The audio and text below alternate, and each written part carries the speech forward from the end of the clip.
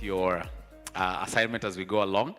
But yes, I think I got my cue online. So once again, I want to officially welcome you to the AI Impact and Measurement and Evaluation Roundtable hosted by Rural Census and ably supported by the Mastercard Foundation. Honestly glad that you could be here. My name is Laban Cliff. I'll be your facilitator. Thank you so much for keeping to time, and we have a great program to look forward to. And once again, and of course for the benefit of those of us who are joining us virtually, I'll please urge you to not clap that you're here, but please give a high five to the person on your left and right. Let's make it fun. And while at it, I hope you get to know their first name. Please, your badges, please keep those on. You can just flag it in case they don't get your name correctly. As I said, my name is Laban. I'll be your MC. There you go. So please flash it to the person on your left and right. And please, let's have an exciting program to look forward to. Before I give you how the program will run, please allow me to officially, the views are amazing, right? Look at that, guys. I mean, this is the perfect blend of hospitality and, of course, tourism and wildlife. Just, if you look closely, you're going to see some bit of antelopes moving around. I'm told there's a water point somewhere here. So please, I hope you take some great pictures as well. And do tweet that, AI for good as well, the hashtag. Can't wait to see what you have out there. So we are here hosted by Emara. So please, Paulina Cheng and is going to introduce her colleague, Pauline. We are well secured and all safe. Don't worry, folks. This is one of the best premium hotels. So please, Pauline, come right on stage. Tell us what's the best you have. This, just following protocol. In any event we have to make sure that we have our guests being very, very safe and secure as you enjoy the best of Emara. Acheng, she'll be giving a short welcome on behalf of the hotel. Thank you, Cliff. Good morning. Good morning once more. I'm Pauline Acheng from Safety and Security, and I want to take this opportunity on behalf of the hotel management to welcome you all at Emara Ole Sereni, Nairobi. The meeting room is called Almasi. In an event of an emergency, we all shall use the fire escape door, which is clearly marked with fire escape route signage to our fire assembly points. Our team shall all guide us there. Today, there's no planned fire drill, so you'll be expecting no interruptions during your session. For medical attention, we have a clinic that operates from 8 to 5 and emergency doctor on call. Washrooms are the second door. You walk straight. Just before the art gallery, you make a turn. Your lunch will also be served on the same floor. The restaurant is called Acacia. You'll have a dedicated security, it's called Philip, my colleague, to make sure all your security gadgets, all your equipment are safe and secure. We have police officers within the hotel to make sure your safety and security is guaranteed. Thank you so much for patronizing our hotel. Have a productive session. Thank you, Cliff, once more. Thank you very much. Thank you very much, Philip, as well, right to the background.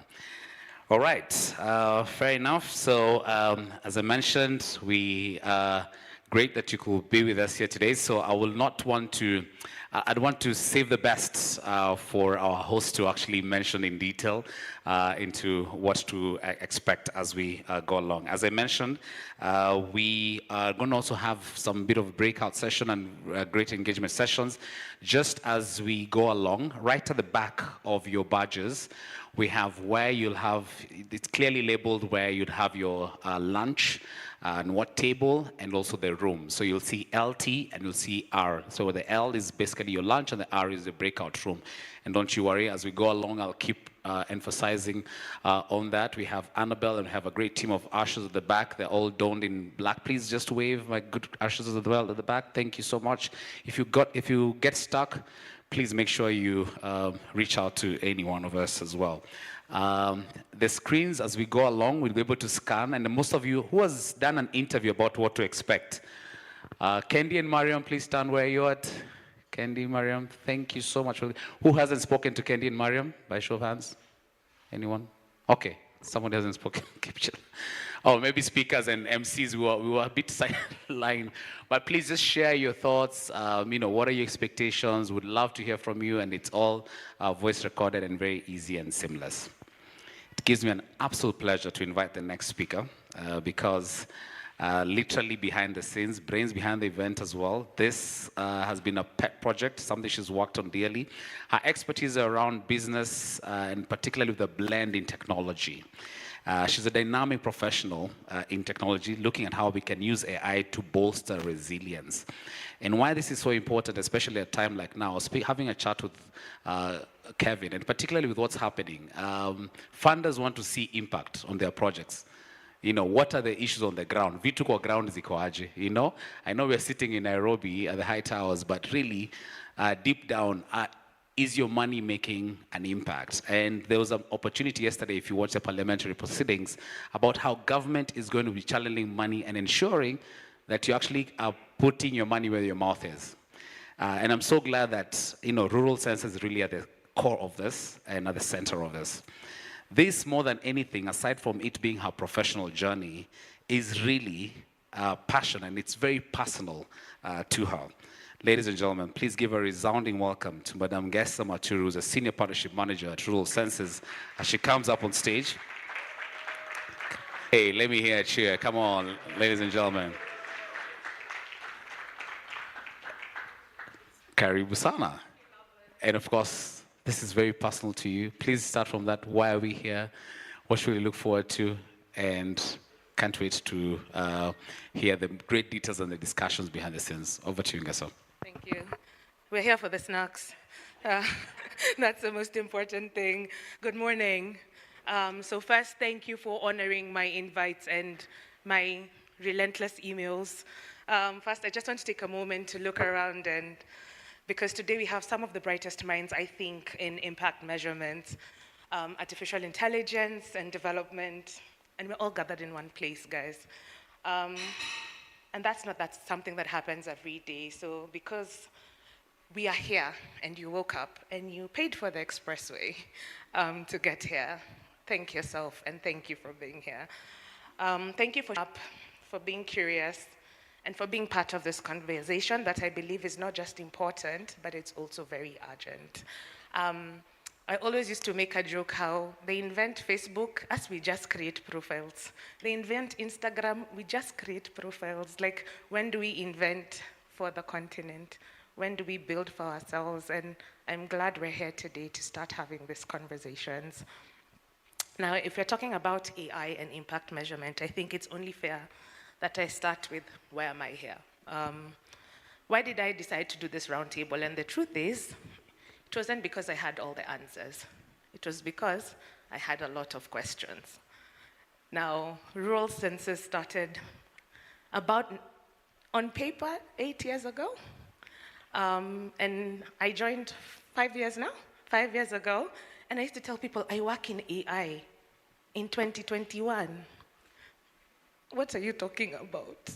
You know, there's no ChatGPT to encourage the conversation. I remember sitting in a conversation not too long ago where someone said AI is going to transform how we measure impact. And my first thought was, it's transforming for who? Will AI help the communities we serve, or will it just make things more efficient for us guys who work there? Will AI amplify the voices of the communities that we serve, or also help those who are affected mostly by policy and inventions, or will it erase them in terms of numbers? And if it's making decisions, what happens to your jobs? I realized I wasn't the only one asking these questions in conversations. Colleagues were asking, partners were asking, industry leaders were asking, and I kept hearing the same thing: excitement, curiosity, and sometimes even a bit of fear. So AI has incredible potential, but if we don't shape it with intention, we risk losing the very thing that makes impact measurement meaningful, and that's the human experience. And that's why we're here today. So not to debate whether AI is a good thing or a bad thing, but to ask, how do we use it responsibly? How do we build trust? How do we ensure AI doesn't just measure impact, but ensures accountability? So as we go into today's discussion, I encourage you to do two things. Be bold in asking the hard questions, and be open to the unexpected answers. Where we work, we say, ask the stupid questions. So every time we have a new employee, they always ask, you know, how do I get around and what advice can we give them? And we always say, ask the stupid questions. And that's what I want us to do today. Because at the end of the day, the future of AI in impact measurement is not something we should just react to. It's something we must actively shape. And I believe the people in this room are the right ones to do so. So with that, I officially welcome you to the AI in Impact Measurement Roundtable. Let's get started. So with that, I will just give a brief about what the day looks like. This is not a talk-down session at all. We are not going to come and teach you. We're going to learn from each other. There will be a lot of questions. Most of you are M&E practitioners. You always send people out to the field. Today, the chickens have come home to roast. You will be the participants. So please engage, Ken, capture those insights. We also want to learn from each other. So in the afternoon, we'll be showing practical uses of AI in impact measurement, but we'd also like to know what you're doing. So we have an open house, and if you have any technology in the simplest way you're using AI, we'd like to see and we'd like to learn. So kindly find Miriam at the reception and let her know if you'll need any technology, any support, just let us know. So we really want to learn from each other. Be curious, right? I keep saying it, participate. There's a lot of group work, but also, in spirit of being a millennial, please dance a little, just a little bit. Thank you, guys. Thank you very much, ladies and gentlemen. Please give a round of applause to Ngesa Mature as well. No, much better. God gracious, what is happening? And just to mention, we have coffee at the back, should you need to get some bit of energy up. And thank you so much, Ngesa, as well, for that overview. I see you're here at the top, but the person who I want to also come have a deep dive as well is none other than the CEO, Rural Senses, that's Yao Levy. Now, Yao is an expert in impact technology, has worked with various global organizations, particularly providing solutions for them, particularly the MasterCard Foundation. Honored and glad that you could join us here. But more than it, I'm happy that we could share, and we're all girl dads, and we are doing this impact and ensuring that we can give the best to our families. So happy to have him on board as well. So please give a round of applause to Yao Levy. Thank you, sir. Can't wait to hear from you. So over to you now. Hi, everyone. Thank you so much for coming.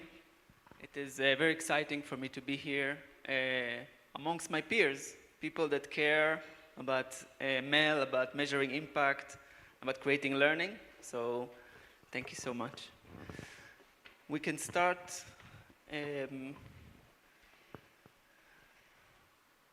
So to start the day, because we are MEL people, we like to ask questions. So let's start from the beginning. Why are we doing this roundtable now? Why are we doing it here in Nairobi, in East Africa? And why is it even a format of a roundtable? So these are really important questions that I'm sure all of you are wondering.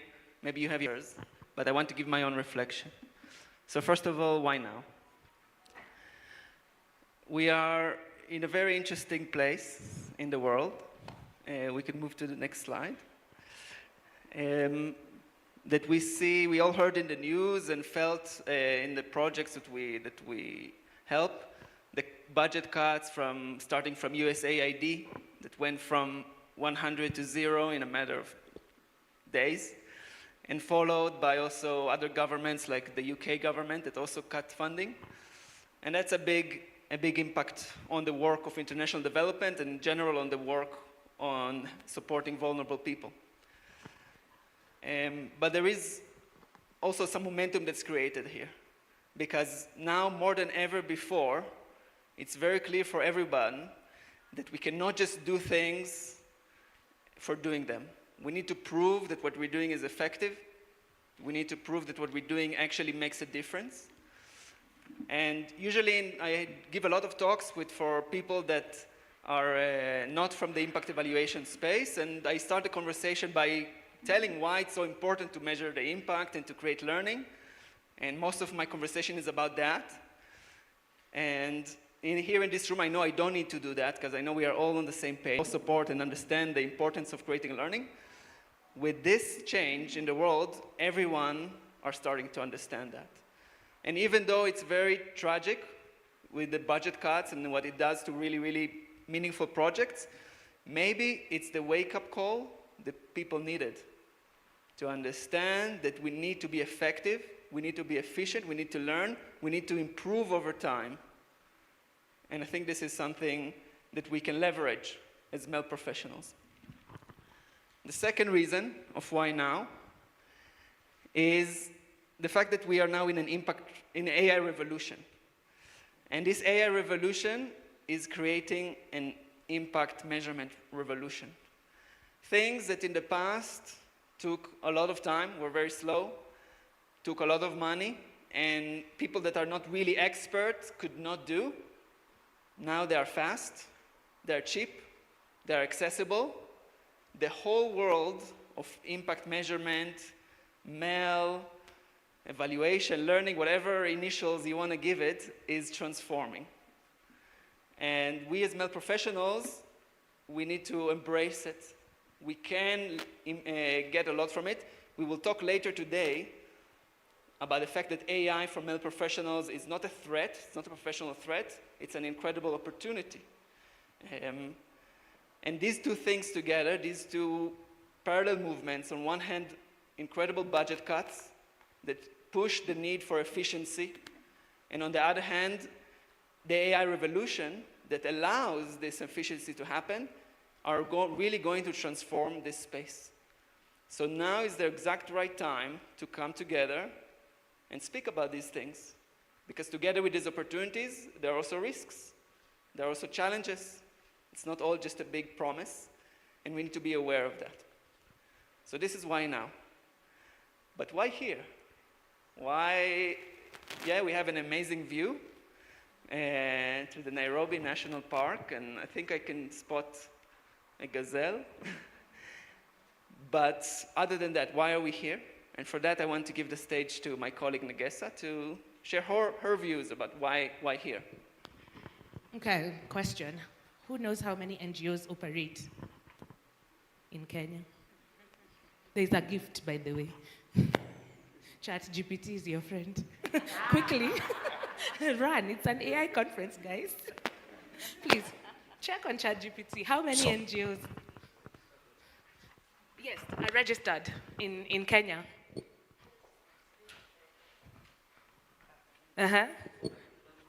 Who, please.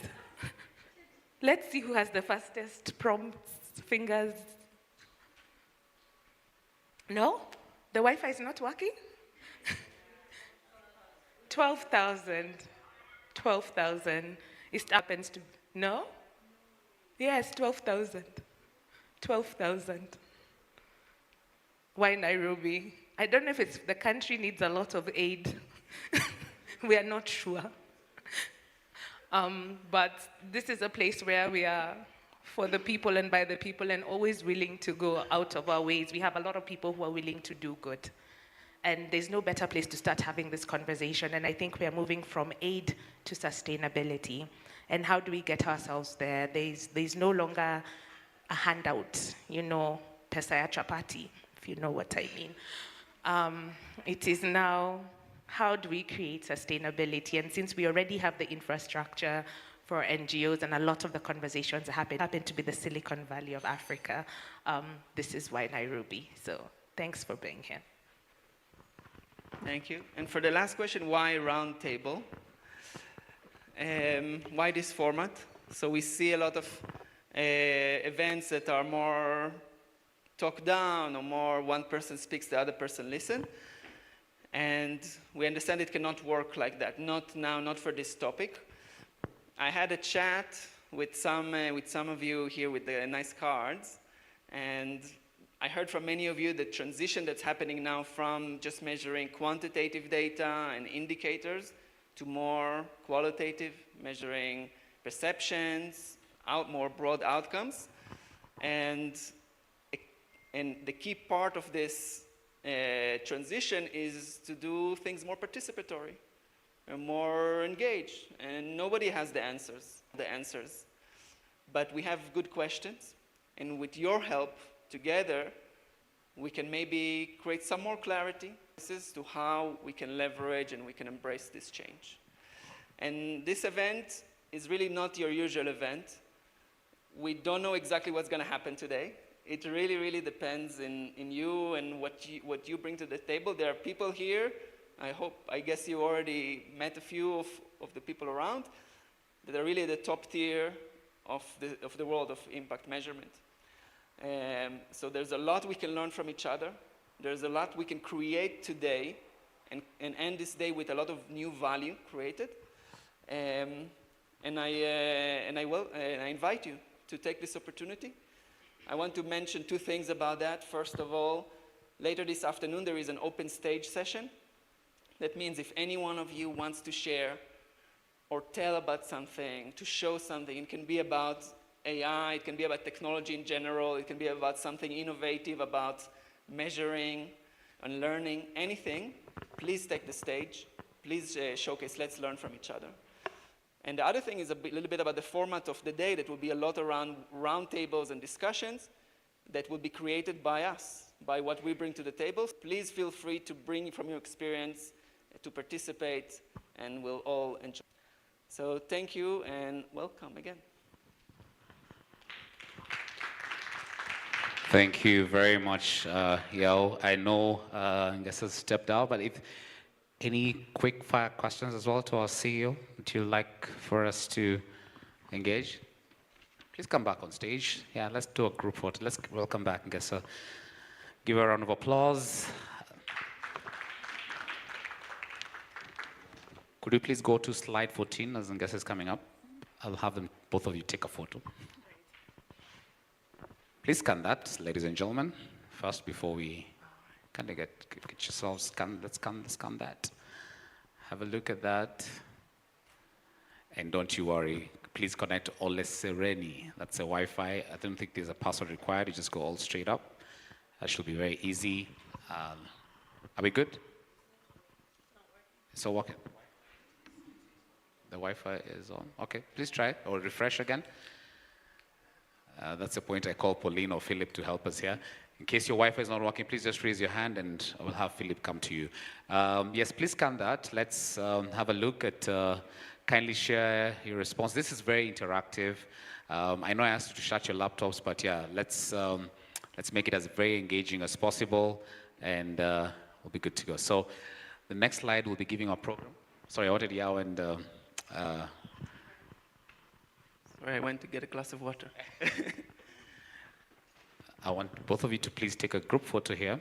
But as you do that, we are going to take a selfie. Shall we all please be upstanding? You all got that? So as you engage with that, I wanted us to also take a photo and make sure that we can do that very...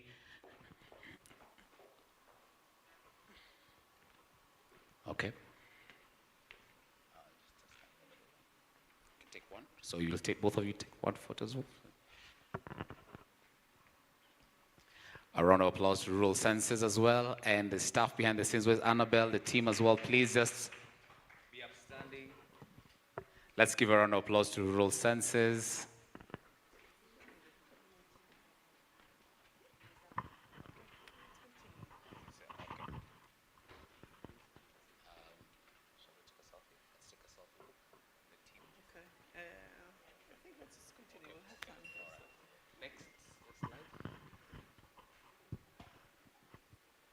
Okay, so we wait. Before that, we have some questions on the Slido, on the Mentimeter. So then we can go to the previous slide where we see the questions. Does everyone not get the link? Is it not working? Or everyone can see it? Amazing. So now we should present on the screen the Mentimeter interface on the internet, the web page, where we'll be able to ask you a little bit of questions and then also to get to know you a little bit and to see who's in the room, what's the level around us, and we can interact with that. So while the technical team is working on that, right? Yeah, Annabelle is there helping.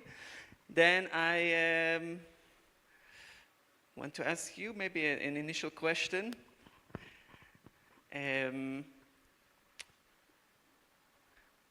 So let's do the first question actually without the Mentimeter until the technical issue is solved.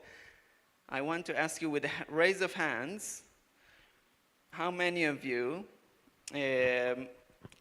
how experienced are you with AI? Okay, so you have three options. If you're a really complete beginner, you don't know anything about it, then don't do anything. Keep your hands down.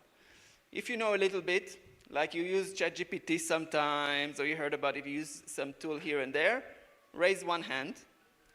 If you consider yourself advanced, you use multiple tools, you create analysis, you use it more extensively, raise both hands. So let's do it now. If you're really a beginner, don't raise anything. If you know the basics, raise one hand. And if you're an expert, raise both hands. Okay, yeah, okay. Okay, I see a few experts here, that's nice. A few beginners. Okay, most of us with one hand up. It means a quite basic plus level, I'd say, with a few experts. You're the expert here next to me. You want to tell us a bit about how you used it? Here you have a microphone. Some. What is your name? I'm Christine. Christine. Please. Christine Rokonga. I work with Growth Africa, Evidence, Learning and Impact Lead. I'm not sure whether I still can categorize myself as an expert, but I think to some extent I have used quite a number of applications. I've used it in the surveys, getting insights, developing tools if I need to, analysis, visualizations, even graphs, pictures, different things really. And I think what I can say is that you give it an idea, it will give you more, it will enhance it, it will beautify it, it will make it better. So really, I think I can survive without it. I love AI, yes. Amazing, thank you. Yes. Is there any particular tool you recommend for your peers today to check out? Of course, ChatGPT, but don't just use the regular one. You should pay. At least if you pay for it, it gives you better options. Gives you, you're able to even analyze your data there. You can be able to get graphs if you need to. And then there are many other apps. Probably if I opened my laptop and just share, yes. There are many other apps that are usable, especially if you need to do like the theory of change. There are apps that will be able to create for you those diagrams. Mm-hmm. So you don't have to think so hard. You just need to have the idea and what you need, what you want as your outcomes and stuff like that. Wonderful. Yes. Thank you so much for sharing, and please feel free to share and people come and ask questions. I'm sure you have much to share. Wonderful. And now are we ready to share some of the results from the Mentimeter app? So we can go to the link. I think it's so everybody, we can come back now. You should see on your screen a question, and here we should be able to see the answers, right? So if the technical team can put on the screen the web page that we can see everyone's responses. Yeah. It's coming up. And I think you had I think the response, you might have many of the responses there, but you should select one. I think I got that from Mongoose.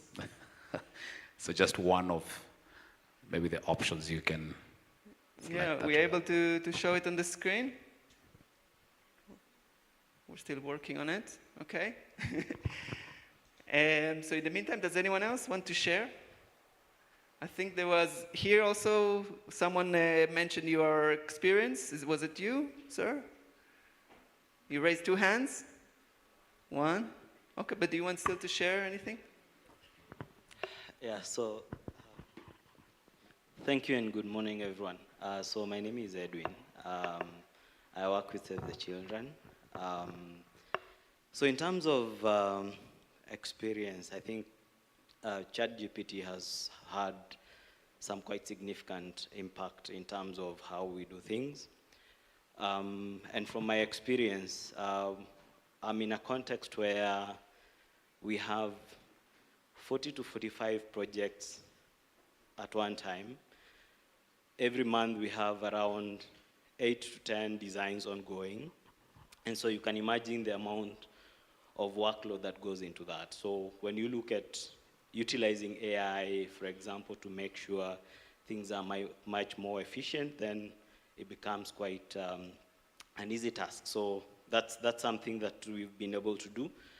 Again, I think when you look at the dynamics that we are coming into, looking at data, looking at the amount of data sets that we have to work with, then it again means that we can't do the manual bits that we were used to. So we have to bring in additional tools, and that's where AI has been very instrumental within the context. And again, I think it also leverages our capacity in terms of ensuring that we not only focus on the traditional way we were doing MEL, but again, we are bringing in new ideas, and we also have the capacity to advance our skill areas and expertise, especially because we need to do what we call data-driven decision making. So for us to do that, then we need to make sure that we can be able to do that. So that's something that has been very instrumental within our area of work. Thank you. Thank you so much for sharing. I think you touched something very interesting about the ability to stay relevant. Like, what is our role in this changing world where things are becoming more digital? People interested in this specific topic about the skills we can build, there is a roundtable specifically about that by the head of recruitment in Google.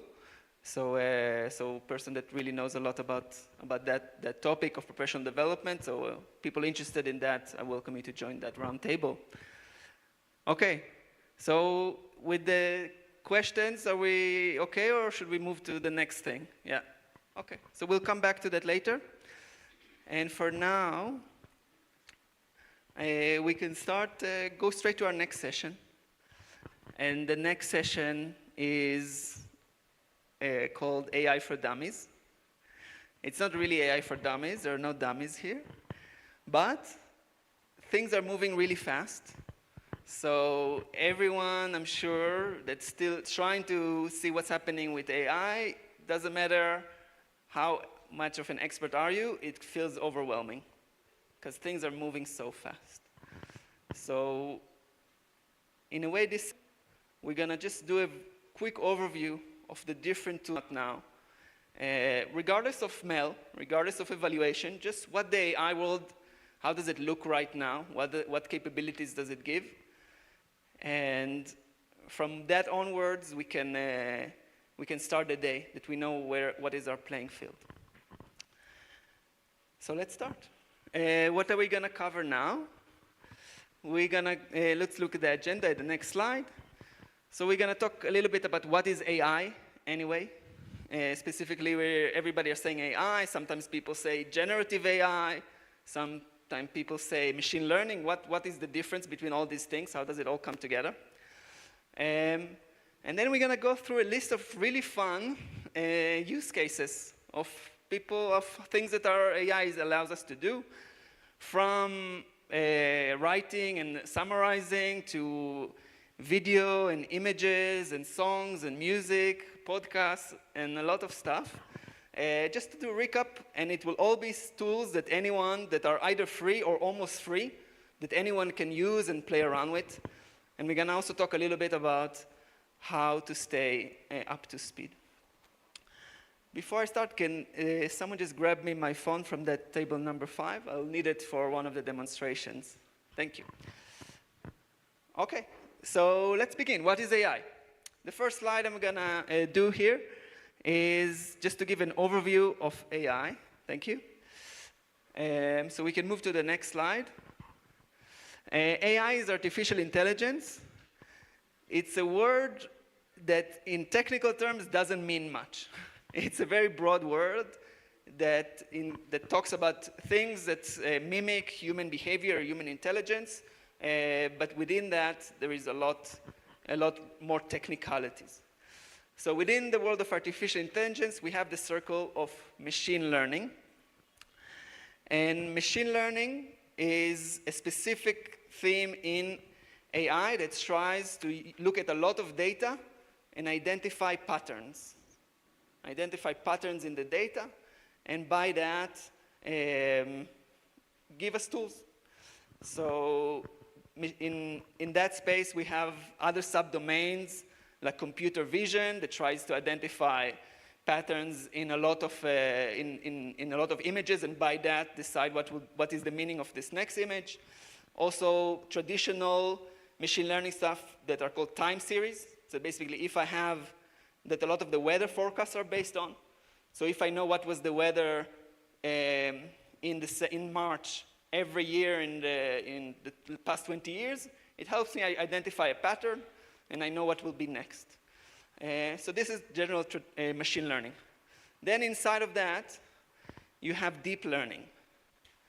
Deep learning is a specific sub-theme inside machine learning that is about creating neural networks that helps identify probability.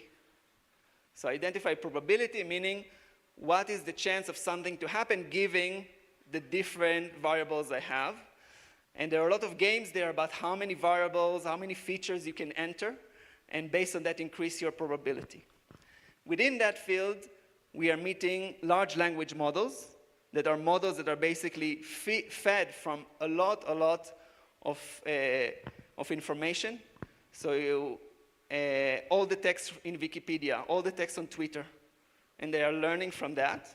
So specific language, and not images, etc., but specific language. And the world of generative AI. That this is what we know, the revolution that's now happening mainly with ChatGPT, etc.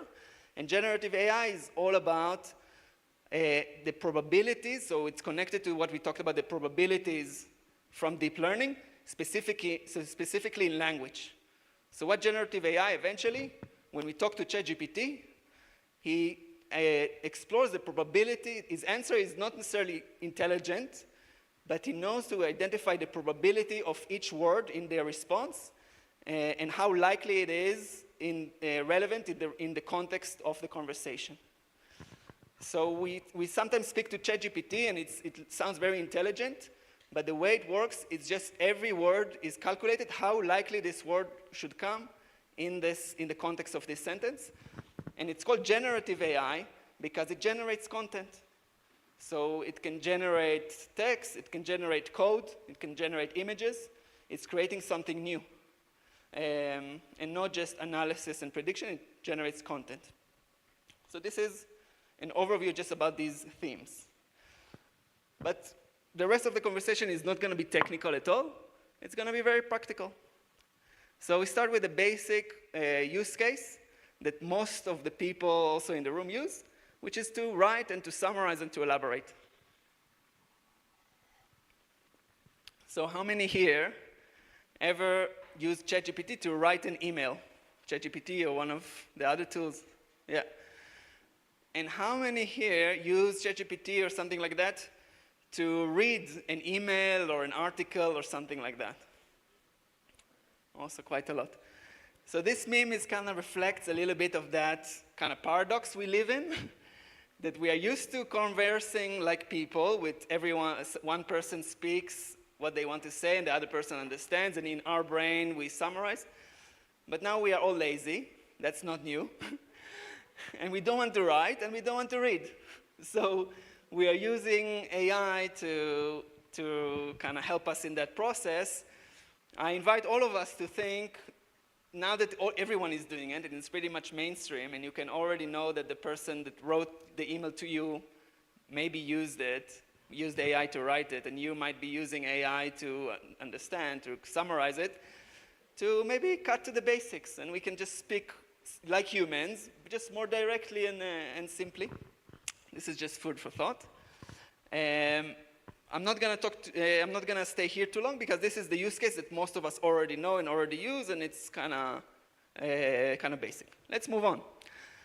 In the next slide, I will talk about deep research. So deep research is a relatively new feature that, funnily enough, has the same name across different companies. So both Google and OpenAI use the same title, deep research. And this is a very powerful tool. This tool is basically like owning your own research assistant, a very capable one, that goes to the internet and views hundreds, sometimes thousands of references and creates a really detailed report. This is not the regular ChatGPT that you ask a question and straight away it gives you the answer. This takes a few minutes. It can be up to half an hour or 45 minutes even for research, and you get a really, really detailed report. It's a very powerful tool. This is really the state of the art now. It replaces other tools. There was one tool developed by some universities, and other tools, also Perplexity is another tool, but these two tools, OpenAI and Gemini Deep Research, is the state of the art if you're looking for doing a market research, understanding other competitors in a field, understanding what's happening in a specific economy. These are your friends. They are open for also in the basic versions. Basic version, still the paid ones, but the basic versions. And I really, really encourage you to use them in our work of Mel.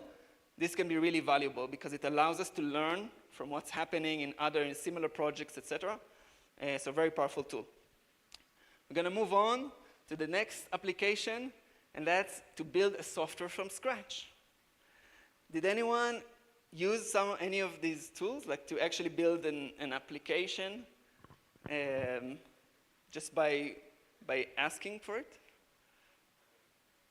Yeah? Which application did you create? Not really an application. Here, you're gonna get the microphone. It's not really a big application. I was developing a simple, shiny app, and I just asked it to give me. I gave it what I need. It gave me the whole code in R. So, Give you the what? code, The code. And then you took the code. and then I tweaked the code now the way I wanted, and I developed the app in like 2 days, which I would have taken a month. And you're a developer. You know a little bit about I'm code. a statistician, so I do a lot of shiny applications for visualizations. Amazing. Yeah.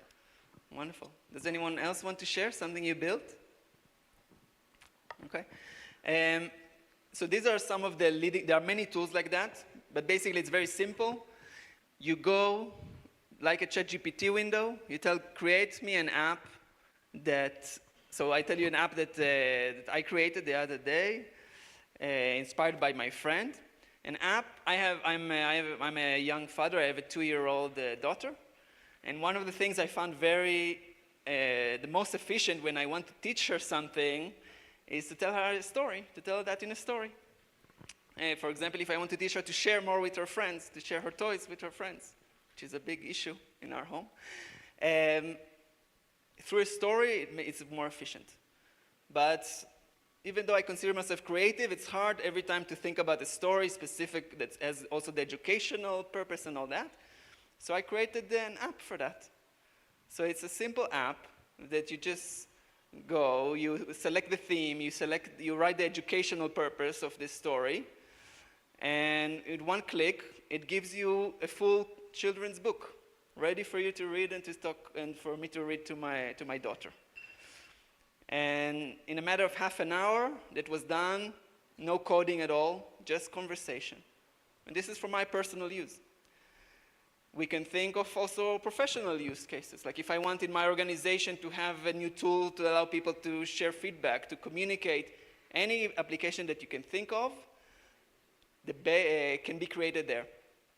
It's still not going to create, the most powerful, complicated application all by itself, but for stuff that are simple, that are like a weekend project, this is really, really powerful, accessible for everyone. And this is a little bit of the AI revolution in terms of development. So this kind of capability now was only saved for people that are engineers, that are software engineers, that know the front end and the back end and everything. Suddenly it's open up for everyone. Very, very powerful revolution. And some of this can be reflected also in our field, in Mel, that the expertise that are needed to be a Mel professional are slowly opening up, and more people can do stuff that used to be very complex. So I find it almost as an analogy to what's also coming to the Mel space. Really powerful. Please check it out. It's really fun. The next application in the next slide is image and videos generation. So this is me riding on a lion on the streets of New York. holding my message to the world. My message to the world is to encourage people to devote their talent to do positive impact in the world. And I really want to get all the attention I get, so why not ride on a lion and do that? And again, 10 minutes, I had that, and I had other more creative photos, flying on an eagle and whatever you can think of. And this is something anyone can do. You can create your own, from a professional photo you put on LinkedIn or whatever to save the cost of a professional photographer, all the way to things that are more creative and that bring freedom to your creative space. This is an image. Similarly, we can create videos of people doing, obviously, a very, very powerful tool with the dangers. Like we see, how can we trust images and videos we see? We can see images of presidents doing all kinds of crazy stuff. And we need to be more cautious now because things can look really real when they're actually not. Videos, images, and this is something that we all need to be mindful. But as a tool for us to use for productive stuff or creative stuff, it's really, really incredible. Again, I put here 2 of the tools. FAL AI is like a whole marketplace of different tools for videos, for images, etc. Very, very nice. And DID is more for the videos, creating avatars for yourself, etc. Yeah, I have a question here, or an example. Yeah, so I'm Amundi Cynthia. I work for Inkomoko. What we've done for our sector is we've created AI avatars for data collection. We work in vulnerable populations, so it's about safeguarding mostly, where we've created avatars where, for example, the women have hijabi dressing, and it's more comfortable for our participants to give us feedback. So yes, maybe at the next forum, I could just show you an example of how our avatar looks like and the kind of questions they ask for us to engage more with our clients. Amazing, thank you so much. What is your name again? Amundi. Amundi. Cynthia, yeah. Amonis, thank you so much, and thank you for being the first volunteer to the open stage. I'm really looking forward to seeing your avatars. We just talked here in this table with my colleague about one of the questions on the card was, what should we automate, data analysis or data collection? And one of the fears in data collection is really safeguarding the personal touch, and this is a wonderful example of how to test that and how to do that in a safe place and actually to increase participation, to reach to more people, to make them feel more comfortable. Wonderful, wonderful use case. Can't wait to hear about it. Okay, moving on. Podcast. Let's see if that works. Can you, on the technical team, can you see if we can click on this audio thing? And see if the sound will play it? But basically, this tool is an amazing accessibility tool. And we, again, in the impact space, we love to write and read reports, some of us. There are definitely a lot of reports out there. And for me personally, it's nicer to listen to an engaging conversation instead of reading a long report. And this tool is done by Google, Notebook LM, allows us to transform any research, paper, article, and as many as we want, so we can load there dozens of articles in a topic that's interesting for us. In the click of a button, free, completely free, it becomes a podcast, automatic podcast of 2 people talking. Does it work if we click on it?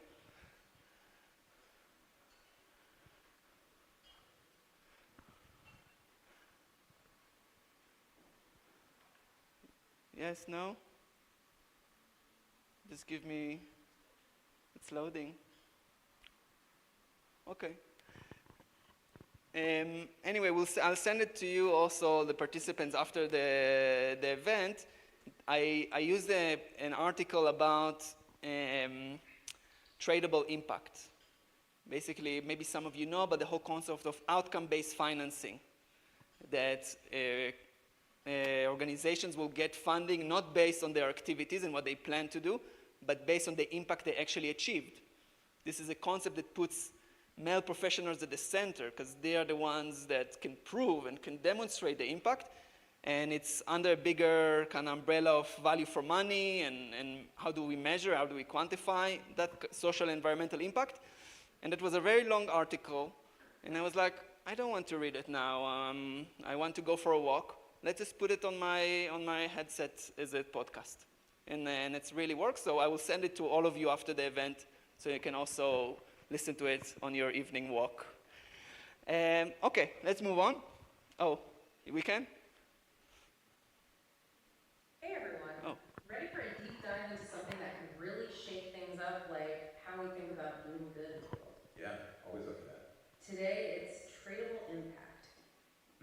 Basically putting an actual value on stuff like, social progress and environmental sustainability. Putting a price tag on making a difference, huh? Yeah. And our main source is this article from the World Economic Forum. Big players, for sure. Yeah, they are. And they're saying we might actually see a future where doing good for society isn't just the right thing to do, it's financially rewarding. To interact with and to analyze. And it's really fun to work with ChatGPT there. It has the simple function that allows you that. Let's see if it will work. I'm putting ChatGPT on the spot. Hi, ChatGPT.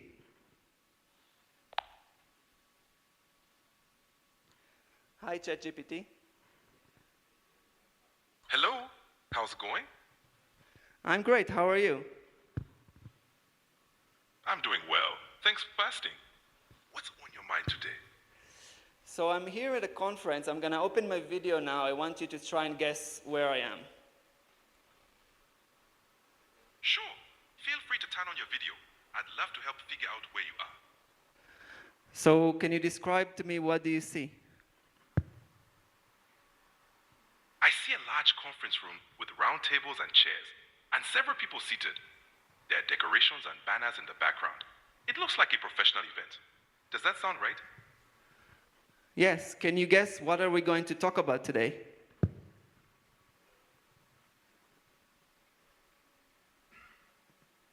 It looks like a formal conference setting, so you might be discussing professional topics, perhaps something related to business, technology, or development. If you can share a bit more, I can help narrow it down. So we're going to talk about how Mel is impacted by AI and what can we do to keep it safe.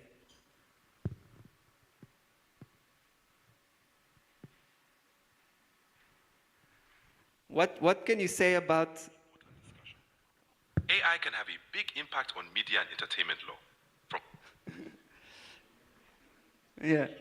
safe in this field, it's important to establish clear guidelines and ethical standards. Discussions often focus on transparency, accountability, and safeguarding intellectual property. Are you planning to cover these topics? Thank you. I want to ask you one more question. What do you feel, how would you describe the mood of the people in the audience?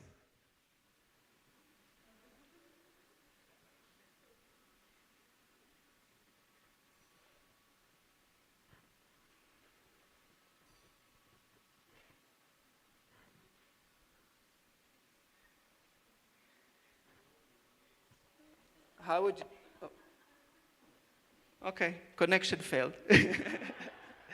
But you got the point. And it's a very, very interesting tool to interact with. Some say that in the future we'll all be wearing little glasses or little tags of this AI that will allow us to interact with the environment and ask questions. And it might come. We're almost at the end. Let's see what else have we got. The last thing. Okay, before the dangers, let's go back to the previous slide.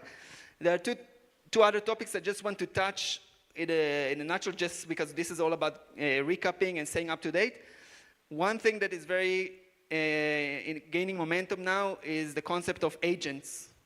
Anyone heard about the concept of agents? Agentic AI? Yeah, amazing. Agents is basically saying, wait, if I can have this amazing assistant, this amazing research assistant, why just one? Let me get one which is the manager, and a few ones that are the junior people, and another one that's actually a different job, and let them all work together. Different agents that work together. Each one is specialized in their own task. And this is basically where the AI world is going. They call 2025 the year of agent in AI. Of basically, instead of only working with one person, with one AI tool, it's a whole orchestra of tools that allow us to do really complicated tasks that involve different skill sets, all with one point of contact. So this is one thing. The other topic I want to touch, just in a nutshell, is the concept of AGI, Artificial Global Intelligence. Anyone heard about that? Okay, one. Or others that are shy. AGI is basically the place that some people are really looking forward to getting and some people are really scared of getting. And this is the point in time where artificial intelligence will surpass human intelligence. And it will be a place where ChatGPT or other similar tools will be smarter than the average person and can do any task of an average person, but better. And now the conversation is not, will we get there or not? The conversation is, when? Is it a matter of 1 year, 2 years, 5 years? But it's definitely getting to that place, and it's some kind of like, now these models are incrementally improving, but AGI is substantial. It's a jump, it's a leap. That will change a lot of things we know now and a lot of the ways we're working. And this is maybe an invitation or also a little bit of a warning for us all to understand that we are in a changing environment, changing reality, and we need to embrace it, embrace change, because things might look very different in the next 5 years. Cool, so this is almost the last topic. A few warnings. When we talk about AI, in the next slide, you can see the big warning sign, right? Next slide. And especially today, we don't need to get just excited and just happy about AI because there are very, very, a lot of risks. Risk number one, I'm going to touch 2 of them. Risk number 1, anyone wants to say what it is?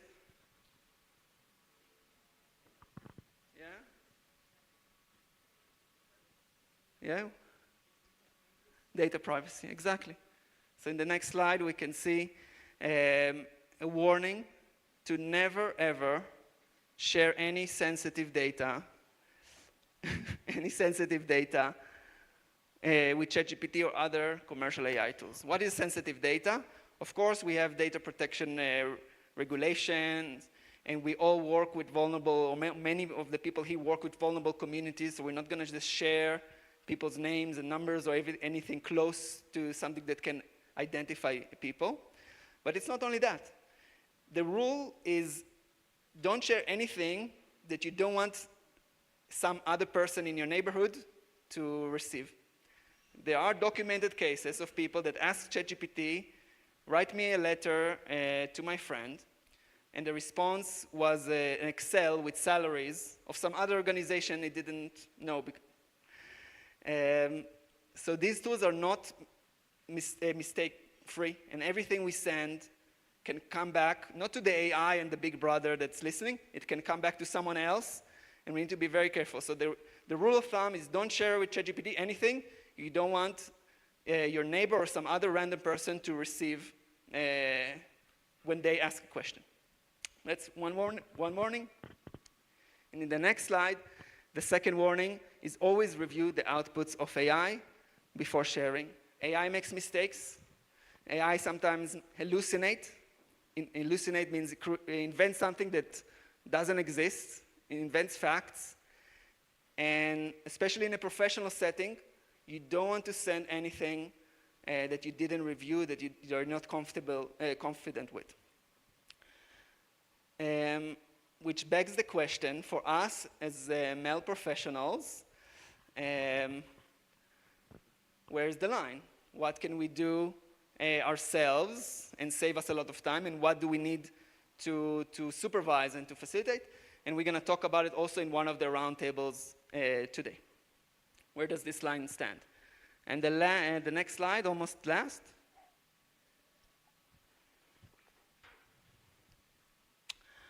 Yeah, So I like to think of AI and other technical tools like a knife, a very sharp knife. It's a very powerful tool. In the hands of a chef, it can create amazing, delicious food. But in the hand of an unexperienced person, or a person that is not expert in their domain, it can create damage. It can cut your finger. So we need to treat AI like that. And the people here in the room that are domain experts in the world of impact measurement and MEL and meal, you have the power to get the most out of AI because you are able to really understand what it brings you. And to review and to really understand when AI is talking nonsense and when the AI is actually saying something valuable that maybe I didn't think about myself, and we can explore that. So use this really powerful tool, this really powerful knife with caution, and you can get the most out of it as domain experts. So make the most out of it. And the last thing we will do, okay, how to stay up to date. So I talked to you a lot of stuff. Maybe some of the people here already knew all the things I said. Maybe it was new for some of you. But the main thing is next week, all of what I said will change. There will be new tools and everything will change. So how do you stay up to date? First of all, learn. There are free courses in Microsoft AI Learning Hub. It's a platform. Yesterday they had a conference right in this room. And also OpenAI Academy. OpenAI Academy particularly is focusing on the Global South. So any professional in East Africa has priority in accessing OpenAI Academy and the tools and the seminars and the training. So check it out. Follow. One of the funnest way to stay up to date is just to see what other people are posting. And there's a whole world now of AI evangelists, of people that share and every new tool, they go and review it and share. These are some people you can find on Twitter that I found really useful to staying up to date. So you just follow them on Twitter and they share with you the latest updates.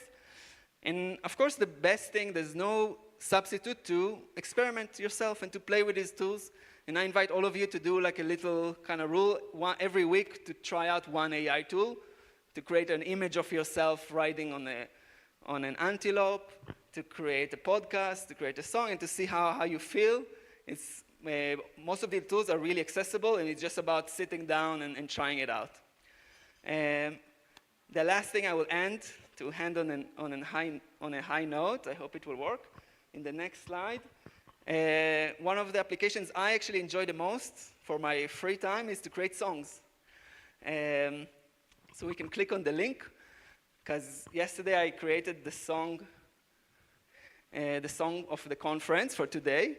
I just shared with AI some of the things about the conference, and I told him, create a song that will help facilitate the atmosphere. And let's see if we can hear it. It's called The Future of Mel.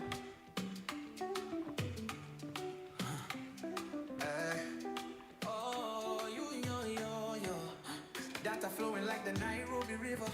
Artificial intelligence processing, making insights deliver. From Mombasa to Kisumu, voices rising higher. You don't have to dance, but you can move. Artificial intelligence revolution, measure the impact. African voices leading the contract. Data to wisdom, that's the real artifact. Nairobi conference, that's where it's at. Oh yeah. 20,000 interviews analyzed in minutes. Local languages preserved, community spirits. Image recognition telling stories that numbers miss. But we must be cautious with this powerful gift. Algorithmic bias we must recognize. Human insight we cannot compromise. Balance the tech with the human touch. African wisdom matters so much. Together we stand. Together we rise. Why round table? Because we need to be together.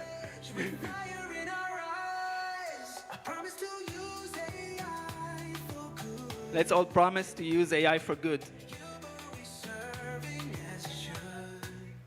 Of course, I'll send it to you. But wait, soon the Kiswahili verse is coming.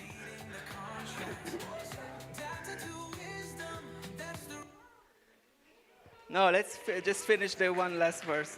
difference, that's where it's at. Technology, ya artificial intelligence inaleta mabadiliko. Data zetu zinapata maana na matokeo. Sauti za Afrika zinahitaji kusikilizwa na moyo yetu kuimarishwa na kuboresha. Thank you so much, and enjoy the rest of your day. Wow, that's amazing. Yeah, thank you. Let's go to the making of, like, how did you prompt? I'm quite interested in the back. Like, did you have to, yeah, just speak a bit more on the making of the song. The song? Yeah. So to make the song, I use two tools. One tool is Claude. Claude is a cousin of ChatGPT, similar concept, but really good with language, with creating text. And I just told him about the conference, the things I knew, and we had a conversation. And then at the end, I told him, now make an Afrobeat song out of it. Wow. And he created, and then I said, okay, we're in Nairobi, so put a Kiswahili verse in it. And then, yeah, it was like a communication. And then I used another tool that's called Suno or Sono. This is the app where we saw it playing. And that's a really nice app. Also, you can use it for free. And you upload lyrics, you say the theme, the genre, and click of a button, you get a song. Really simple. It took me 10 minutes. Wow, that's amazing. Please give a round of applause to Yao as well. I'm just giving you a minute for maybe grab a glass of water and okay. There is a question. All right, great. So as we do that, we'll also just keep scanning that because we'll be engaging a bit on Menti. We've sorted out the back end, so it should be easy now. Shoot, first question, please. Thank you so much. This is quite exciting, especially the music bit of it. My question is, where is the space for the copyright and all that in this? For the music? Like, would I produce this and go with it, or I need, I need to consult a few people and see whether it's acceptable or not? Thank you. Are you looking to create a production, an album? Actually, yeah. The reason why I'm interested is because my daughter is trying to write some music, locally and human. But now I was just telling her that maybe I need to consult AI to help her. So that is the question. Thank you. Thank you. So maybe I need to consult AI to help her. I think it's a general rule of every task that we face. Maybe AI can help me do it.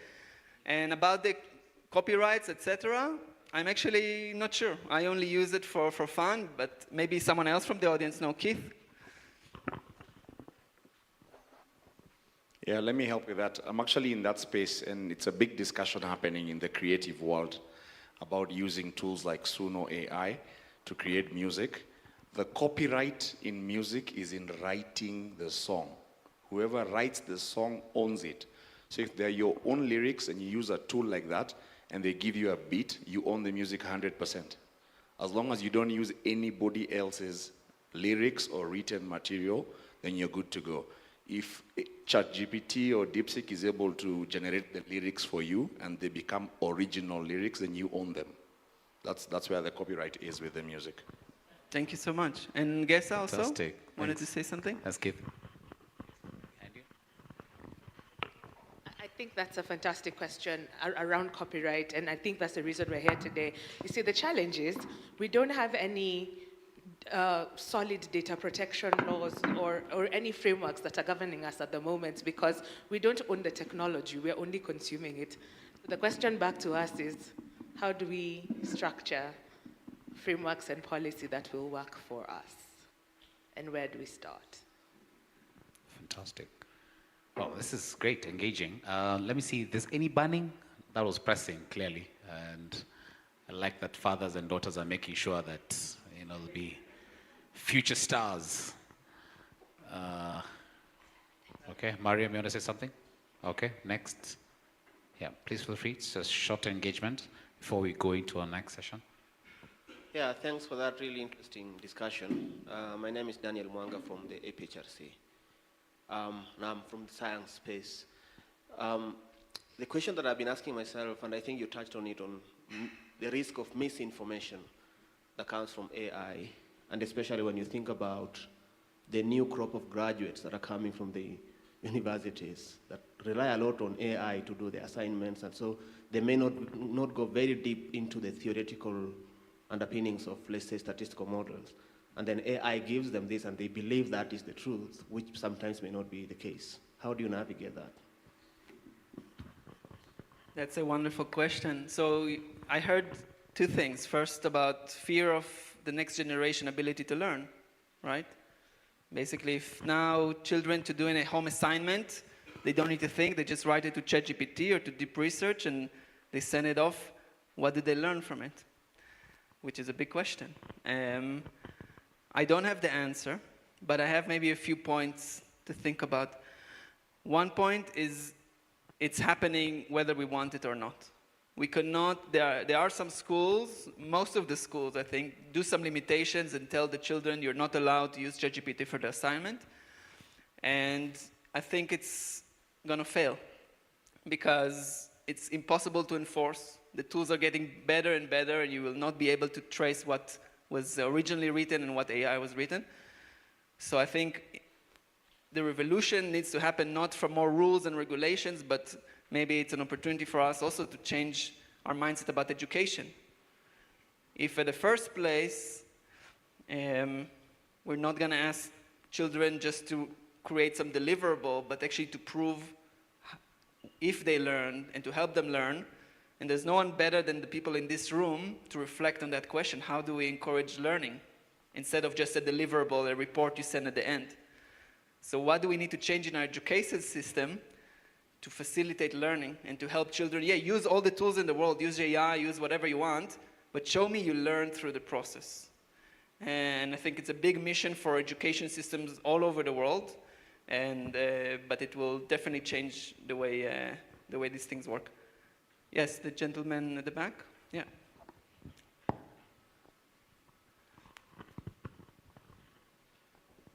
I just wanted to chime in. Okay, my name is Martin Omedo. I work with the organization called the End Fund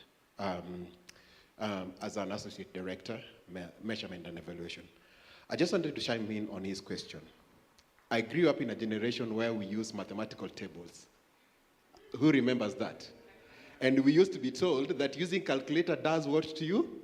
Makes you lazy. And who sang 1 times 1 is? 2 times 2 is? We sang that. And then at one moment you're like, when calculators were there, and you were being told, if you use calculator, you'll become lazy in doing the math. And then along the way, I think the generation behind us, calculator became part of the education process. I think we just need to think through, AI is here. It is a tool. It has value. How do we derive its value and make it part and parcel of the learning process? I think it is the how we integrate it as opposed to blankly thinking like they'll become lazy. I think at this stage,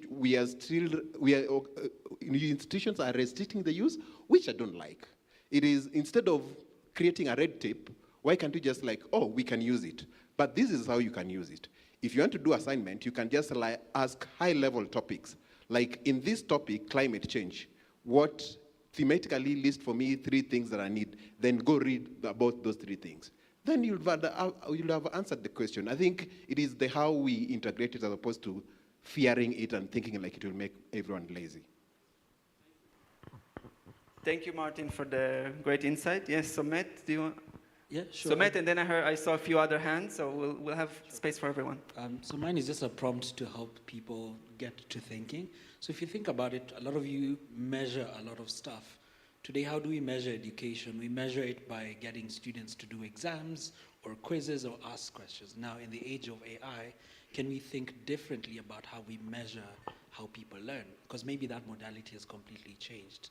And maybe that will help us get away from making AI the enemy. Thank you so much, Somet. There was someone else who wanted? Yeah. Please, you go. Yep. And feel free to introduce yourselves when you speak. Thank you so much. Quite engaging and interesting topic.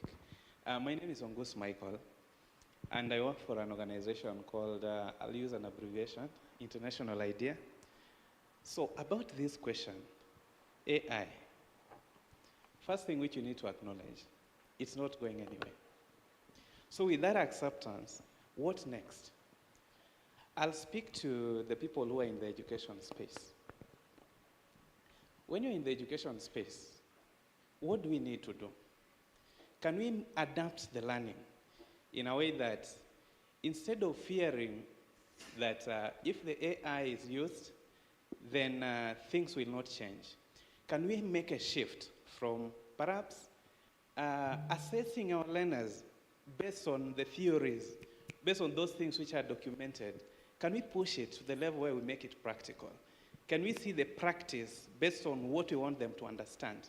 That way, I think we are making a shift from what initially, as my brother is sharing, about 1 times 1, the content of cramming so much, which really is not translating into what you internalize and what you're able to put into practice. So generally, AI, for me, I don't think whether it is something which we should fear, but the reality is it is feared by so many people. So what do we need to do as we look at this space in its totality? First, can we make people appreciate that AI is not there to take their jobs? And then looking at the graduates who are perhaps being shunned out of the universities every other day, where do we draw the balance? How do we strike the balance? Yes, there is the bit which you mentioned when it comes to the aspect of the quality or the control. There must be somewhere where you really get into assessing what I'm getting from the AI. Does it speak to what for sure needs to be understood or what I need to see at the end of it? So it means you need a bit of practice and good understanding for you to make good use of AI, just as you mentioned. Thanks. Thank you so much. How are we doing on the time? Very good. The last 2 questions. Yep. Good morning, everyone. My name is Mark Molobi. Happy to see some friends here we went to school with. I work for 2 organizations. One, the Africa Evaluation Association. It's the Africa-wide body that, just shapes the evaluation in the continent. And I work for United Nations Foundation. And, we are in the digital space, just shepherding that. 2, because you've raised 2 questions, you've said some concerns, and these concerns really just circle back to guardrails.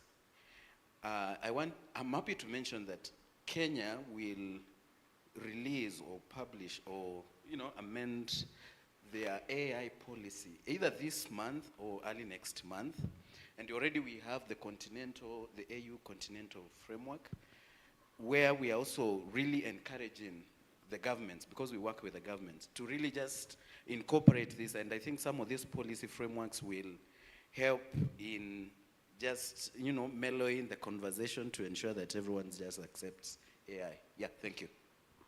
Fantastic, yeah. Okay, can I? Oh, Thanks, Mark. I'd love to talk more about the AI policy, but I'm not anyone in government or anyone who's sitting there. I know it was announced by the PS as well, but I'd want somebody with that sort of authority to mention the same, but I'm well aware of the same on that. Mariam, sorry, I cut you short. Go ahead. No worries. So mine is actually a concern as a parent who's raising a preteen and a teen. Should there be an age where AI is actually introduced as part of their learning process, so that, because mine revolves around the artificial global intelligence, is it that AI is going to get more intelligent, or is it we are going to have a dumber population that is coming up, Should we, because my concern is AI right now and always will be informed with biases. So even if they're doing the research with the AI, remember it's feeding into somebody's biases that created the code for it. So what stage in life, because we have to teach them independent research. In as much as we have to work with AI, you still need the human touch. So should we be looking at an age where we actually introduce and incorporate AI before first, first teaching them to think on their own before introducing it, so that we reduce the biases, Yeah, it's a very, thanks, Laban. It's a very, very valid concern. Again, I don't have the answer, but I can share another concern that correlate with what you said. You're basically saying, will AI become smarter or people will become dumber? There's actually something that one of the leaders from OpenAI, I think it was Ilya Sutskever that shared that. He was the CTO of OpenAI. And he said, we have a problem because even if we tell the AGI will come and it will be this intelligence that's smarter than us, and we can even program it, your goal, no matter what you do, to make people happy. That's your ultimate outcome that you need to work for. Then the AI might say, okay, ignorance is bliss. People, when they're more ignorant, they can be more happy and satisfied with what we have. Maybe I should work towards that goal. And it's not something I made up. It's something that someone really, really smart that in the space of AI said as a concern. And again, we don't have the answers here, but we do have questions what safes and balances and checks and balances and safeguards we need to put in place to make sure AI is aiding us and not harming us. Back to you, Laban. Banning. That's the last one. Okay, go ahead. Morning. I really, really love this discussion. My name is Grace Murugi. I'm an AI and digital strategist, currently working for Oxfam International. Ngesa, thank you for the invite. This is a brilliant conversation. I just want to touch on the bit about children and then tie it back to what my personal thoughts are. I have 2 children. One is 11, one is 8. And the question on what is AI going to do to the next generation is something that it's very personal to me and also something that I'm very passionate about. Now, my son who's 11 really loves music, yeah? So he's now using Suno, coincidentally, to create music out of Bible verses, yeah? And he's been asking that I open a YouTube channel for him to put the music so that he can start monetizing and stop asking for pocket money. My 8-year-old is using Crea and Leonardo to create coloring books for children, yeah? So when we think about what is AI going to make the next generation dumber, I think it goes back to your presentation, and I think the slide on the knife and who is using it is really important. So I think it's up to us as parents to see what is happening and then guide our children in the right direction. So I think that's more or less where I'm seeing it. In terms of are schools going to adopt it? Maybe. So it depends, I guess, on the school that your children are in. But I think as parents, we have that responsibility to take the conversation to the next level and to guide our children ourselves. So for AI, it's not... Sorry about that. Just switch. So AI is not a threat. AI actually makes us superhuman. So that's where I'm at. I'm very excited about the space, very excited about all the things that we're discussing today. So I think maybe that's just the thing. AI makes us superhuman. It enables us to do things that we have never been able to do before a lot faster than we did, yeah. Oh, amazing. Any wrap-up? Before we do, I think Yao can take us through really quick on the survey before we break for tea. Yeah. Are we sure we're ready for it? Yes, we are. Yeah? In 3, 2, 1, and there we go. Okay, we already have the responses. How would you rate your understanding of AI's role in ML? Most of us, slightly confident, I understand the basics, but haven't explored its applications deeply. So this is the average. I think it's a good place for this conference. For everybody have a basic understanding, but let's explore. And I see also 7 people confident. I understand AI's role and have worked with or studied applications in ML. Amazing. And 1 very confident. I cannot read really well from here, but I actively use AI in ML and say up to date. Who is this one expert here? Raise your hand. Don't be shy. Okay, experts are shy sometimes. They don't want to reveal their intelligence. And who are the 7? Raise your hand that were confident. So do feel confident. Feel free to raise your hand. Yeah, so if some of the experts we already heard. Amazing. Beautiful. And also 6, not confident, I have very little knowledge in AI. I want to tell you for these 6 people, don't be shy. If you remember Ngesa's first conversation, she was asked the stupid questions. So let's us all embrace stupid questions, even if we think we understand. Make any question accepted. And from the basic to the most advanced, feel free. It's a new space for everyone. This really only became something strong in the last couple of years. So ask stupid questions and don't be shy. Yeah, Mariam, what am I supposed to see? Ngesa? It's great. Oh, it changed. Oh, nice. Yeah, don't be shy, guys. It's okay. Let's move to the next question.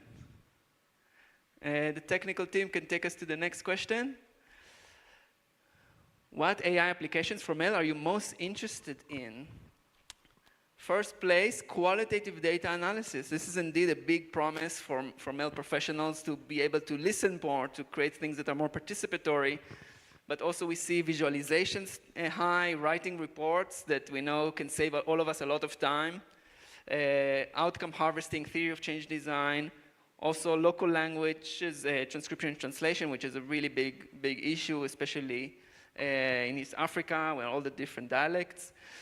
Survey writing, support for brainstorming. Amazing. So we're going to touch, I'm happy to share that we will going to touch most, if not all of these topics today. So basically, until now, the session was about generally AI and how it touched to us, and from now on, it will be more specific to the world of monitoring, evaluation, learning, measurement, all of that, and we're going to touch all of these applications. And the next question, what technology tools are you currently using? Commonly AI tool, commercial AI tool, ChatGPT, most of us. Automated data visualizations, yeah, I heard. Power BI, Tableau, great. What other interesting things we can find here? No one is using topic analysis. It touches the issue of qualitative data that maybe will open up now. Knowledge management. Okay, amazing. So yeah, quite what we would expect. Nice to see the visualization is strong also in our group. It's about also the accessibility of what we produce. Wonderful. Great insight. So we all now know a little bit more about the people around us and how we compare. Do we have another question? Do you currently use AI in your impact measurement work? Oh, I'm happy to see 12 already use, and 10 no, and 5 are not sure. I guess not sure because we're not sure what does it count as AI, what's not, what does it mean if it helps me in my work, etc. Good, so we have a good balance. The people that said yes, really encourage you to share today. Either as one of the roundtable, either in the really engaging conversations we already had, and also in the open stage later. You can just share. It doesn't need to be something big. You can just say, look, this is what I do. It works for me. Maybe you guys should try it out. Amazing. So we'd like to hear from these 12 yes. Do we have another question? If your organization is not using AI, what is the main reason? Okay, lovely. This is a really interesting question. What are the barriers, the concerns, the fears? Most people, data security concerns. Yeah. In our space, how can we make sure that what we share, what we use AI with is not compromised? We work with really vulnerable people. How does it work? But we also see no clear use case. What do we use it for? Does it really help me? Not clear, so that's interesting. Budget constraints, it's also really interesting. Is it basically it begs the question, is there an affordable way to use AI without compromising data protection to address a real use case that is ethical, that doesn't require much technical infrastructure? So is it even possible? This is the question. What is the answer? I don't know. Maybe we'll find out today. Maybe we'll have more questions. But this is really interesting piece of information. More questions? What is the most valuable way AI has improved impact measurement in your work? Reduce time for analysis, data visualization. AI has had an impact on brainstorming, evidence synthesis, also a lot about analysis, data collection, analysis, and report writing easier, Amazing. Making sales and budgeting as well as organization. Okay, interesting about the sales. Power BI is great in data analysis. Cool. Power BI is not exactly AI, but it is a very powerful technology tool.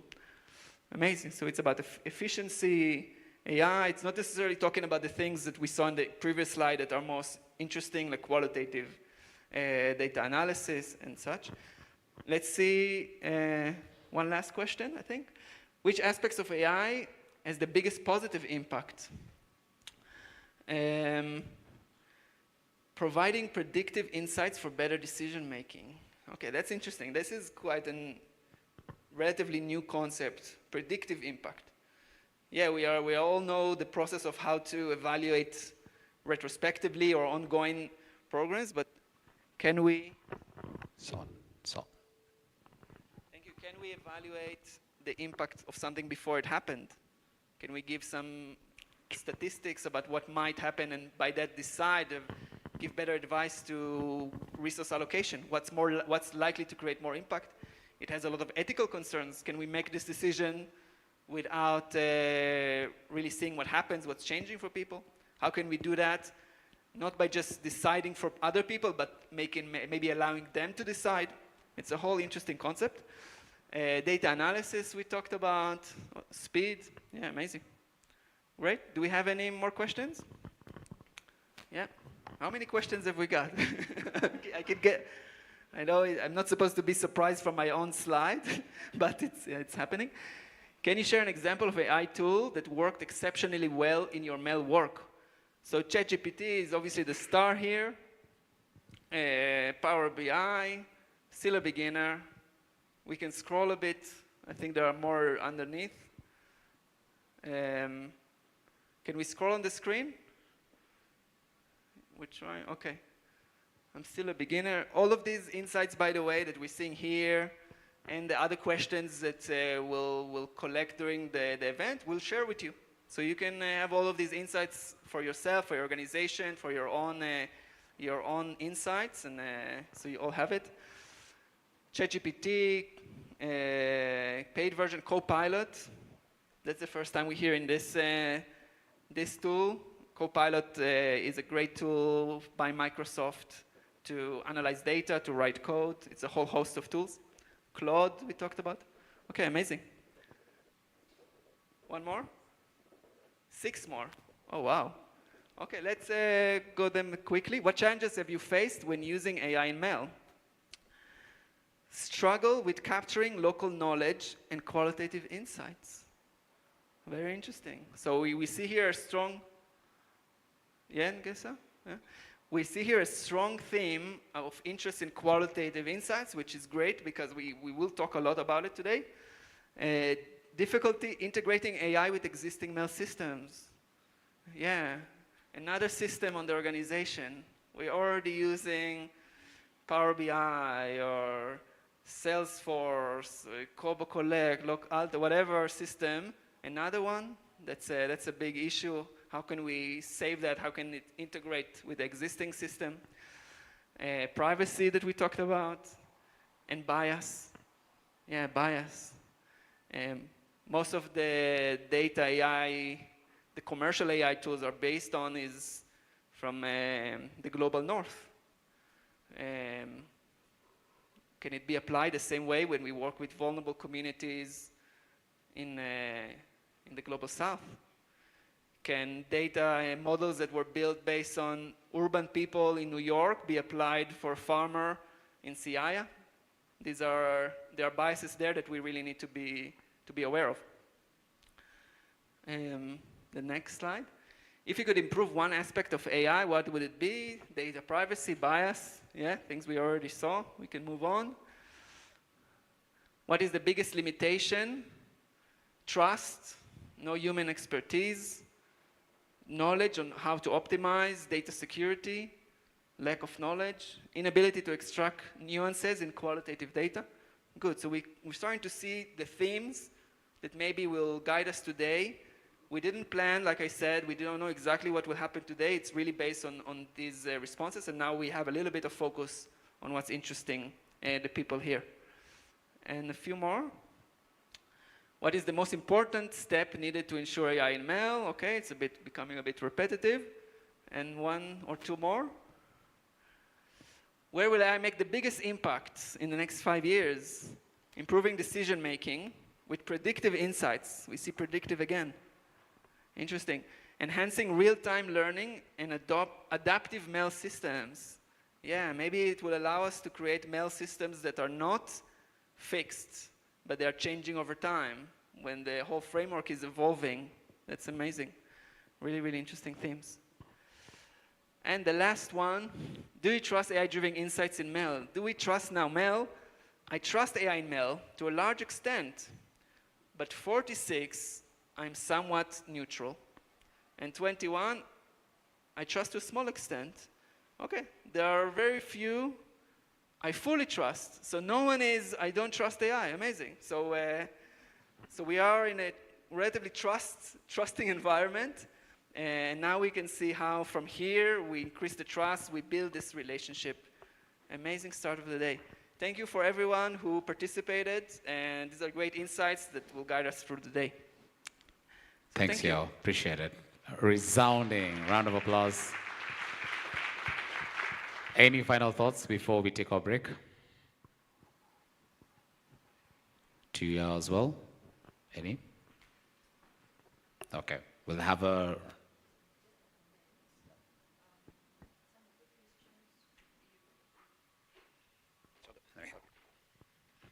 Just a comment.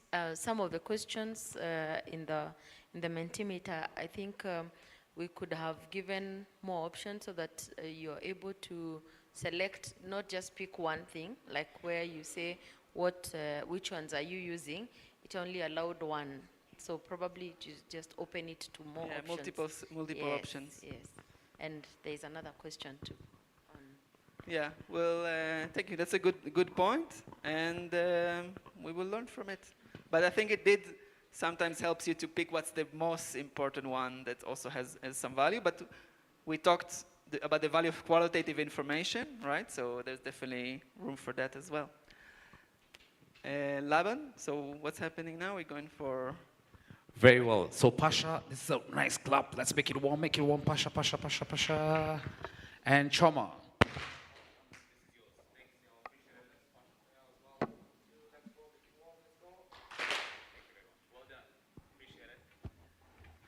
Good people, here we are. We've sort of done a bit of a cut and razor into the fantastic engagement that we're going to have as we break out. Allow me, and this is just a quick change into our format, and I think those of us who joined us online, clearly, I can tell you're missing a lot, but don't you worry. We'll be able to share some of these insights, and of course, please feel free to participate on the online chat as well, and I'm sure you can scan the QR code and get a feel of what's happening. So first up, I'm going to introduce the panel. They will kind of give a teaser of what's going to be discussed. And remember, you have already been designated to where you're going, okay? So we'll introduce the panel, after which you'll grab your snack and tea, and then we'll proceed into the rooms, okay? So I know I'm asking a lot because you have your laptops you need to carry, but yeah, so we do the panel, have your quick refreshments, and then we can go down to our rooms. So, first up on stage, ladies and gentlemen, the panel that will be discussing ensuring AI is fair, transparent, and protects privacy. This will be moderated by Somet Kipchilat. That's going to be at Chulu Boardroom at second floor, but I'll be able to tell you that. But Somet, please come up and give us a teaser of what you're going to talk about. Next, ladies and gentlemen, and I'd like to invite Ngesa Maturu, who is a senior, of course, partnership manager. She's going to look at how can AI amplify rather than erase grassroots perspectives. That's going to be at Almasi on third floor. She will guide you onto it. And then last but not least, rethinking impact measurement. Should AI be writing the new rules? That's going to be by Yao Levy. Come up on stage. And allow me to give a profound apology from none other than James Digger, who's the head of technical recruitment at Google. He had an emergency, family emergency, and he could not make it, but he has promised to give a one-on-one sort of an engagement session, with the talent scout from Google to anyone who was going to participate in that. So please kindly reach out to our teams at the back and they'll be able to give you that guidance. Let me start from Somet, because we've not heard your voice. Good morning, everyone. It's a wonderful morning here. We're in an amazing space, so I'm excited to be here, excited to see everyone in the room.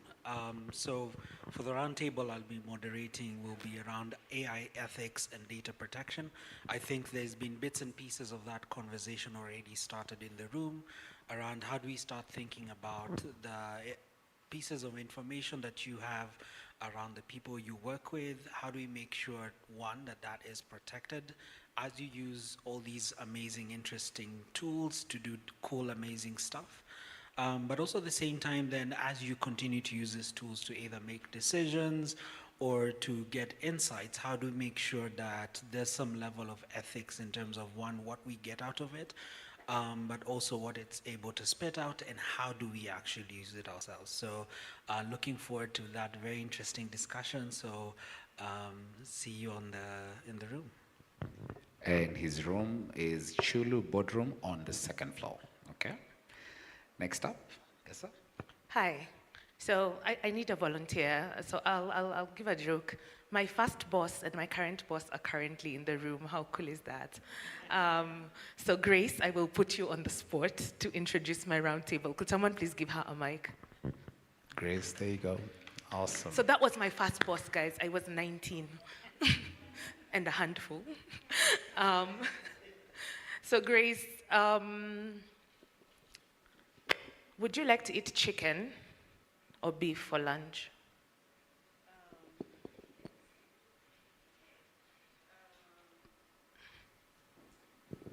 Chicken. Wonderful. Okay. You're a baker by profession, right?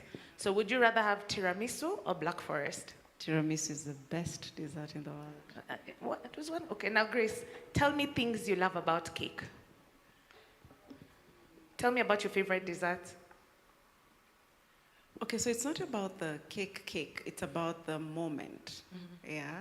So for example, people gather around, say a birthday or a graduation or a wedding, so it's that moment, and then now what we're doing, and the cake being like a part of that moment. Wonderful. Now, I asked you what you wanted to eat for lunch, but if you really could get what you wanted to eat for lunch, what would you have for lunch? Chicken with mushroom. Still? With? Continue. With like a mushroom sauce on it. Uh-huh. And some mashed potatoes? Yes. Ah, okay. Wonderful. So my roundtable is about making sure we capture the stories. Now, when I asked Grace about what she wanted to eat, whether beef or chicken, she was limited. But when I asked her, just tell me, there were mushrooms involved. So my roundtable is how do we ensure we capture the stories? How do we make sure data is representative? Stories at Jabba are great, and it's a great time for us to capture them, and technology will allow us to do that. So I welcome you to my roundtable. And her roundtable is going to be right here. Albasi on the 3rd floor, ladies and gentlemen. Last but not least, we are looking at rethinking impact measurement, and should I be writing the new rules? Thank you. So in our table, we'll talk about the concept of who should lead. Should we lead the evaluation, and where is the line between where people lead, where professionals lead, and where AI leads? And how do we draw this line, and how do we make sure the parts that are not led by us, we can trust? And what are the checks and balances, how we can create this collaborative process between people and machines. So that's my roundtable. You're welcome. A round of applause, please, to your moderators. That's, so yeah, it's going to be at 1st floor. That's Amboseli Boardroom on the 1st floor. In case you forget and in case you get stuck, my dear ushers, please raise your hands. Philip is right at the back. Our head of security is there. Like, literally, you're covered. So if you get lost, please reach out. And I'm right here. We have Keith there as well. Like, please, just, make noise if you get stuck. So to make it very easy, Maybe just some housekeeping. Because the roundtable on job securing your job with artificial intelligence in Mel has been put on hold because Ndiga had to leave. We welcome you to join any one of the other round tables. So please pardon, his daughter actually fell ill, and he's asked us to let you know that he will reach out to anyone who's on that table. So please feel free to join any other table. Thank you. So we have the 3 breakouts. Please enjoy. So to make it easy, because I know we all have to move with our bags and our belongings, I've reserved table number 7, table 6, and table 8 and table 9, so that you can just leave your belongings as it is. I'm going to give you about 10 to 15 minutes. Just quickly grab your refreshments. Then you can sit in the sort of the empty tables, and you don't have to crowd out your teas and snacks next to your machines. Then after 15 minutes, we will start leading people into their rooms. Is that fair? So that you don't have a lot to carry, plates and your gadgets as well, all the way down or here. So, ladies and gentlemen, shall we all please be upstanding? And we'll do a short bonding activity. Okay, really quick. My dear moderators, join me on stage. This is very simple. Cover up to the person on your right, to the person on your right, person on your right. Let me help you with the mic. Okay, cover up, cover up. I see scouts in the room. Very well. Good, good, good. Your right hand to the shoulders of the person on your right. Your right hand to the shoulders of the person on your right. Fantastic. Very well. Good. Your left index finger below your left index finger below the palm of the person on your left. Your left index finger below the palm of the person on your left. Fantastic. Remember, your right hand on your right, yes. Your right hand is flat, yes, very well. Your left index finger, fantastic. Ladies and gentlemen, to the count of 3, you need to pull down your index finger on your left while you grab the index finger on your right. Are we ready? Yeah. Ladies and gentlemen, to the count of 3, you pull down the index finger on your left while you pull out the... And please, whoever is caught, remember we have a dance session in the afternoon, so be ready for that. Are you ready? 1, 1, 1, 2. 2, it's about 2. 2, 1, 1, 1, 2, 2, 3. Okay. No, try 6. Okay, wait, hold up. No. I'm just looking. I'm looking at one more. Okay. I'm just trying to. Okay. So you put your right hand on my. Okay, yeah. So okay, good. So, fantastic. Awesome. Are you ready? 1, 1, 1, 1, 1, 1, 1, 1, 3. I'm trying to get. Okay, clearly. Please mark those you've captured on your tables as well. Now that you're upstanding, let's move to the back. Leave your belongings on the table. Let's move to the back and then just grab your snack. We have just about 15 minutes and then we start moving to our rooms. Okay? Enjoy yourselves. DJ?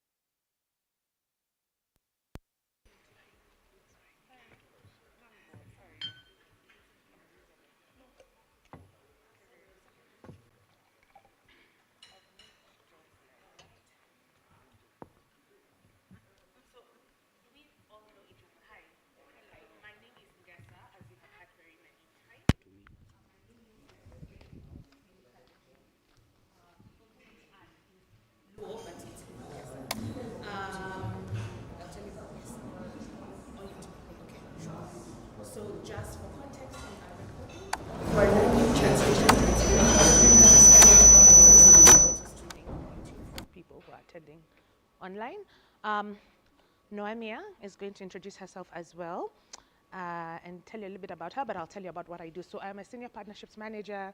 I like to meet people. I sit in the intersection of business, technology, and impact. I also run impact projects across Africa, and I love people. I never understand why aid is not centered around people. So when we're thinking about topics around this, I'll give you context before Noemia introduces herself. Our co-founder is called Stephanie Hirma. She's German. And Stephanie moved to Uganda from Germany. They have bullet trains. She moved to Uganda in a village and paid for a hut. I think it was like 3K a month.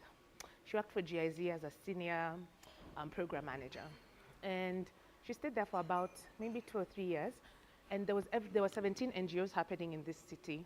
And she kept asking herself, nothing changes. The same shop that was there, but there's an NGO drilling boreholes, there's an NGO, providing fintech, providing income for women, all of these conversations. And so she kept wondering, how come nothing is changing, right? And she had just started exploring how to use NLP. This was about 9 years ago.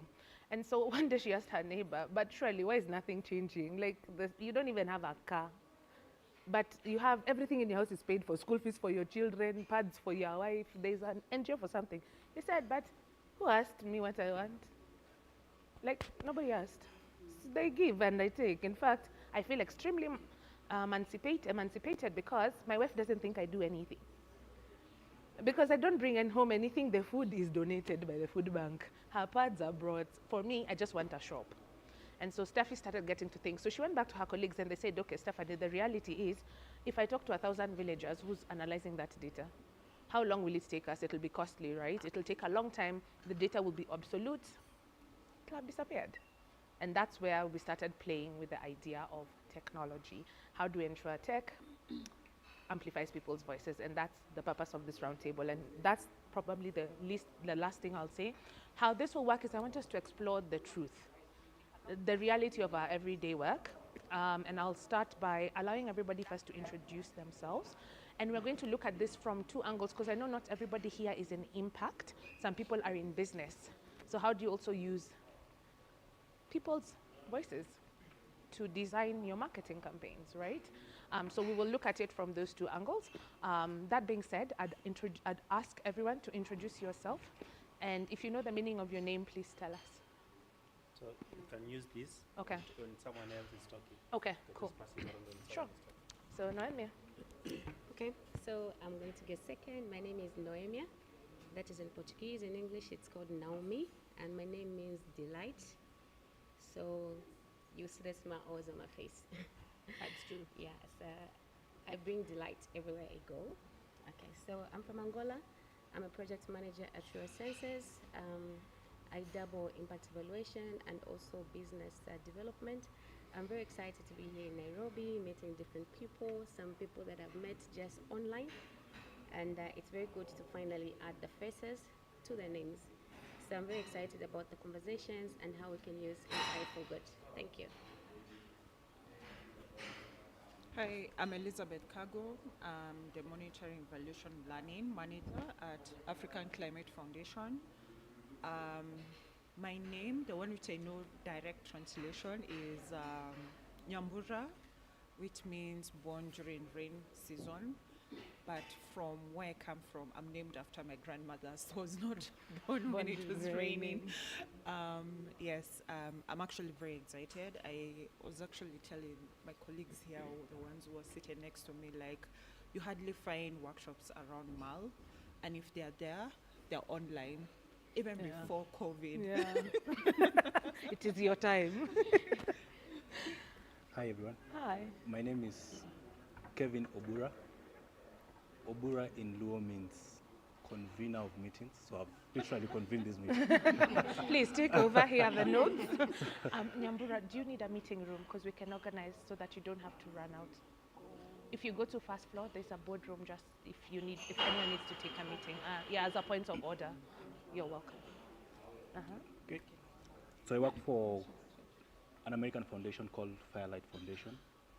We fund local NGO that are addressing root causes that have been unearthed in their community, so we provide capacity and fund them to address those issues. So I liked when you say the lady in Uganda was wondering what the husband is doing, because sometimes, or most times, it's a top-down approach.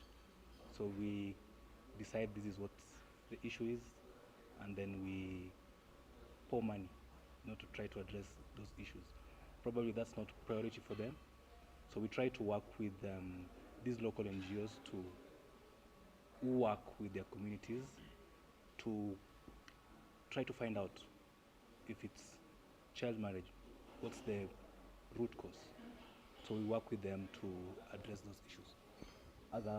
At Firelight, I'm a learning and evaluation associate. We have initiatives in Kenya, Tanzania, Malawi, and Zambia. I'm really excited to be in this room today because the mention of communities, most times I think technology even marginalize those who are already marginalized. Exactly. Even more. So I'm really interested in learning how we can use technology and AI to ensure that we don't marginalize them even more, but ensure that their voices are captured, not just us as people in MEL, but their actual voices. Thank you. Hi everyone. Hi. I am Wairimu Makena Maringa. Now I don't know the meaning of all my names except Makena, which is a happy person. I think I am. So Wairimu was also named after my grandma. We're all called Wairimu in the family. Right. I do two things. I'm a cybersecurity analyst, and then I'm also a project associate at Kenya. I haven't done anything MAL related, but I'm happy to be here and to learn from all of you guys. Thank you, Makena. So shall we call you Makena? Yes. Okay. Good morning. Morning. My name is Jemima. If you read the Bible, the beautiful daughter of Job. We agree. You agree? Yes. I don't need to say much. I work for an organization called IsraAid.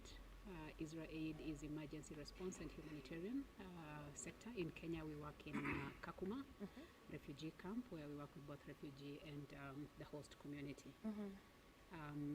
Among the questions that was asked, I think one of it, any experience with AI, I almost scored myself a 0. But it's great to be here because it's going to open the door to understand a little bit more and how we can use that in our work. Absolutely. Thank you.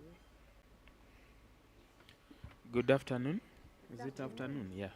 My name is MacDonald Otieno, and I don't know the meaning of MacDonald because it is an English name, but Otieno means at night. Meaning that I was probably born at night. I'm not sure of that. Yeah, so I work with iHub as an impact and evaluation analyst. We support edtech startups that are coming up with solutions that try to bring change in learning. Yeah, we have teacher-facing solutions and learner-facing solutions. So we want to see whether these solutions from these startups are impacting on these learners in terms of learning outcomes, and how are they helping the teachers in terms of how they are delivering the knowledge to the students. Yeah, and I'm happy to be part of this group to see how we can leverage AI in impact evaluation. Thank you. Okay, McDonald. So does that mean you're nocturnal? Because Otieno means born at night. So Yeah, do you work born- best at night? We're just curious. No, not No? specifically, but I work under pressure. When I have something, when I have something to deliver, I work best. Yeah, I give my optimum. You know, it's funny you should say that. Yesterday I told Noemi, my colleague, I categorically am going to put on my CV, I do not work well under pressure. Please create structure or else. Anyway, please, So hi Vincent. guys. Hi. I'm Vincent Majoni. So Majoni, I just found out recently, it means white people. So Johnny is a white guy, Majoni is white guys. So I In don't what know. language? In Yeah, which so language is Johnny in, white? I think it's in Luya. So I'm not sure why Majoni, I don't know where it came from, but that's my name. Yeah. So I work with Slums Going Green. I'm part of the founding team there. So I deal mostly with the research, communications, and the technical stuff. Right? Yeah. Wonderful. Nice to meet you, Majani. The Hi white guy. everyone. My name is Sharon Kathure. Kadhure in Meru means the chosen one. I'm neither in impact nor in technology. From what I did in school, I'm supposed to be a lawyer, but neither am I a lawyer. I'm in entrepreneurship. I sell wines and premium champagnes. And basically, I came here to learn how I can impact the wine industry through technology. Wonderful. The chosen one. Good afternoon, everyone. So my name is Edwin Kimani Mwaura. It's a Kikuyu name that doesn't have a meaning. Which one? Edwin, Maura, or Kimani? All of them, all the three. Okay. Named after my grandfather. His name was Kimani. So yeah, I probably need to investigate further. Yeah. So I work with Save the Children. We are a humanitarian and development organization, an INGO. I'm the head of research and meal in Afghanistan, but I'm Kenyan. I've been in the sector for a couple of years now, worked in a couple of countries, but primarily looking at around humanitarian support. So during emergencies and also trying to get everyone on their landing, on their right feet, especially after an emergency. Yeah. I'm glad to be here, especially because the Asia context, which is what I've done in the last 3-4 years, is quite, I would say, complex, but also has a lot of opportunities when it comes to utilizing AI and also opening up those conversations with other contexts that have advanced in a much better way. So, yeah, I'm glad to be here. Let me tell you a fun fact about you. I have sent you probably 6 messages on LinkedIn since I started working in Impact. So I'm very glad to meet you. Sales Navigator was the charmer, and I'm glad you responded. Okay. Yeah, we'll sidebar over lunch. Hi, everyone.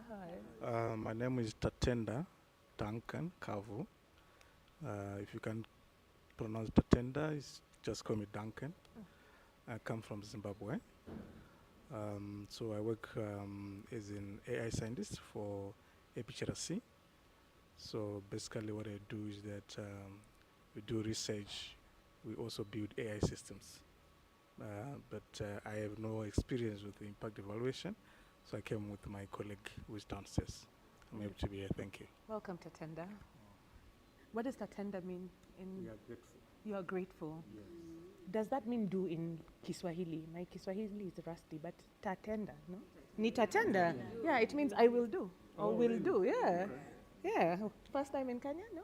First time, yes. Welcome. Wonderful, thanks Tatenda. So we will be co-moderating the session with Noemia on how this, oh, sorry, I didn't notice. Sorry. Nyambura was there, so I didn't realize she was replaced. Welcome. Good morning. Morning. Afternoon now.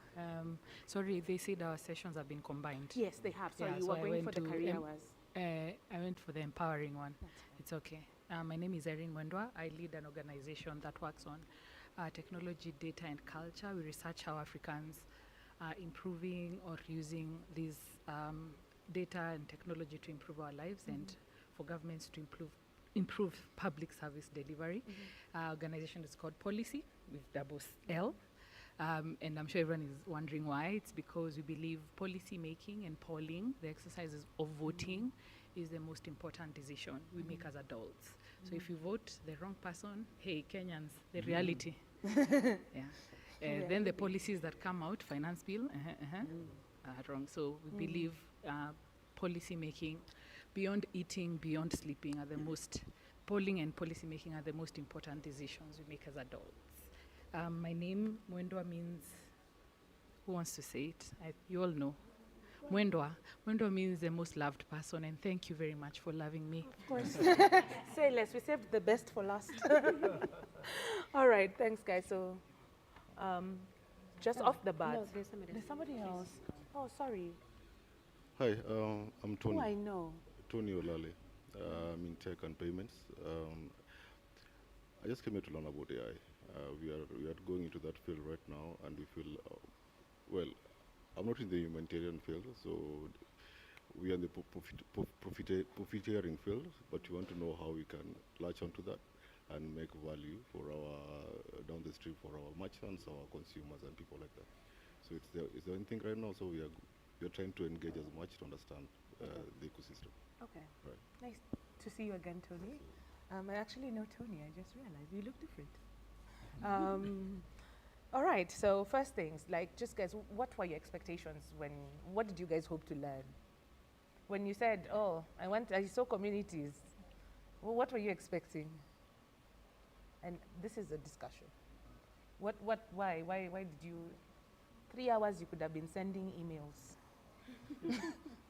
right? And paid for the expressway. Most importantly, what were you expecting? Yes, please. So this is what I was expecting. Mhm. I saw AI. Mhm. You see, AI is a new thing, and a new thing especially in MEL, or impact evaluation. So the part that I've been missing to get is the how to now employ this AI in impact evaluation. Okay. So that is what I've come here to see, the how I can employ this AI in impact evaluation. So the how is what I've got. What has brought you here? Yes. Wonderful. Anyone else? There was 5 tables to choose on the platform. You chose this one. Tell me, Tatenda. Yeah, so for me, just like what you said, just want to understand how AI can be used in evaluation. And also, in terms of empowering local voices, I was having a discussion with Naomi, like to see someone from Angola. So we were talking about that, most of our people in the countryside, but they sometimes fail to analyze their concerns. They use their local voices interviews. We want to evaluate what they're saying, all that. So that's why I chose, especially table to doing empowering local voices. Okay. Okay. Anyone else? Yes, please. I think within the NGO space, I love Neil, but I'm not with Neil. Yeah.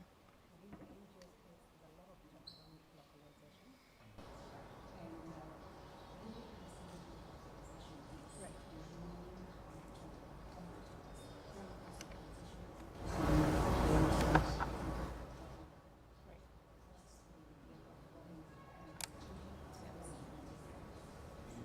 is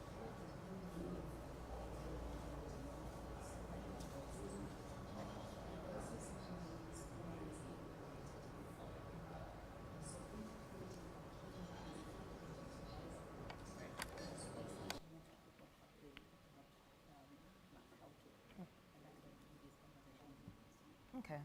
So from what I've picked is we're saying everything is centered around people. We are just saying, how do we actually bring these conversations to make sense to us? So let me ask now, how are you doing things? Like, what's working? Both in business and in impact. So we've said, if you want to design a program, you start by understanding the people. Even what you're doing at Slums Go Green, right?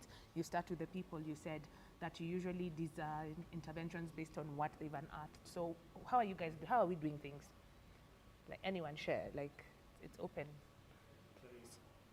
Yeah. Oh, would you? Oh, sorry, if you don't use this, sorry. So who would like to go? Please, maybe we'll pass it. We'll help pass it around. I know it's a bit disruptive, but technology. So guys, we figured out. It starts with people, right? Everything starts with a conversation, right? What's working? When you're designing campaigns for your consumers online, or when you're designing products for payments, or even when you're programming, how are you doing this now? What does it look like? Yeah. Okay. So for us right now, what it looks like is that the idea is conceived up here. Once the idea is conceived up here means the management and the technical team. Then it's stepped down and a conversation is had internally within the organization first. And so that we are clear on what we want. So assume we're doing a water project. Is it drilling boreholes? Is it rehabilitation? So that is done up here to the extent that we identify village X because they have water scarcity. Then when we now get to village X, we look at who are the decision makers, the policy influencers in that village X, and have a conversation with them. Once we have agreed they have identified the site, then now we call the community. Okay. So So it up, middle, yes, then down. Yes, and in some situation, we assume, because I've been in programming for many, many years, we assume that it is bottom up simply because I work in this village every day. I know their needs. Right. So I am able to bring them to the office. You don't have to go and talk to that mama mboga. Right. I interact with that mama mboga, so I know. Yeah. I know the cost of hamburger. I know what is stressing her, Right. so I can actually say that. Rarely does the idea start there. Okay. Yes. Any other thoughts, please? Wendra, you had some thoughts. So just reflecting, you all said people, Yeah. and she did a very good summary on people, and that's why we are policy. Anywhere there's people, people have different thoughts, ideas, wonderful innovation, but it has to be, I wouldn't say managed or structured, it has to be ordered in a way, in a sense. And particularly for the impact monitoring and evaluation community, who strongly rely on data, both qualitative and quantitative. As we work, we've seen African governments have not been able to coordinate most of the data and impact that is being measured in a very systemic way. Even when there's population data or KNBS is doing their work to collect or to do sensors, it's still not being felt on the ground in terms of Mama Mboga realizing, oh my God, they collected my data about how much I earn, but they're still imposing hefty taxes on me, for instance. So we are seeing it's some of this data is not going hand in. Sorry, I lost my train of thought a while back. Yeah, but we're seeing the policy making side is not working together with, say, the innovation that's really coming up in the region. But to say particularly, a lot of conversations on data right now are really focused on privacy and safety, which again loses all of you in this on this table, because I know all of you are M&D experts. So that's the other thing we've That's noted. genuinely around privacy, and we'll overlap. But what you didn't actually lose your trail of thought. So what you're saying is how you consume data yourselves is you have research available, but yes, you collect. So you guys have the capacity to collect from the grassroots, but you don't have the capacity to structure and put it in columns and folders, right? So whilst them, they ideate, you collect, but don't structure. Okay, anyone else? I think from my perspective, I think looking at how things are working now, I feel we've managed to move, especially for the humanitarian and development sector to a good extent, the perspectives around amplifying the voices of communities is something that now is not an alternative. It's actually the way to go. I'll give a short story in terms of an experience we had in Somalia. And it actually, you trigger the thought around, so we were doing a borehole. And when we did this borehole, our main intention was to bring water closer to the community, to the households. But then, after some point, the borehole kept breaking down. The reason for this is that the women in the community would actually send people to actually damage the infrastructure, because what we had done is that we had brought water closer to their home, but we had actually pulled away their liberty to walk to a water point, and this is their bonding time. So the 1 hour they would spend to a water facility is when they would actually bond. Now we've brought it to a location where their husbands can actually monitor them and see them. So we actually messed up with their psychological well-being and all that. So that was an example, because we looked at it and we were like, the distance from the households to the watering point is 2 kilometers. We need to think about that. But then we didn't look at the flip side of what does that mean for them. So having these conversations, and that's why I think for majority of the key players and partners, what we are looking at now is what we call the community action planning, where we are able to leverage on a timeline where we look at getting people to think through what the solutions to their problems will be, and then bringing in a behavioral aspect, because again, we've worked in these communities for very long, or we've worked in certain societies for very long, where people have actually known the end game. It's like you are involving us because you want to bring 10 million or $50 million. So just bring the money, then that will be the end of it. But then the behavioral perspective is something that is also coming in, because we need to think about, we don't want to be here for 10 years or 20 years. We want you to think about solutions, and then those solutions you implement yourselves, and then we address that problem and move to another one. So, that's- Kimani, yeah. can I ask you a question? Yes. When you sat with your people and you found an engineer and you drilled that borehole, Yes. how did you decide you're drilling the borehole? Like what you said, so did you sit and discuss and say, we looked at a map, water is here, they are here. Like, how did you get to, we are drilling this borehole? Now, we had data. Okay, and tell us more about that data. Yes, so we had data because in this humanitarian programming, for example, you'll be looking at, and this goes across board even for the profit-making organizations. You'll be like, I'm setting a bank, what's the radius to the next nearest bank around? So our perspective was, we need a borehole because there is no other borehole in a radius of like 5 kilometers. Now, look at the data around population. We look at how many villages do we have within this community. Then look at the infrastructure, additional infrastructure. For example, we look at health centers. So this community has a health facility that doesn't have water. Again, you go into health data, look at the prevalence of maybe waterborne diseases. You're looking at, oh, we have a lot of waterborne diseases within this community. And then when you do that ranking in terms from a needs perspective, you realize, this is community A. And data tells you that, but then it misses out on the behavioral perspective, because you've sat down, every technocrat, an engineer, you've had your project managers, you've had your technical advisors who have looked at that data and thought that, yes, if we do this borehole here, we've reduced the distance to watering point by maybe to 2 minutes, whereas it was 2 hours. Yeah. You've looked at the facility, you are like, this facility serves maybe 1,000 people a month or maybe a year, which means that they'll have access to water.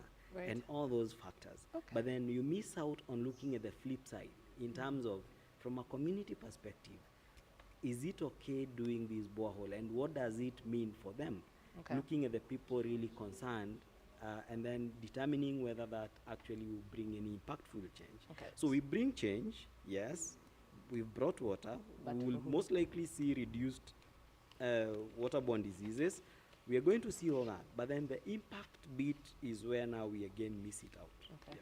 So I want to ask a question from what Kimani said, and then we can proceed. So Kimani says they had data, right? They had a lot of data, and they said they missed something from the data. So is the problem they missed something at the data, or they did not look at data holistically, or did they look at data from one frame? Because from what I hear, you looked at quantitative data, right? So I'd like to, and then you said before you start programming, you discuss up there, Jemima, and then you come down. So the question is it a challenge of access to data, understanding data, or are we interacting with only one type of data set that informs decision making? What do you guys think? It's not inclusive enough. If we use his example, where they had consultation, if you look at who was involved in the consultation, a higher percentage, it is men who are involved in the top layer of the community. But again, at the same time, when we go to the women, you want to involve the women, the way we phrase the questions. If you ask me, for example, how long do you walk to get water? How much time do you spend? You're not looking for the social aspect. You're not asking me, what do you do when you're going to get water? Who do you walk with? How does that change your life? So we are more towards leaning towards what the end that we want. Of course, we want to prove that there's distance, there's a lot of time taken, there's a lot of, but you're not looking at being genuine with the people who are affected to get their feelings into this context. So I love that trail of thought and just pass the mic to him. So I want to ask a question as you chime in and think about it. So what stops us from getting this data? Why not just talk? Think about it. Please tell us what I'm you going to contribute along what she's sharing, and I think she's explained it well. So there's aspect of bias from two aspects. One, the person who is launching the study and who is carrying out the actual study. So there's a bias there. The other bit could be maybe we rely mostly on quant data and overlook the qual aspect that would provide the nuances. So those two. But then I wanted to share how, for us, we do programming. It's not the best, but I think also I'd be keen to learn from what colleagues some have shared and what other colleagues will share. So based on, again, data, I mean, in humanitarian it's data. So we rely on data to guide our strategy development. Mm-hmm. That same data would guide us on which countries to go to and which sectors to fund. So we don't ask people to write proposals to us. We go through governments and learn which CBOs or which community-based organizations or local NGOs are working on which sectors. And then we are all human beings. There's preference. Maybe this government official has an NGO in their community, so most times they'll ask you to go here. But then we take the approach of doing scoping ourselves. So we visit. So they give us a whole list of these are the NGOs working here, and then we visit all of them. So from there, then we make a decision ourselves on which NGOs or CBOs we're going to fund. In terms of, so the big thing, it could be child marriage, it could be youth resilience. Then we have a meeting with these local NGOs together with government stakeholders, community leaders, and then train them on how they can engage their communities to unearth these issues. Right. So recently we had someone, an external consultant, to evaluate the whole community dialogue process. And one thing that he mentioned is our approach is more qualitative and misses the quant aspect. So again, we have to go back and think, Yeah. But it's true, because it's mainly supporting them to facilitate focus group discussions, using the fishbone diagram to try to unearth some of these issues. So that's one thing that has been picked. So once the community surface these root causes, a whole list of them, they again come up with potential solutions that can help address these issues. Mm-hmm. So then, at the end of the day, together with they go to the community, the NGOs and the community members, they prioritize the root causes, not Okay. the solutions. Okay. Because people will mostly go with the easy things too. Right. So from that, then they come up with their own programming. But then again, it's not perfect, because already someone has picked that you're more cool and not. Yeah, quite interesting. Thanks, Mwangi, for joining us. So how you introduce yourself is you do a dance from your village. and we all just did ours, so we welcome you. Yeah. We were left for all this space. We'll take the next thing. Welcome. Please introduce yourself and tell us the meaning of your name at the very least. Hey, hi everyone. Hi. Sorry I'm late. I had to work late last night. So anyway, my name is Mwangi. Work. Yeah, my name is Mwangi Kabiru. I'm an engineer, machine learning engineer, data engineer. Yes, the name Mwangi is a leadership name. It's an age set name from the Kikuyu culture. Yeah. You're sitting next to the right person. His name also means, it's a powerhouse there. Powerhouse. Yeah, it's a powerhouse there. Thank you. Thanks for joining us. And we're just starting the conversation. So I'm hearing a lot of, we use this, but we know this is better. We use this, but we know there's more, right? So for me, my question, and I want us to really even take a moment to really think, is why? Why are you not doing it? What's your biggest hindrance? And perhaps even just let this be reflective and very honest, right? Can you just sit down and take a moment and ask yourself the truth of the truth? why don't we go and talk to those people in the grassroots? Why do we sit down and mull here, right? What is the truth? And I really want us to be genuine, because at the end of this, we want to publish a white paper where we'll continue learning. And you see, now we are coming here to ask the why. We could have said, we have how many NGOs? 12,000, which work in Nairobi. They're doing fantastic. We have 2 billion shillings every other day. Why? And I'll ask you this even further. Why are NGOs growing and not shrinking if they're doing what they're meant to be doing? So take a moment and ask yourself the truth. Why don't we collect qualitative data, narrative data, stories? Like, what is your reason? And if you already know it, please feel free to grab the mic. Jemima, you look like you have a moment. Because we collect it, we just don't use it. Okay. Say more. Why don't you use it? We don't use it because we don't know how. We use it to triangulate quantitative data. So I first have my 20% of community members, blah, blah, blah. Then now I pick, and they said. So we use it to triangulate quantitative data because we can't make sense out of it. Okay. You have all these pages of narrative through focus group discussion. You had questions. But how do I make sense of this question? It's very easy with quantitative. Plug it in, your graphs come in 20%, 30%, blah, blah. But when you talk about qualitative information, one, it is volume. Number two, the person capturing the volume is not transcribing well. So I have it here, and I'm like, I'll just look through these three and see what they're saying, and then triangulate. Okay. So that is one reason. The other is we don't know how to ask the right questions. I am sure in their water project, they talked to women.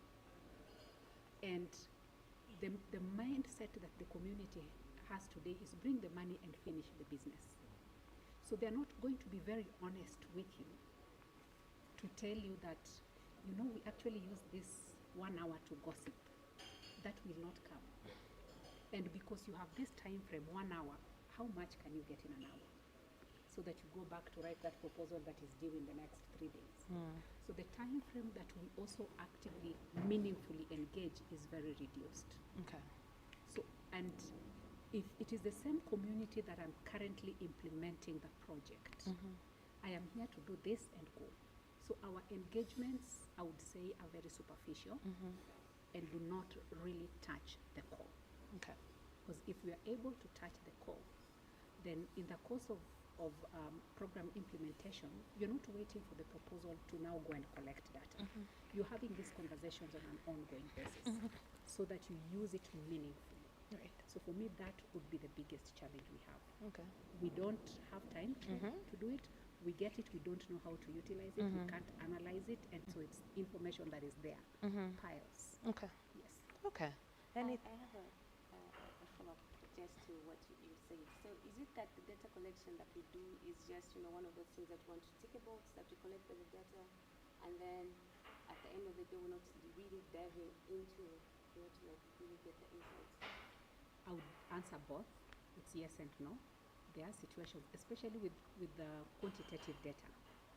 Oh, the distance between your point X to point Y for water is this. That information is very useful, and we use it.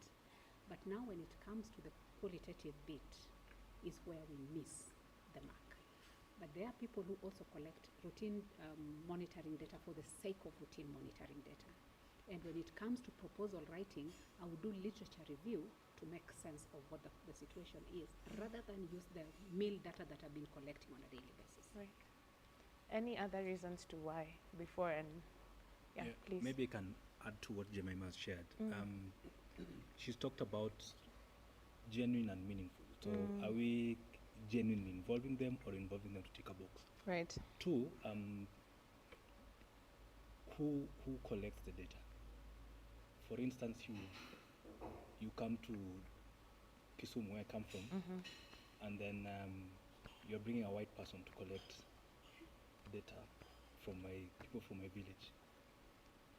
Do you think they'll share with you those nuances that you are trying to find from the cold data? I've taken it way further, but even you go to Kajiado, which is most NGOs because it's close to Nairobi, implement in Kajiado, and then you bring me from Nairobi with my Sheng, and then expect a lady from Kajiado to tell me those bits and pieces of information that I need. So I think, and it's something that we need to think about, the aspect of empowering community members to support you with data collection as opposed to bringing the experts to help with data collection from this community. So we miss a lot because I won't be comfortable. Nuances are yes, lost. sharing with you very deep information about things that I go through when I'm seeing you from the first time. Probably you can't even speak my local language. So what you're saying is it is not necessarily what is asked, it is who asks. Who is asking the questions. Oh, okay. Yes. So all of you are describing something the UN and other bodies, I think the World Bank came up with, called gender data. Gender data is the power and political analysis of the data you've collected, where she's asking, so yes, you collected your data about the women in Somalia needing a water source nearer them, but did you ask if the water source is nearer them, will it help them or will it maybe make their lives harder? That political analysis and the power analysis to the men observing them when they are going to the water point close to them, that is a political or a power analysis to the data. So you can read more about it, and that's what we've been asking. Let me now bring this to the technology side. We work with all marginal big tech corporations or companies, especially when they come into Africa, and we ask companies, the simplest is Meta. Meta has had a program on fact-checking or content moderation. I don't know if you've been following. Content moderation takes twofold, either automated, because the internet is built or the apps are built in English. So automation or pulling words, engineer can get into it. In English is not as hard as Kimeru, Kimasai and all that. So then there's a human element where they had to hire communities, or young people, especially from different regions in Asia and Africa. And of course in India it picked, they have several languages there and there are over 1 billion, so it picked very well. Meta had a very good run with content moderation. Very many big companies, BPOs, were set up. The Indian government was able to negotiate the salaries or wages of the individuals who worked in this model, human content moderation. Come Kenya, come Africa, someone comes from San Francisco, opens up a company and says they are teaching young people data labeling, annotation, and moderation, when in fact, when they were put up in a room, it ended up being, beyond labeling. They were also looking at gory images of things happening all over Africa and pulling down those content. But whenever they were receiving training, they were always reaching up to a certain extent, and then I would say 50% of the capacity of the training, and then the 50% would be left to individuals not in our jurisdiction. If you look at that, there's a power analysis where Meta does not believe truly that a Kenyan can moderate or can do the whole, is it value chain? I don't know the words you use. And this disrupted even the morale of the young people working in these companies.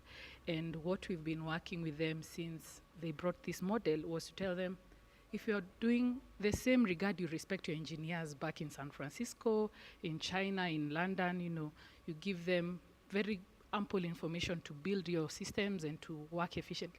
Even the outsourced talent you're working with here in Kenya, in Africa, in Ghana, can be capacitated or trained to that extent because it always reached a certain extent. And then we woke up in January, Mark has pulled down human content moderation, and they're now relying on AI fully.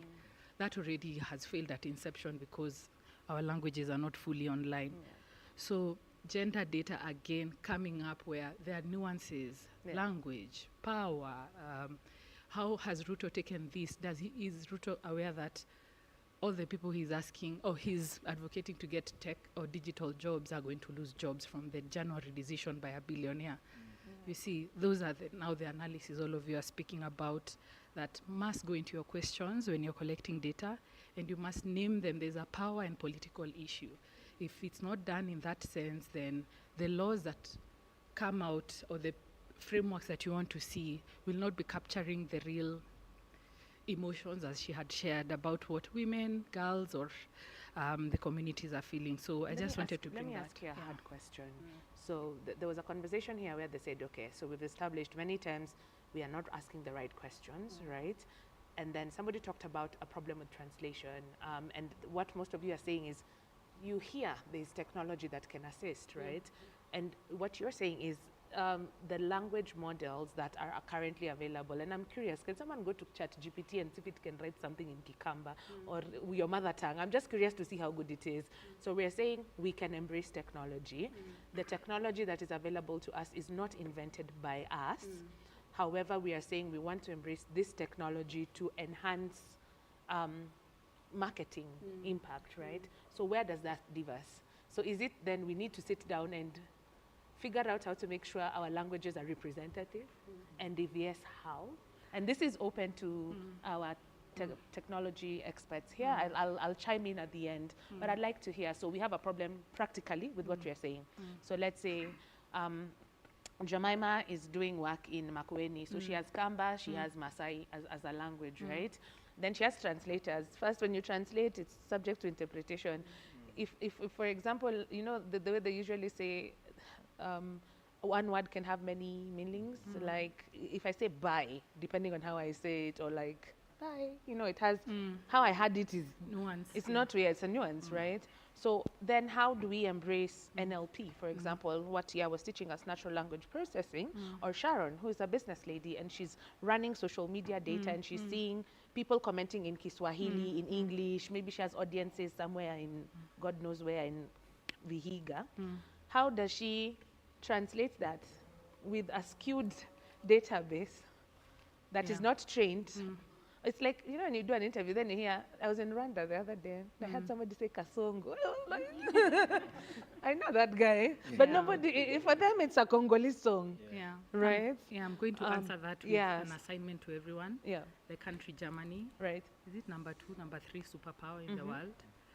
You, as a tech company, whether you're going to print this paper, the littlest innovation you will do, you must have the language, the German language, fully incorporated into your solution. That's the law. Okay. Everything else, engineers will figure out the money, you will sort it, but it's already in law. So you're saying it's a policy issue. So we should advocate for more policy. But realistically, so I understand advocate for policy. So right now today we can say we actually showed up. We've figured out this is a problem. You're in policy. Can you go and represent our concerns? Yes, sure. But every day now work, like now, I know many of you sneaking things into ChatGPT. You know, you're just like, I don't have time to do this. Figure it out for me. Copy, paste, to make sure it has not said written by ChatGPT. And then you send. I even saw a friend of mine said they date through ChatGPT. Like she literally posts. So practically, now that we know, we have a gap in terms of language models for even Nairobi. Think about it. The English spoken on Mombasa Road. If I just go there in Eastlands, it's a totally different English that I don't understand. And then you enter Westlands and everything's like, and you're like, what is going on? So how do we start ensuring, or what can we do to ensure representation from a technology perspective? And maybe I'll invite Mwangi to give us some thoughts around that. What do you think? Yeah, first of all, I think most of us miss the whole point of most of these LLM models. They're supposed to be base models where you build upon. And you'll find, I don't know how many of you are next. There's a guy called, I think Peter somebody, who's built a game where you can play just flying aeroplanes. And he's making, he has an MRR or something like that of like $70,000 in a month.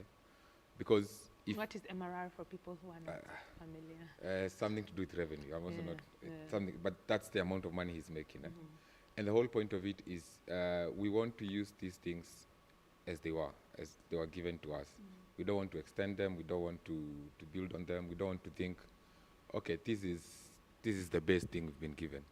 And it might be hard to pull off the German way because we are, in terms of the power structure, the power dynamic, we are very much disadvantaged.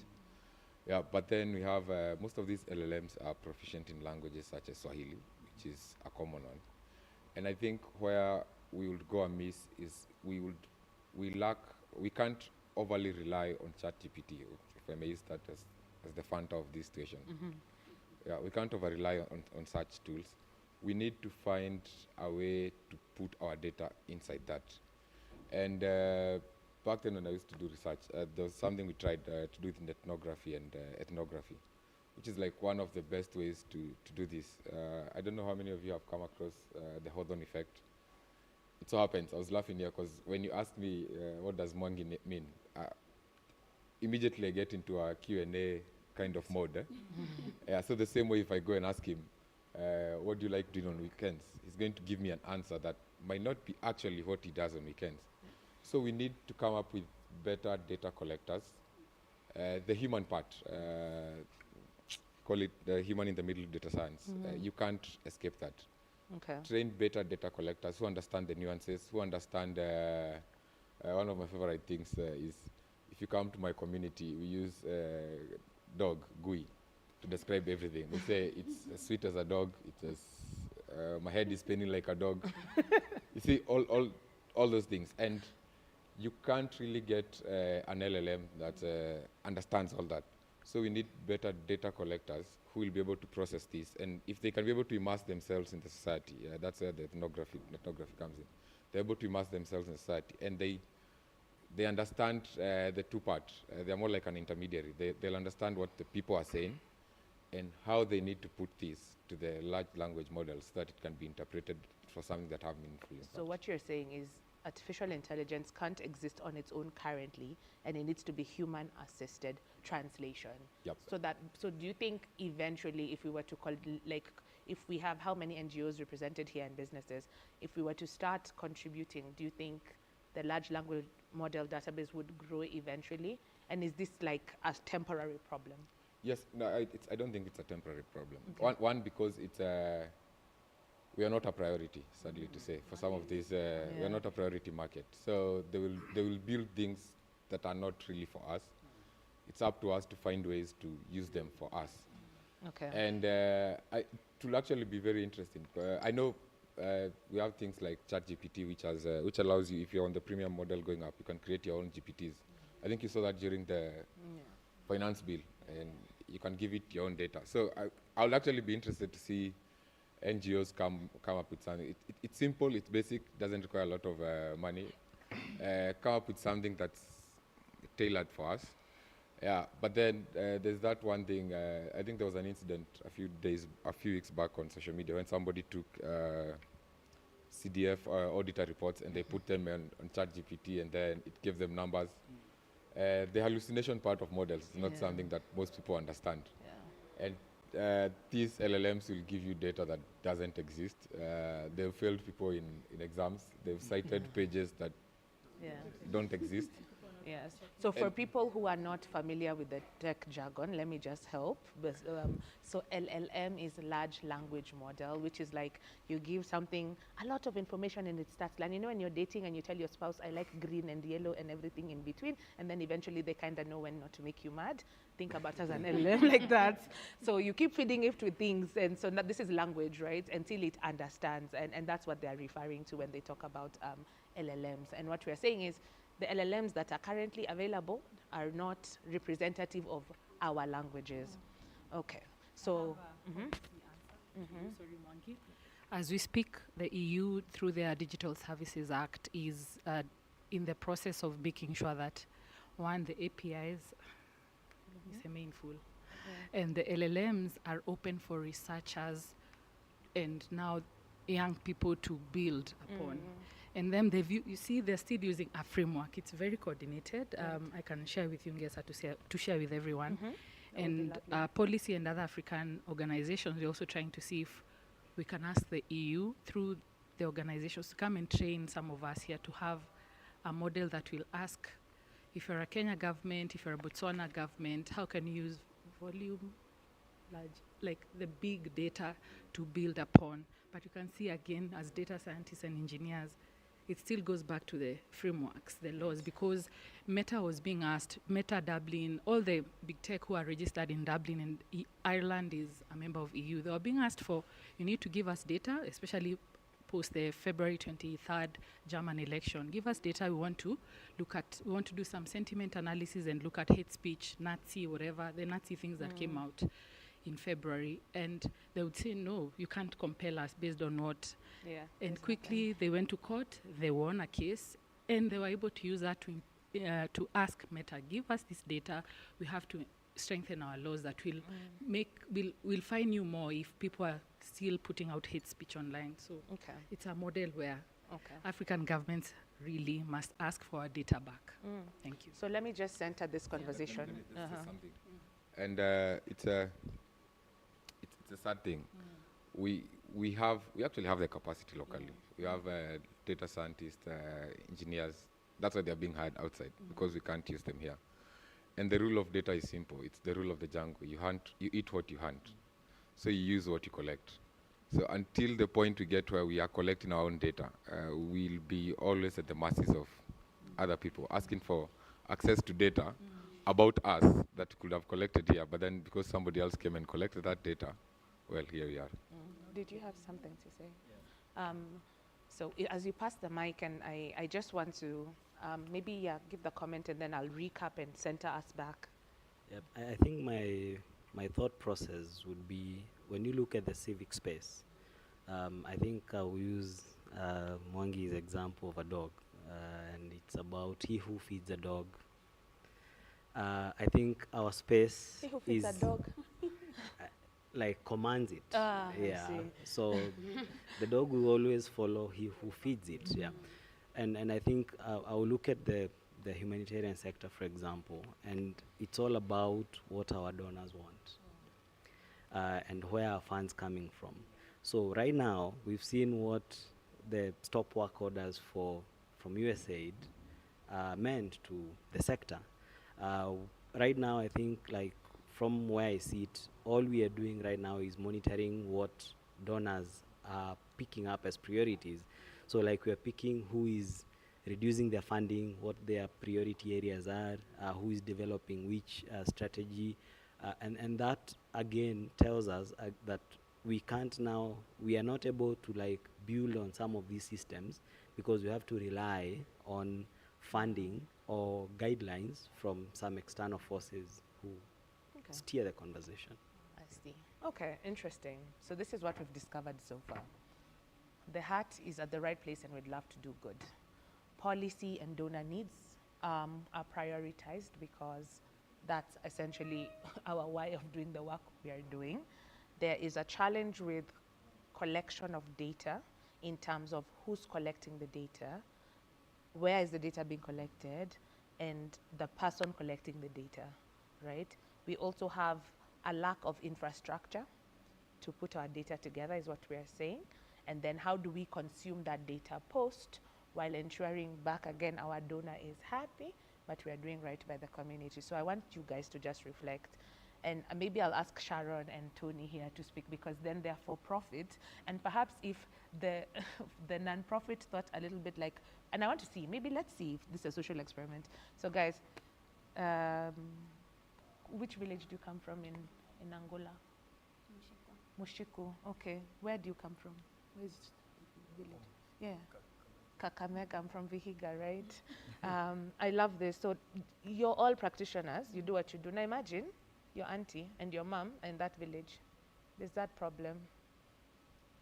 You're the head of the NGO there. Would you do it differently? Would you understand what they need differently? How would you collect that? If your daughter needed the water, would you rethink how you understand their needs? Or would we still do it the same way?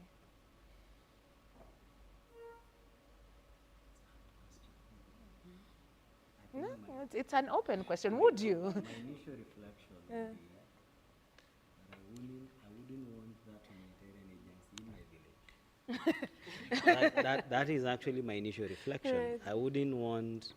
No, but so in this situation, yes. it's unfortunate. You know, sometimes I say we live in a bubble of privilege, and until you get into that mess is when you actually realize. Let me give you a small story to give you perspective.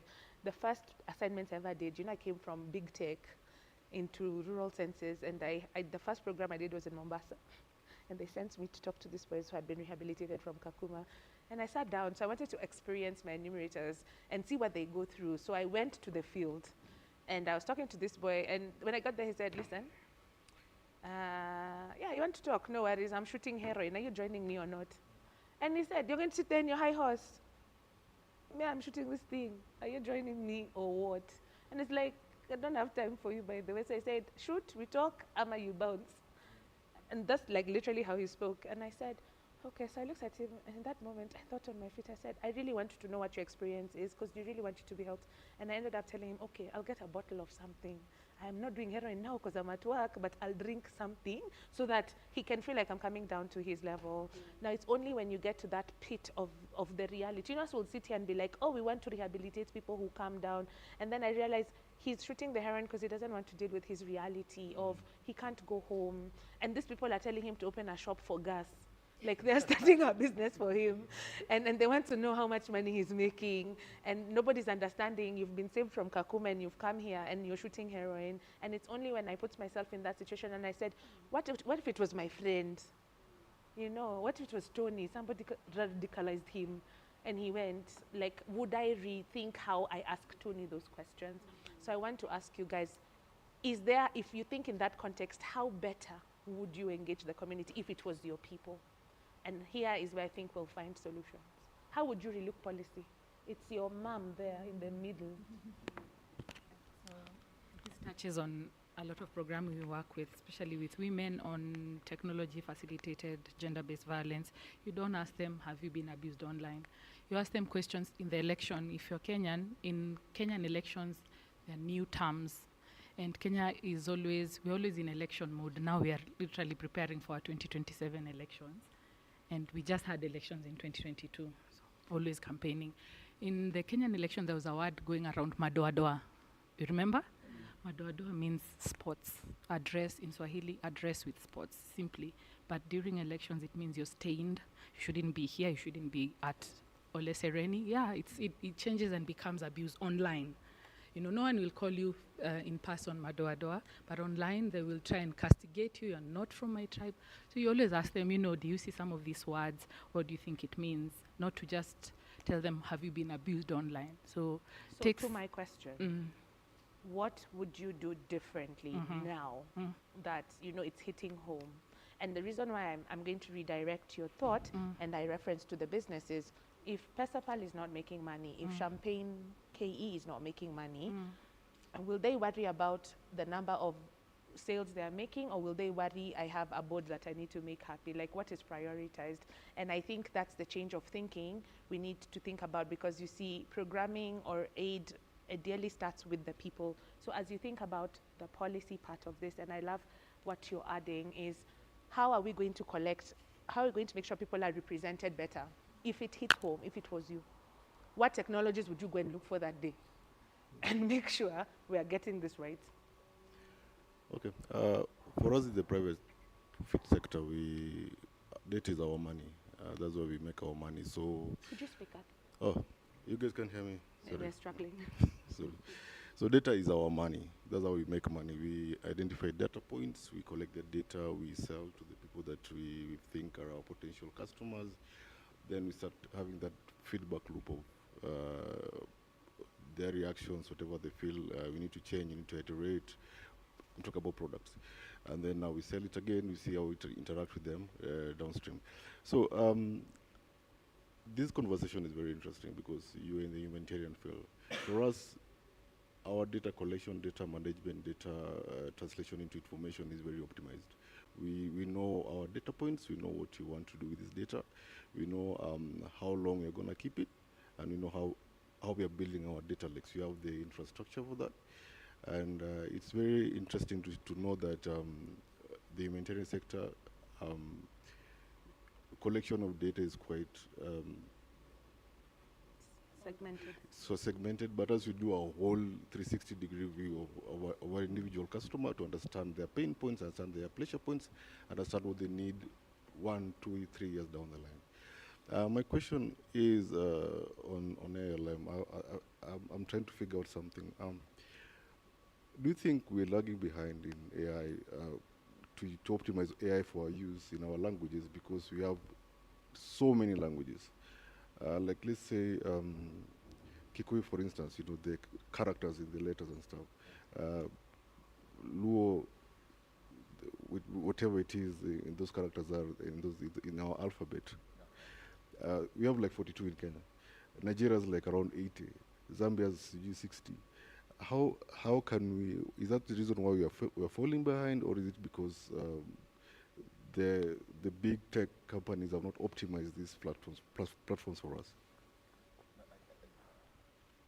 I honestly think that's not the reason, because we are moving to a world where, because of globalization, interconnectedness, things such as English, Swahili are becoming a standard. So there was a time you'll go up country and you'll try find somebody to speak to in English, and it will be hard. So I don't think that's the reason. The main reason is because one, our uptake of AI is very limited in terms of what we are willing. First of all, most of us, let me speak for Kenyans. Most of us Kenyans don't like paying for subscriptions. Yeah. Let's start with that. Paying for Netflix subscription is a whole thing.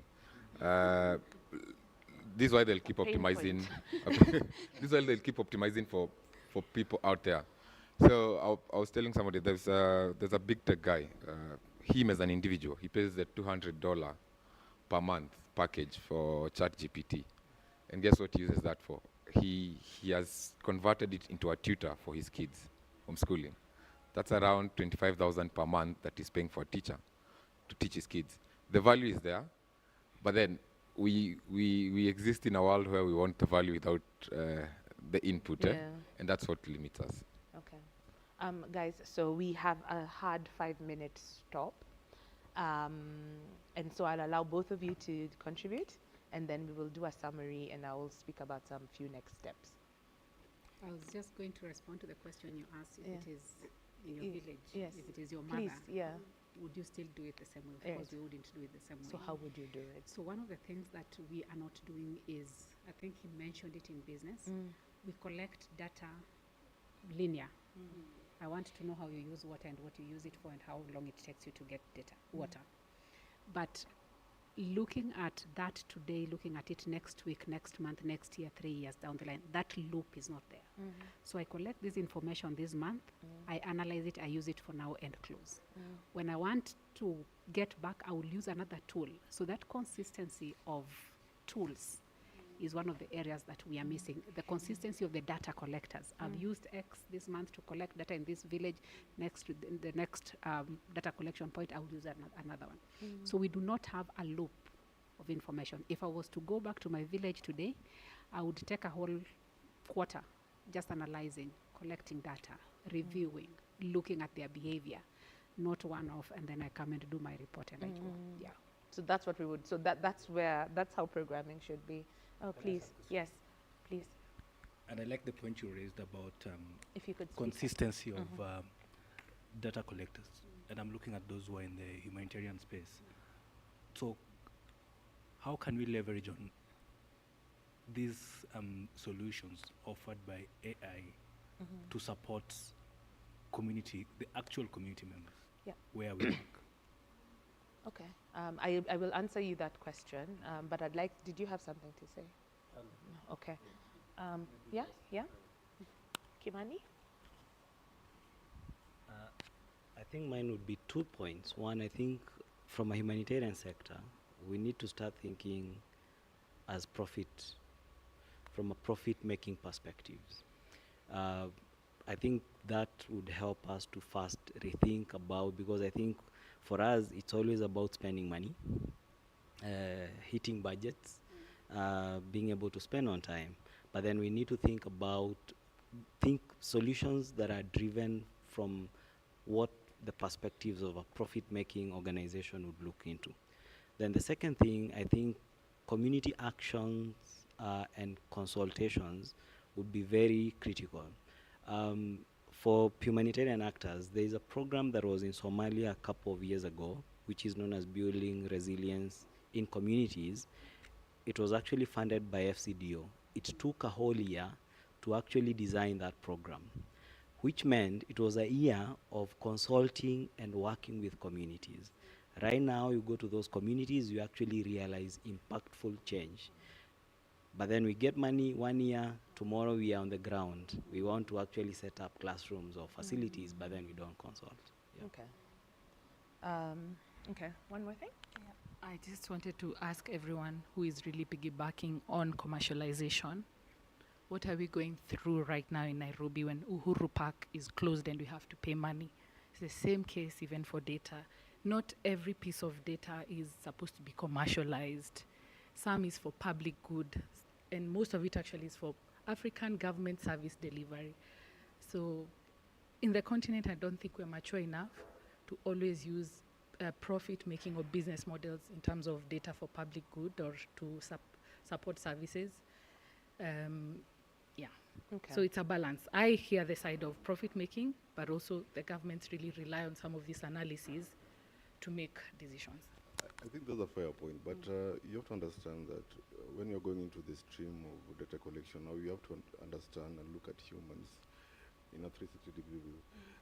If you're talking about a user maybe in Mombasa, because as much as we're PesaPal, we also have consumer products. We also have products that can come in and we can leverage within the humanitarian sector to help your job to be easier, like such as wallets, such as trust, whatever.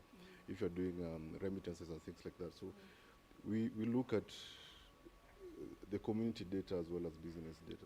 And this data is also fed into the government. The government has to pick our data and make decisions because we are regulated by the central bank. We are regulated by the Data Protection Agency, and we can't go past our mandate in terms of data collection. So we collect data wholesomely. For sure. Yeah. Your model, I completely understand. I was just bringing the aspect of especially large language models. Yeah. Too careful to just commercialize. Africans won't even afford right now. Yeah, I think there's a different way. I think we can borrow, and this is a personal contribution. I think we can borrow business techniques in the not-for-profit world. Things like having a data bank. Some of the fun things I enjoy is, Kakuma is an interesting area, and you'll find there's like 20 NGOs, and then you'll find enumerators going there on behalf of many organizations. And the first 3 questions you always start: what is your name? What is your sex? What is your age? How many times are you going to ask that one person can we just collect it and have it seated there and then eventually build a repository? Okay, got it. I'm the one who gave them strict instructions on time, and now it is coming back to bite me. So let's summarize our table and see what we've come up with. I know we've not spoken many about the solutions, but don't worry, we'll do that a lot in the afternoon.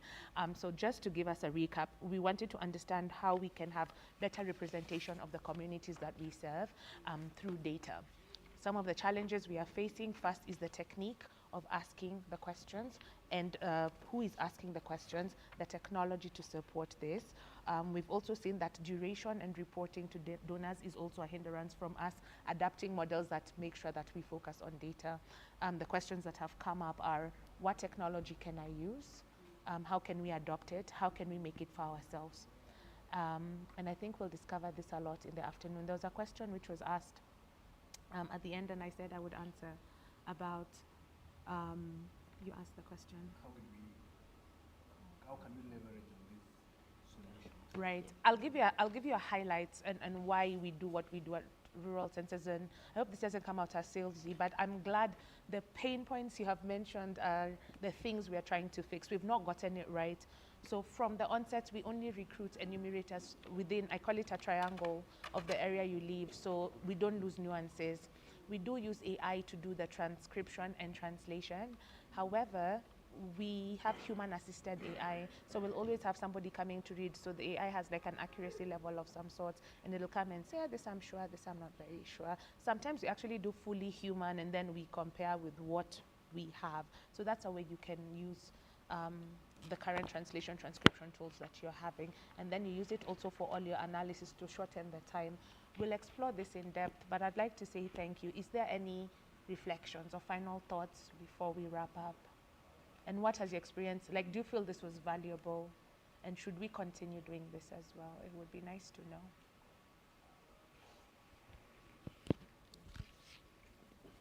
Should I pass this to some? What are your... answer about what you do to your mom and If it was my mom, my friend, I'm building the biggest database in this country, all your data will come into one place structured. You will not believe it. It will happen in a short period of time.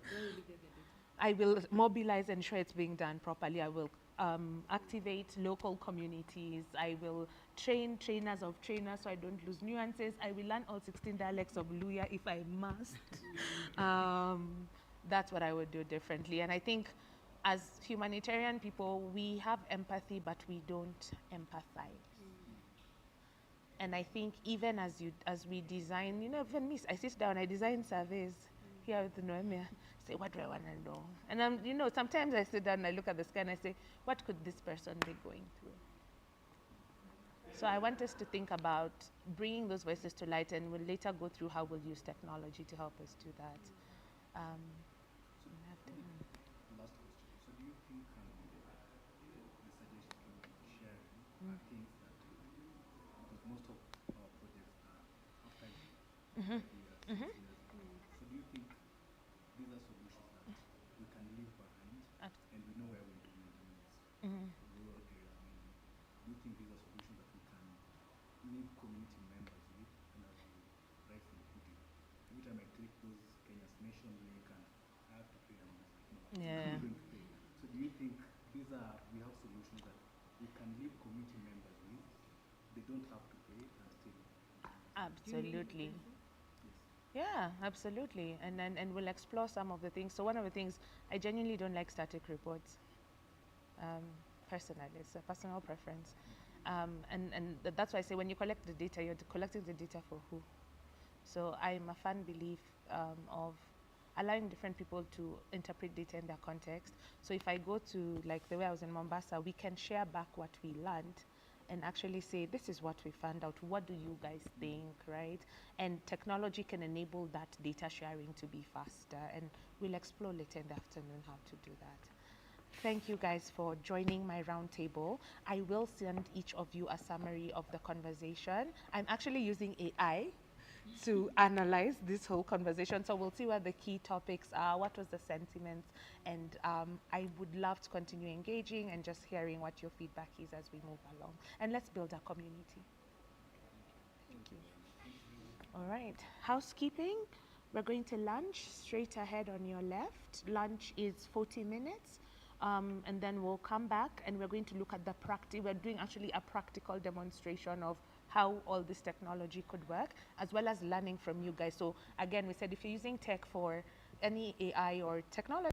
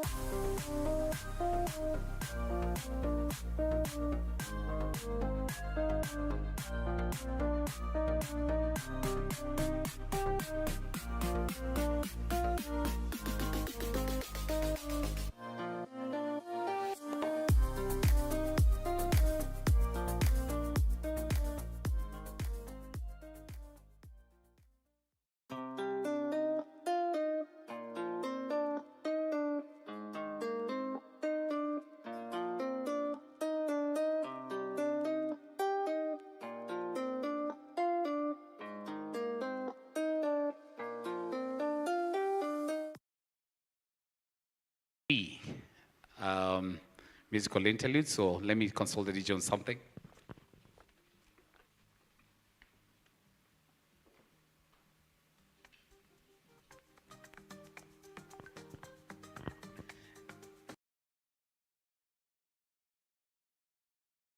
So, but I'll call them up on stage. So let's start with Yao and come up, Ngesa and Somet. They have their teams as well that will be presenting. So I want to hear the loudest cheer. If you're in Yao's team, please give him a round of applause and give him a shout out team. I don't know if you all want to come on stage or not, but anyway. Ngesa's team, let's give a round of applause. Those guys who are here. So there's somebody who will be representing, yeah? Somet, will you be presenting or you're delegating as well? Okay, let's give her an applause, please, to Summit as well to come up. Well done, thank you. So Ngesa, please join us on stage, and then you'll introduce who will speak on your behalf. We'll have the bit of a short dance after we hear from you all. But hoping you all enjoyed your break, and welcome to this afternoon session. We don't intend to keep you for long, so we'll make it short and sweet. So give a highlight, and then you can introduce now who will present. Are you guys going first? Okay. So on behalf of Yao, clearly behind every successful man is a woman, introducing the women behind him. So please, welcome and tell us more about your round table. Here goes.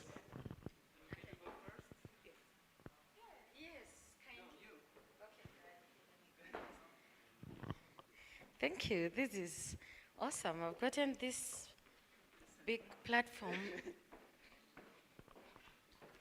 Yeah, so once again, my name is Christine Rukonga, working with Growth Africa, and yes, I love AI, and I'm so glad to be here.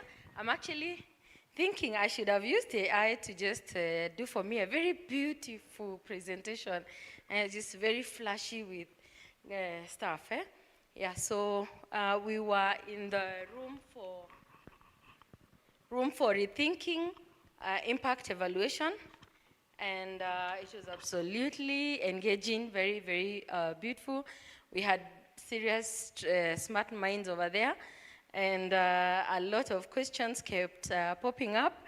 So we were asking ourselves, can we trust AI? Of course we can trust AI, I'm glad we can. And we must take ownership, that's the bottom line. So we need to do that. And then what are the risks? The biases, we found out that yes, it can have some biases, so you need to be on the lookout once again and just be able to make sure that you don't have your report, your data all full of biases, so be able to spot them very early. We had a very interesting story, and I'm sure we don't have all the time to go into the stories right now, so I'll just do summary, and my team members, whenever you feel there is something I've not fully represented it, you just talk about it. And then we also asked ourselves about the definitions in terms of outcomes, outputs, and impact, because a lot of times we are asked for impact, but what we actually have are outputs and some outcomes. So again, we need to define this at the very beginning of it all. And then adaptability came up, and that was a big, huge thing, because do we have the flexibility to change your plan according to what is actually on the ground? Because it's not always when you have these donor requests and they have this big picture, it's not always that you find it exactly as it is. So are we able to adapt? Does our AI do the same? So again, those are questions that we need to ask ourselves. But we also recognize that it really shortens our time, and we are able to have all this done in a very beautiful way, adapting with evidence, and the beauty is that it does a pretty good job. And then also the beauty of AI is that we are able to triangulate the qualitative and quantitative data very comfortably and very easily, something that our human minds will take forever to do, and that you can just do with a touch of a button. I like the way sometimes it just tells you processing, and then the minutes it's taking to process, and within minutes you have that.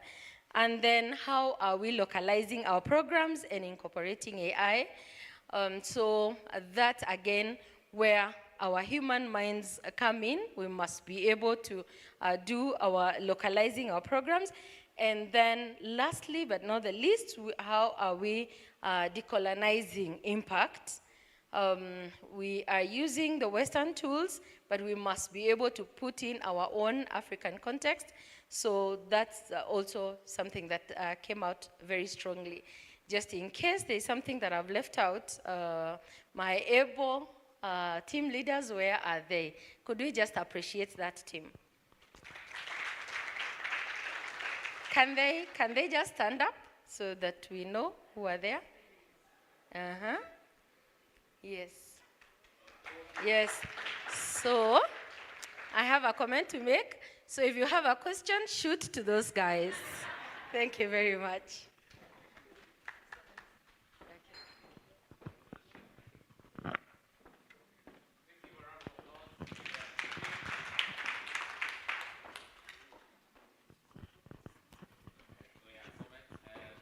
Come on, a cheer please for if you're in the Summit team as well. Maybe you want to give a shout out, or do you want them to stand? Sorry. Oh. Yeah, sure. The team who are in my room, please, to your feet. You can just wave as well. It's fine. Thank you. Wonderful. Sorry, I was just trying to write notes over there. So in our session, we spoke about quite a number of things. The core of what we focused on is AI ethics and data protection. And we looked at a couple of things, so looking at biases and where those show up, concerns around privacy, and I think the highlight of the conversation was about accountability, and that came in very many different forms. So we were constantly looking at any one point there's use of AI. So we kind of split ourselves into thinking about when you're the consumer of AI versus when you're the creator of AI, you know, where do those things start to make a difference? So how does that change how we look at AI? When you're also using it at data collection versus decision making, and I think there was quite a number of very interesting examples that were given in the room.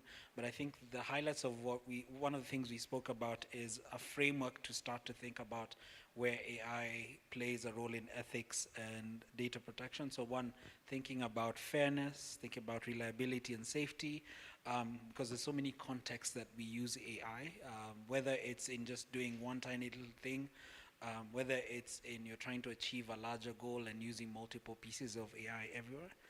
So reliability and safety, privacy, inclusiveness, and I think the two big ones were transparency. So do we have a good understanding of what these AI tools are doing?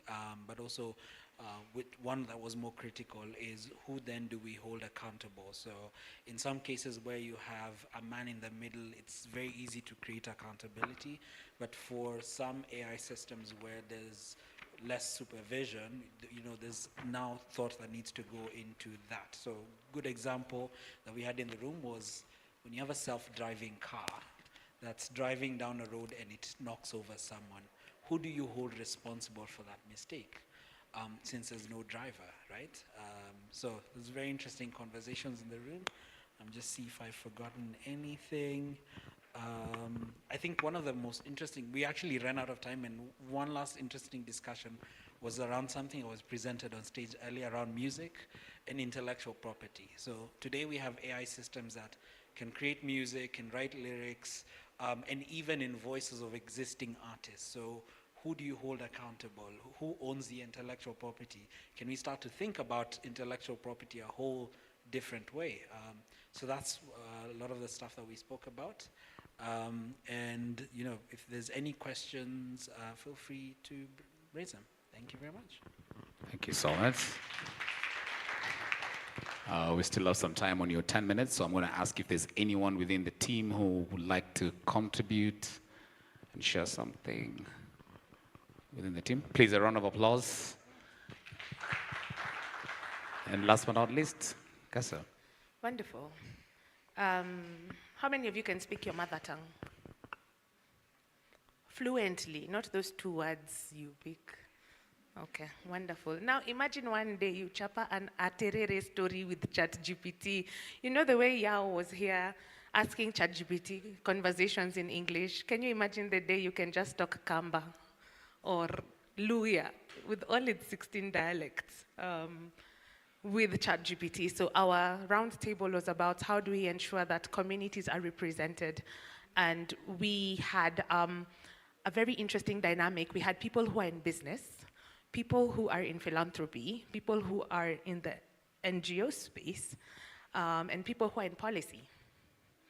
So imagine what happened in that roundtable. So I'll not explain it, but I'll actually structure this in a way that they will tell you what happened. So I'll start with Mwendwa. Mwendwa is in the world of policy, and part of the conversations we were speaking about is how do we make sure that when you go down and collect data, that there are laws that are ideal to ensure that people are represented, what is available now, and what needs to be there. So Mwendwa, I will allow you to give us highlights from a policy perspective.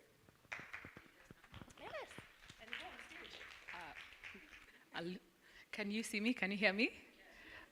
We simply really tried to, it was a learning curve for all of us really, because the business sector, engineers in the group, non-profits and INGOs were all saying, we have data, we have data.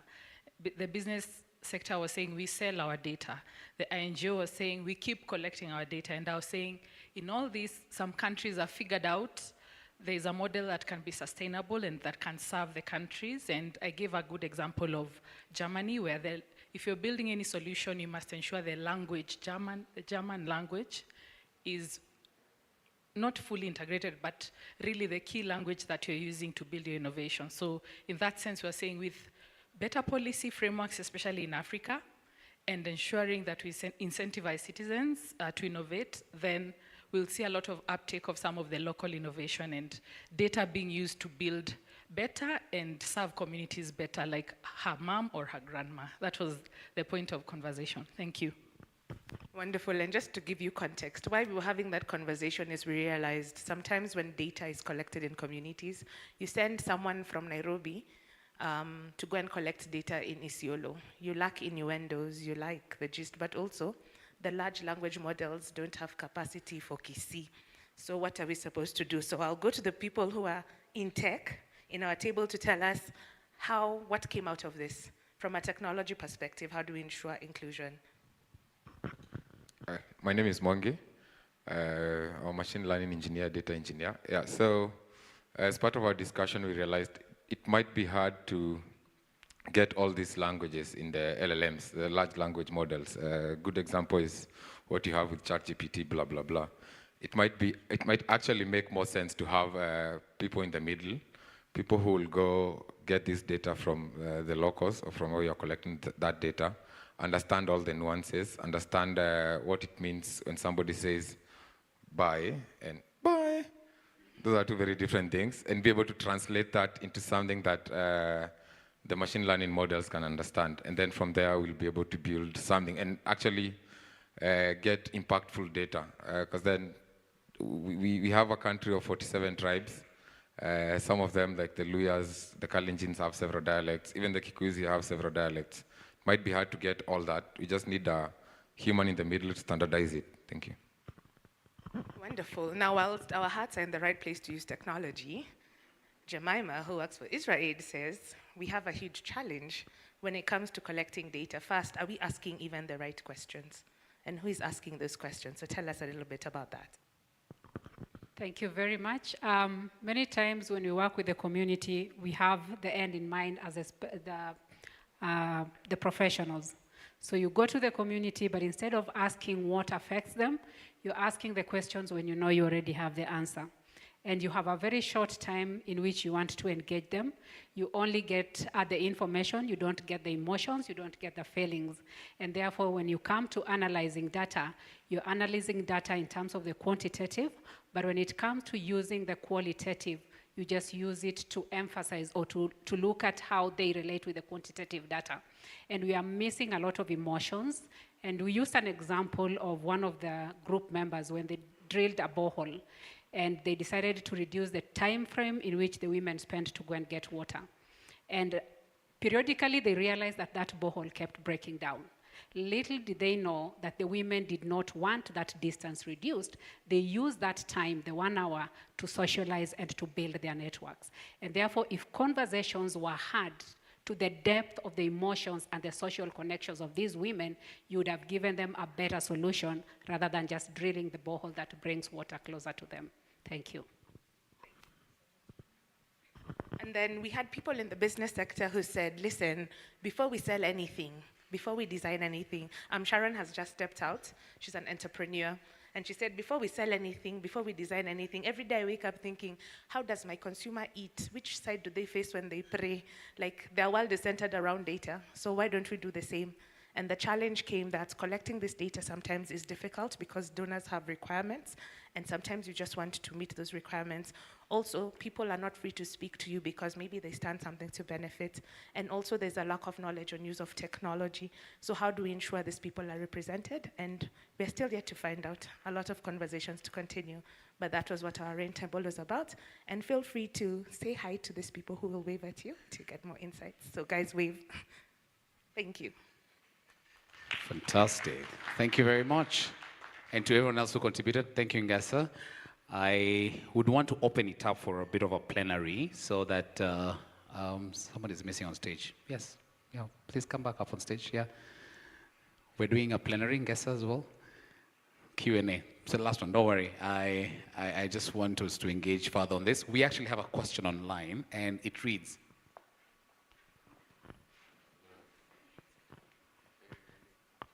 hey, really loving the discussions. Just curious how to tag the conference on LinkedIn and X. I think we can quickly respond to that, and we can be able to put the accounts on. I thought maybe it was directly with this. And by the way, we had the breakout sessions as well recorded, so please, you can check that out on the YouTube platform. So here goes.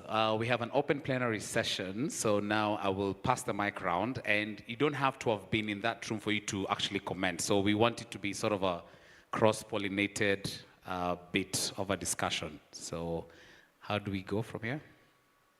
Okay, let's see. Show of hands. Show of hands, and then we can, so you can feel free to ask the question as well, and we can be able to respond to any one of the moderators.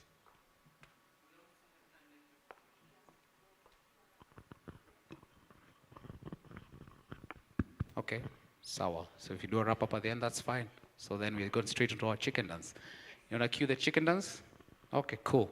So we'll have well advised by our conveners. So please put your laptops on the table. Gentlemen, please get your jackets down. Let's stand up. We have a bit of a dance to do. Here goes.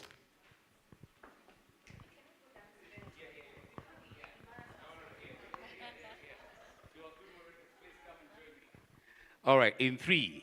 Oh, guys, please stand. Don't worry. This is tail end, so you want us to let loose a bit. So, how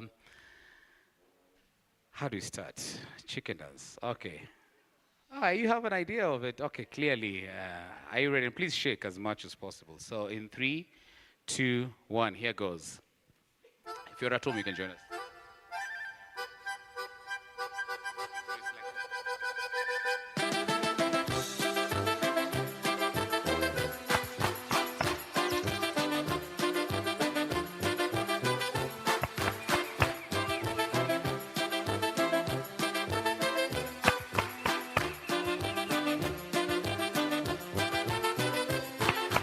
To your right, your right, your right. To your left, let's go. DJ. Let's go.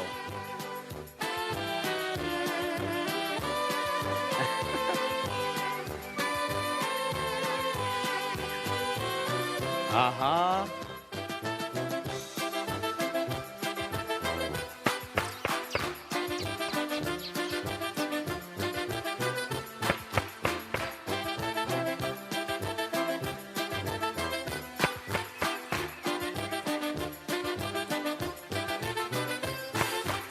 To your right. Left. Uh-huh. Right again. Okay. Left foot. Left and right foot. Okay. Let's end it in style.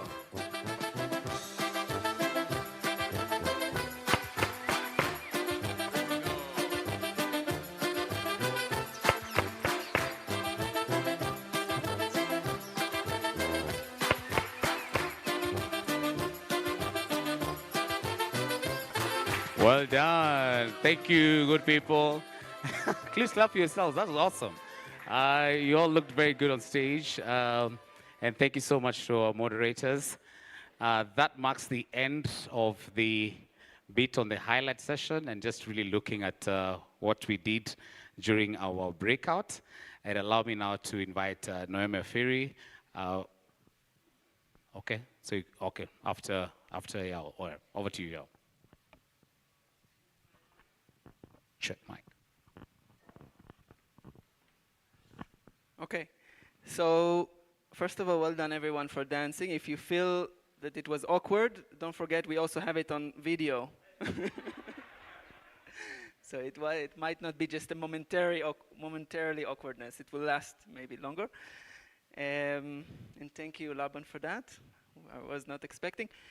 Now we're in a part of the day where we're into some demonstrations. So we talked a lot of the things. We talked about the issues, what's interesting for us, what's challenging, what are the things AI can be useful, where the places AI can be a bit dangerous. And now we want to present to you a little bit of practical applications, how to actually use AI for monitoring, evaluation, learning, etc. So I would ask the technical team to bring in our presentation, my computer.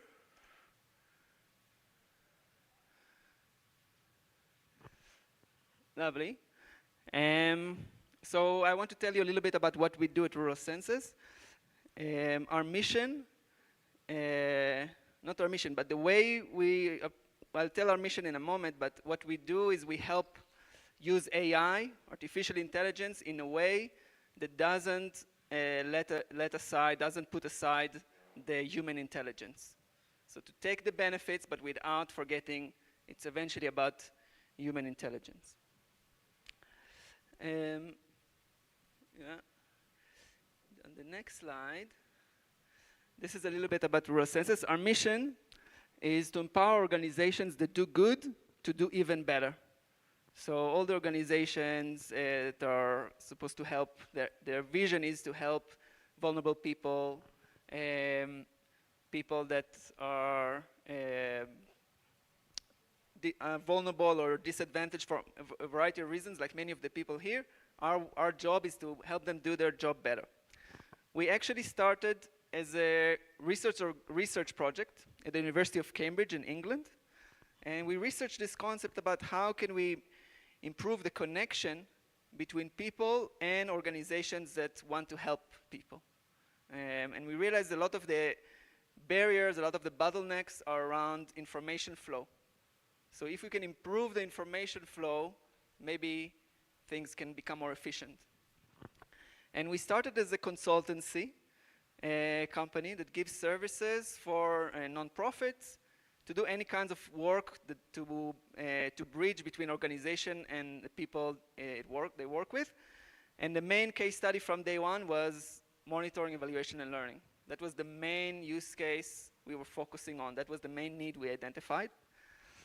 And what we did was interesting. We started as a consultancy, just giving services and helping. We had our own method of how to collect qualitative data that's called the user perceived value.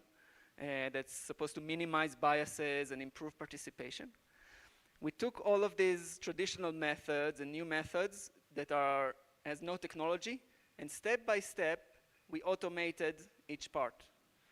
And that was back in 2018, when we started using artificial intelligence, specifically deep learning, to automate part by part of the evaluation and learning process. And back then, nobody was talking about AI. It wasn't a big thing. But we started and we built the infrastructure, we built the models to support AI specifically for this task of MEL. And now, 7 or almost 8 years after that, we managed to automate the full process, step by step, and the whole process was working with organizations to make sure what we do actually provides value. Okay, this is some organization. This is an overview of kind of the applications in general that most of them were discussed today that AI is now supporting. From the design phase to the data collection, data analysis, and also the dissemination. From these processes, every place that you see this little icon, this is a process that we already automated. And we have one more feature coming up soon about to automate also the survey writing. And I will show you now a live demonstration of how it actually works. Cool. So to help me with the demonstration, I'll invite back to the stage the queen of participatory research. I'll stay down here with the people. It's for the people. So, as Yao set up, question, how many of you have built a theory of change before? Show of hands. Now, be proud. Be proud, be proud. Wonderful. Wonderful. So, think about it this way. And what we want to show you today is practical uses of AI in your everyday work, but also to get your thoughts. Right? So I'm going to put you on the spot because you've built a theory of change. And I want you to talk me through what that looks like. So do you usually sit under a tree, you pray, then you get guidance, then the outcomes come to you? What does that process look like to you? I'm Elizabeth Kago. I work for African Climate Change, African Climate Foundation. For theory of change, as even 1 hour ago, I was actually doing it. So it's a lot of research. It's a lot of conversation with experts, because you're not an expert in every sector, in every industry. So the process is like you have to do a lot of research, and then you work with technical people who don't know what outcomes are, outputs are, and you need to find out like what is the bigger goal. And some of them, they will tell you like there's no framework, like there's no global framework. And you really struggle like to really, like quotes in quotes, enter someone's head, a technical person, because they're thinking it's not how a theory of change should be, just like a pathway of how things, we find it a bit linear, but it's not linear. So you really have to really engage with people, and then you give them breaks, yeah? So today you talk them through like, these are some of the activities, these are some of the outputs, and then you tell them next time when you're meeting, sleep on this, and then you think about the long term. So it's always like a process. You can never say that you can do a theory of change today and finish today. It's always a process of interactions with people, interactions with what the documents are, and also looking forward, like if there are global goals, if there are national agendas or regional agendas, you also have to look at those, because it's just not myopic. You're looking at a long-term strategy. Yes.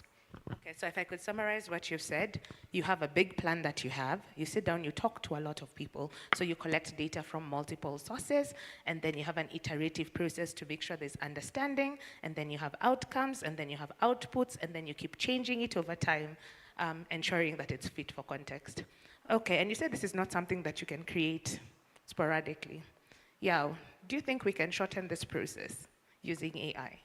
Absolutely. So for the purpose of this demonstration, I invented a project just for our demonstration. It's called Water for All.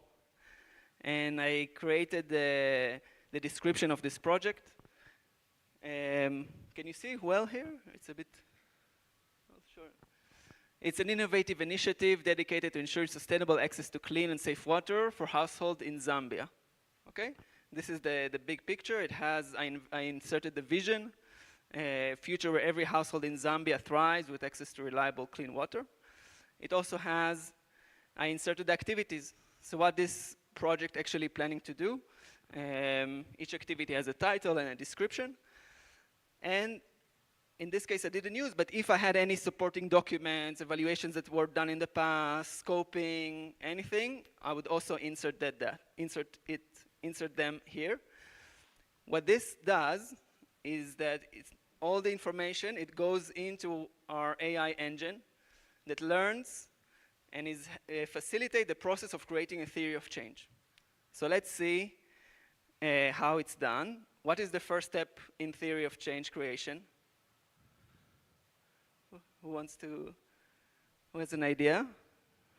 Who knows? Anyone? Okay, there's a prize. Yes. I'm not giving the first step, but I'm giving my thought. If you want to create theory of change, first you need to identify what issue do you want to solve. So I'll begin with the issue identification. Yeah. And this is based on lots and lots of conversation studies and all that, which is spoke to. Absolutely. So that's correct. And that's, in a way, the step I kind of skipped now of writing the project vision and what the focus is. So the first step, sometimes people think, let's start building the activities and the outputs, etc. But like the lady said here, the first step is research, to see what's out there, to understand the context. So our platform, the first step is facilitates research. So what we see here is project references. So based on the information we provided, the system creates a project profile and finds similar projects that already had evaluation on any learning document from a reputable source and gives it to us.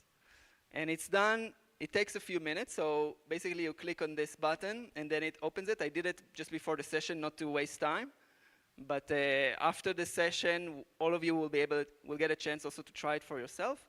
But for each project, we get,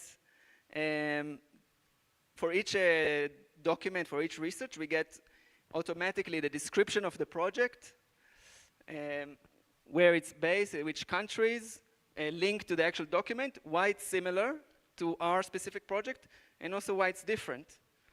So it helps me to quickly do analysis of what other people did. Most of the new projects are not really new. They happen somewhere in some other version, and we as learning professionals, the first thing is to learn from others. So this platform, the platform helps you do that. And of course, I have the option to delete each of them, to add a new one for myself. Each of these references, once I save it, the system now learns it and helps and will give me references when I continue the process of theory of change. The next step is often to identify stakeholders. Who is likely to be affected by this project? What affected the stakeholders, to identify them? And here, let's try and do it live. Hopefully there'll be no breakups, but the system now takes both the project description and all the references I provided or that I helped with the AI to give me suggestions of which are the stakeholders that are likely affected by your project. Here, that went quite fast. And we see here rural households, women and children, local water management committees, schools, healthcare, etc. Some of these things, a male professional would think also. Some of them might be wrong, and some of them might be ones that we wouldn't have thought. And doing this process automatically helps me get the initial thinking, initial thought process about who am I impacting. I was specifically running a theory of change workshop in an organization, and we first did it like the traditional way, just talking about stakeholders, mapping, thinking, and talking to people. And then we ran that, and we really saw that while some things the AI would not have identified, there were a lot of stuff that people said, oh, how did we not think about this stakeholder? We could have thought about it, and it's happening just because the AI is learning from reputable sources of projects that are similar. Next step is identifying outputs. So basically defining outputs. And also here, let's try the AI live. Like you said before, some people don't know the definition, the difference between an output, an activity, and an outcome. Maybe they don't need to. Maybe they can just get a general understanding to tell what they think about the project and to get suggestions from the AI. So needs assessment report. It can also give me an ideas about how to run this project in a way that is sustainable, training sessions, etc. And then let's move to maybe the most interesting part that a lot of us talked about today, the outcomes. So now the system takes all of the information I did and I edited, and this process is participatory.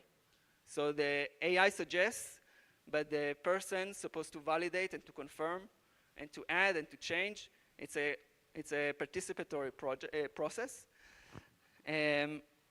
What we see here is the data sources here are the information I inserted, which I told you it's an imaginary project, and the references it found. But many times in the process of theory of change creation, I want also to include people's perspective, to hear what people actually have to say, what they think about the project, to make it as participatory as possible. And the system also supports that. So if I insert scoping interviews or any kind of data that came from people, it will also come into the process of identifying outcomes and elements of theory of change. So we see here, decreased water collection time, household water quality, etc. All things that make sense. And then each of them also has the relevant SDG goal already and linked to the relevant output, and who is the affected stakeholder for each one. In my roundtable, we talked a lot about the process of adaptive evaluation, which means, you thought in the beginning of the project about the theory of change, but then things change. You got more information. What this system does is as information comes in and feeds in through the evaluation process, it can tell you, look, this outcome was relevant before, now it's not so relevant. We don't see anything coming about it from the field, and the other way around. We have these outcomes that we didn't think about in the initial, but there is data that's supporting it. So it supports the process of adaptive evaluation and gives you the references. So it helps you explain why you're changing the theory of change and how to do it fast. If I could also add, sometimes you don't need particular outcomes because many times you realize you also just want to measure behavioral change. So something else that could be interesting is to have open outcomes where you just get narrative data and actually see what are people doing, and you can compare with your existing outcomes and then do a comparison as well. Thank you. And now let's see how my project is looking. So it already gives me the SDG breakdown, so what kind of SDGs this project is addressing. Number of references, 10 outputs, and 10 outcomes that we're tracking. So this is basically a dashboard that the more information comes in and I'm collecting and progressing in the evaluation process, I will see here more and more information. This system is only for MEL. It's dedicated platform for MEL, so it really supports that flow. If you see here an impact tracking, I can also see a visual flow. So if I click on that, it will open basically the theory of change we just created in a digital format. I can also export it as a PDF, and it shows me which activity supports which output, supports which outcome, and I could have continued to long-term outcomes also. And this is a mean of easy collaboration. So this is something I can share, and people, even if they don't understand MEL all the way, they can understand this flow and tell me, look, you forgot that, or this doesn't link to that actually, and a great way to communicate and to make it accessible. And you saw in a very short process from an imaginary project, we also have nice visual theory of change, evidence-based, nicely visualized. It's missing the actual data, the actual people that will have something to say about that. We'll move into this, but maybe before I'll take a break, and if anyone has any questions or any remarks, now is a good time.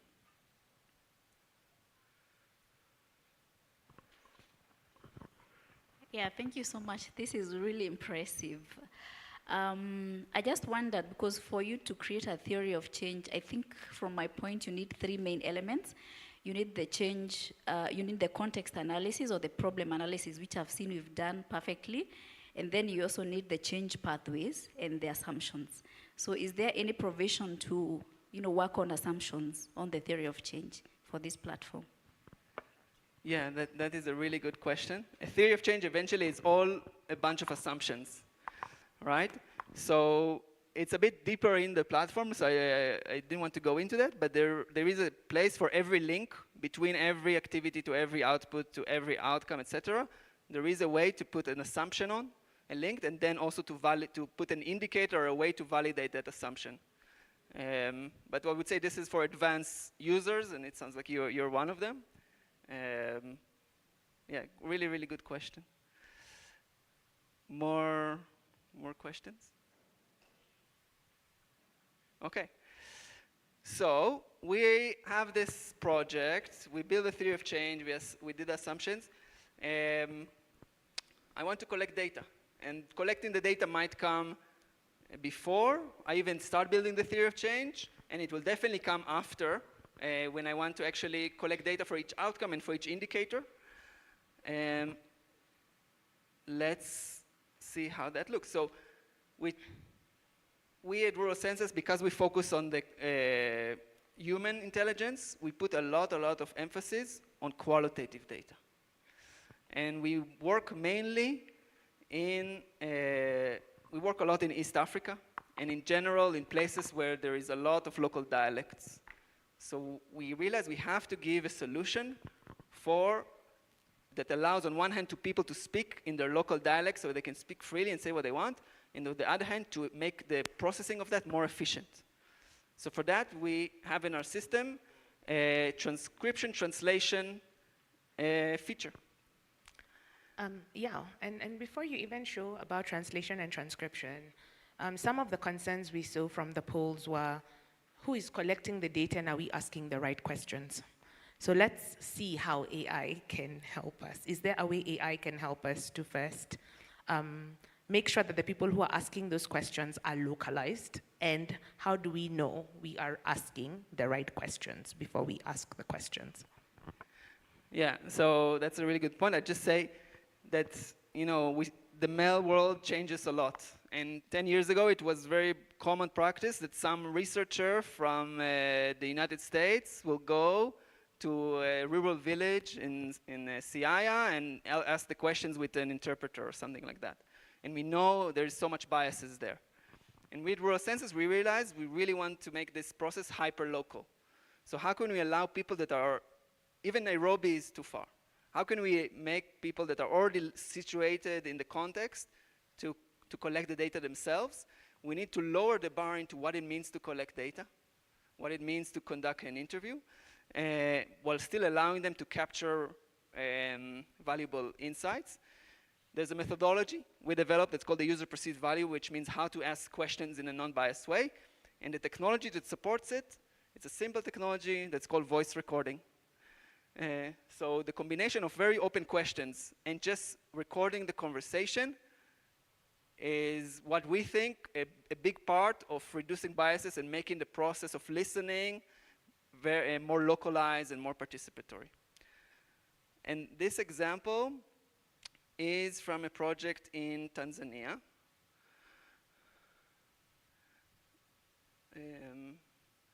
Cannot hear. But this is a person speaking Swahili in Tanzania. I don't know if there's any way I can share the audio. But you'll trust me. It's someone speaking Swahili.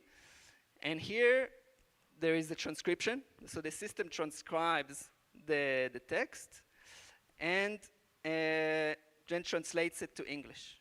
In our roundtable, again, there was an amazing initiative that Mark described about storytelling-based evaluation and using African proverbs to support the evaluation process.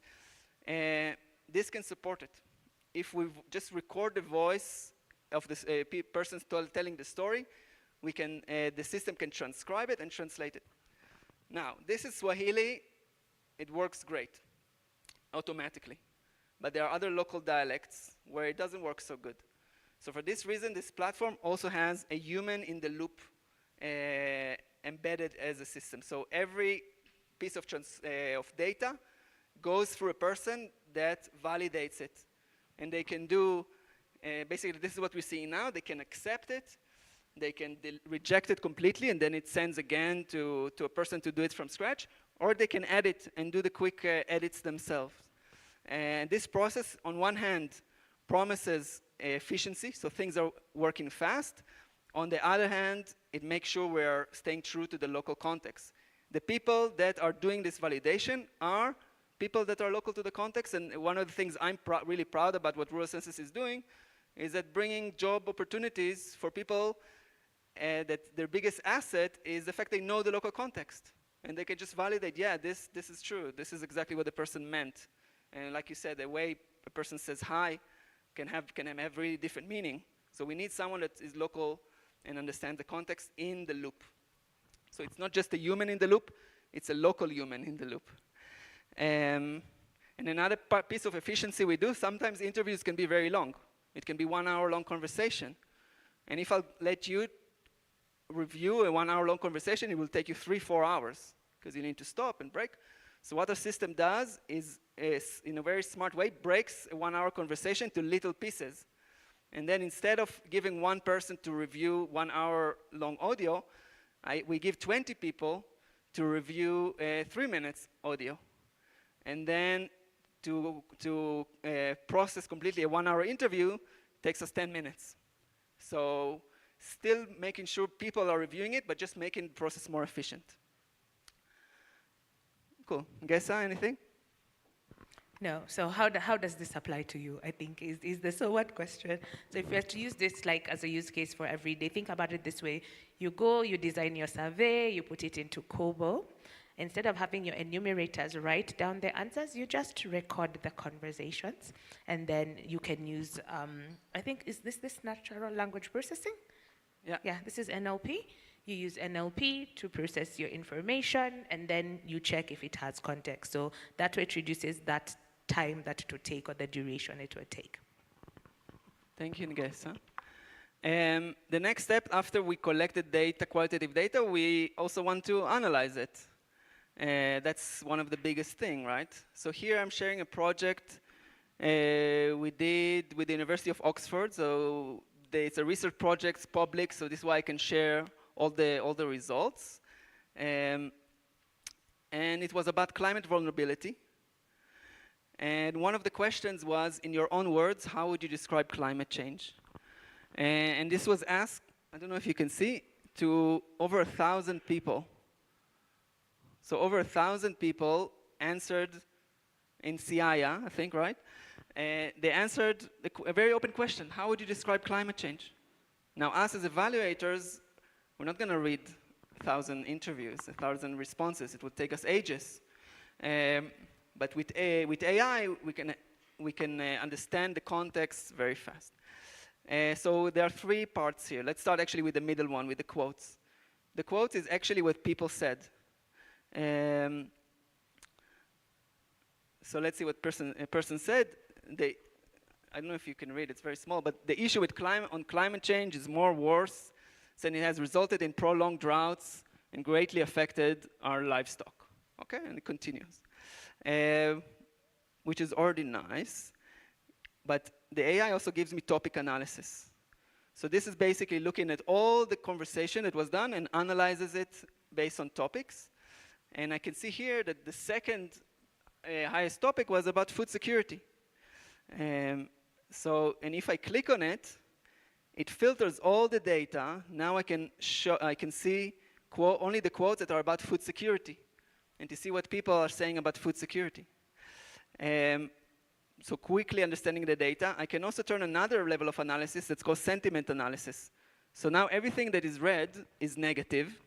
Everything that is green is positive, and pink is neutral. And we can see the food security, that's the second one, is mostly negative.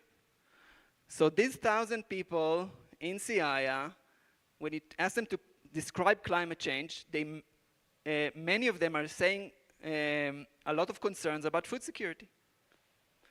And this is an insight I got in less than a minute from 1,000 qualitative interviews that were done in the local dialect with the help of AI. And we can go and explore more the different topics, and for each one I can see exactly what was said. But why to go to CIA? Today we asked you questions. So Mariam and her team went and asked you some questions. So would you like to see the analysis of that? So let's look at that. So this is our project. One of the questions was, what are your expectations for the roundtable today? And let's see. So the topic analysis, I'll just zoom in so we can see. Adaptive learning reached high, which is a big topic.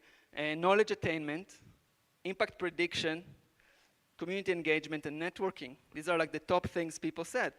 But I want to understand, what do people mean when they say impact prediction, for example? So I can click on that and look at the actual quotes. Let's see. So this is, can you see it clearly? Yeah, more or less. I don't know how it looks from afar. When Name told me, this is interesting, I'll go back to it in a moment. When Name told me about this event, I thought about AI and measurement, and especially around my work, we are trying to do assessment looking at the governments. Okay? The place. So I don't know if it might say Kenyan or whatever. So I can see what people said, but the system, what it does, because we're working with qualitative data, it also anonymizes the data. So automatically, without leaving to any external party, once the system gets qualitative data, it checks for names, for locations, for any identifying numbers, and just substitute that. So anyone looking at the data can see, we can share the data freely, and it's not compromising personal data. But let's say sometimes it can make a mistake. For example, I saw one of the quotes here. It was really funny. Someone said, what was the name of that white guy? Name. and the system anonymized the word, my name. But still, since I'm the only Mzungu in the room, it would be easy to get to the identity. So in a way, it's compromising privacy. So that's also why we implemented a way to report. So if I think any of these things compromises privacy, I can report. I report this quote either if something is wrong in the analysis, or it shouldn't be here because it compromises data privacy. So at the minute someone sees that, we cannot be 100% safe, but we can put the checks and the balances. So the first person sees that, it's gone. And this is a really important part. But let's say even this is too complicated for me to check or to click on the different bars and to read and to go through. I just want someone to tell me the answer. So for that, we implemented a tool that has a really special name. It's called Ask Ngesa, on the name of our lovely Ngesa. And it basically allows you to ask any question that you want.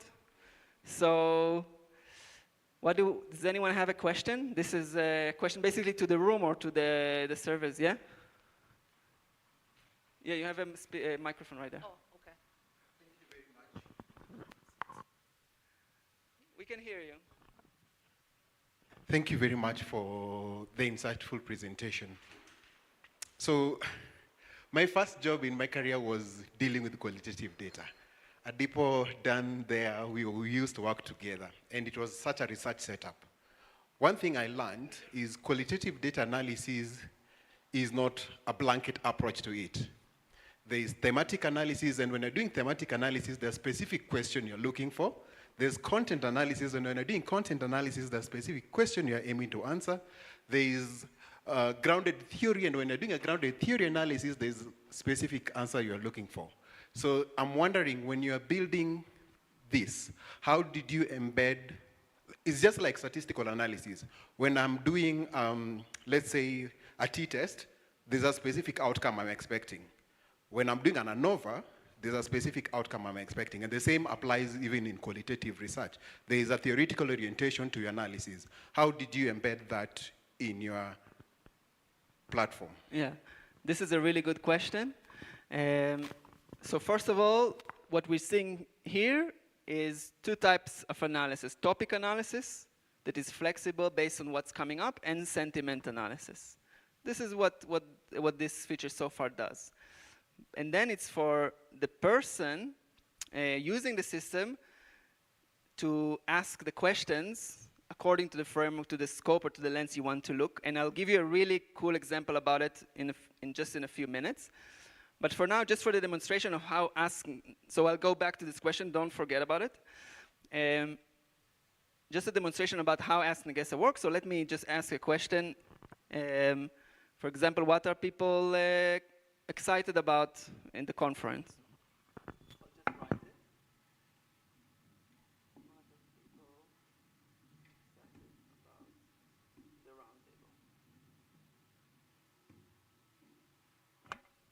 Okay.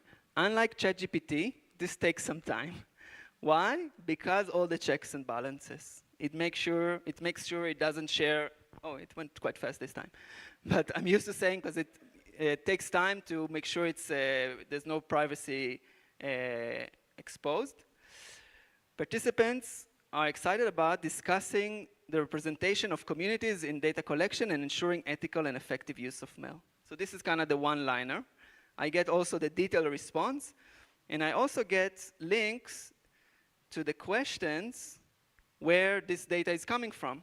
So I don't, me as someone that comes to learn, some people will just give me the short answer, the bottom line. Some people will want a little bit more, and some people will say, I want to go to the source of the data and to look exactly what people say, because I want to validate that. So this is what Negesa does, the digital version of her. Okay.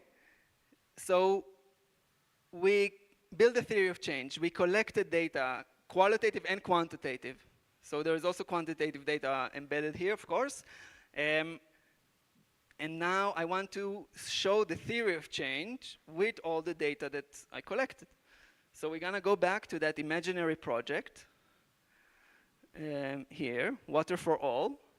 And I created another imaginary version of it with sample test data.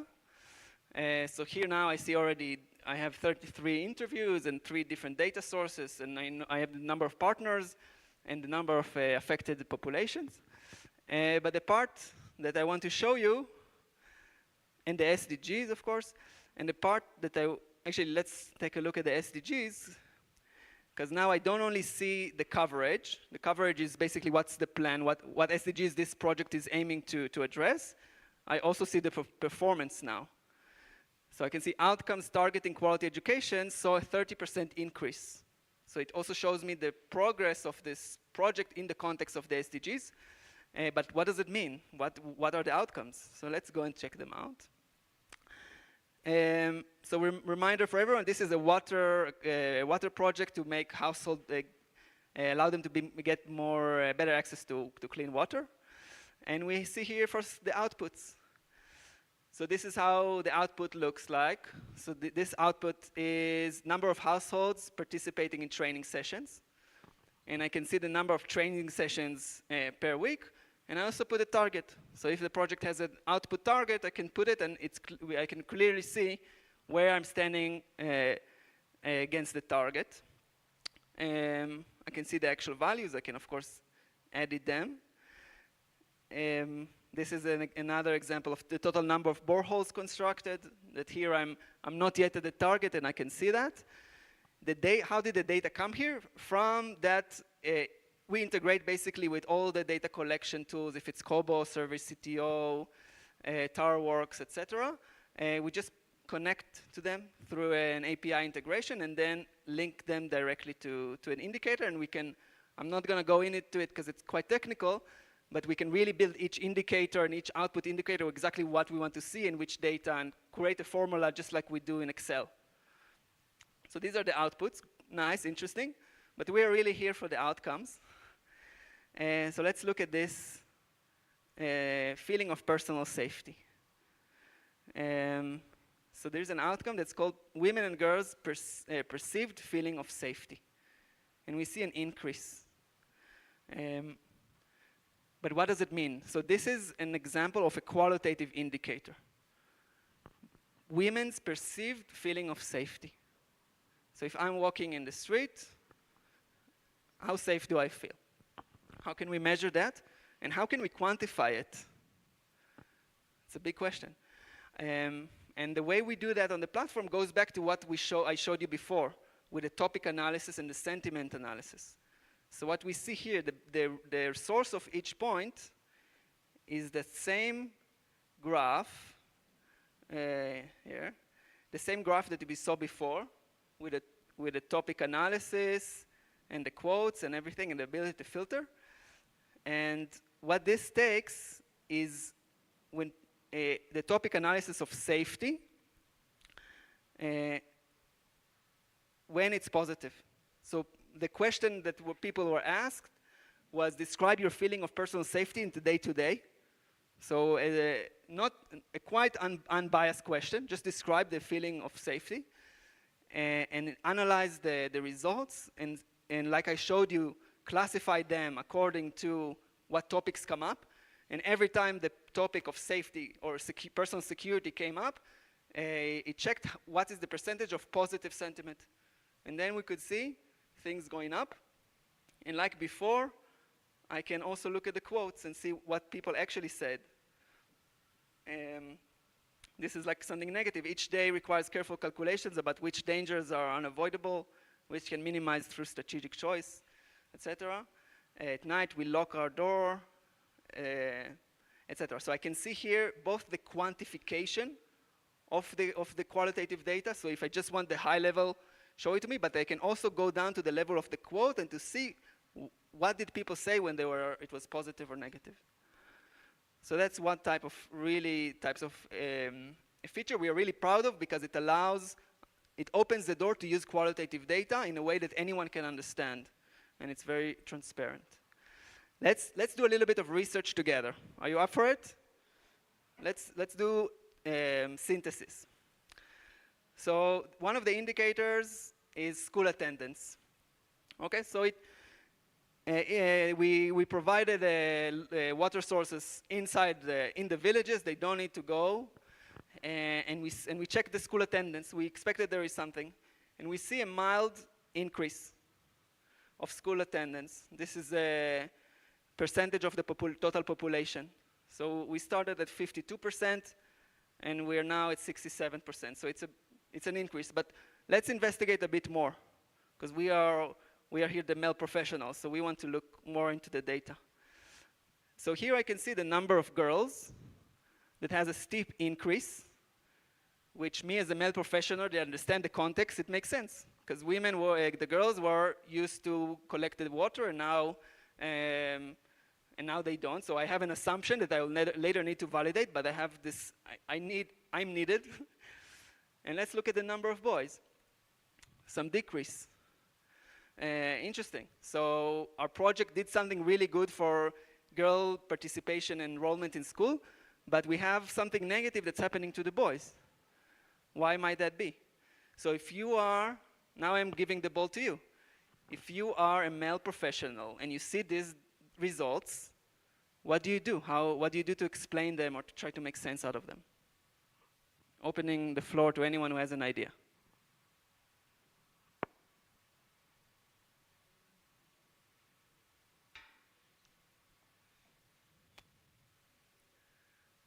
Anyone? What would you do? How would you investigate this topic? Or maybe you won't.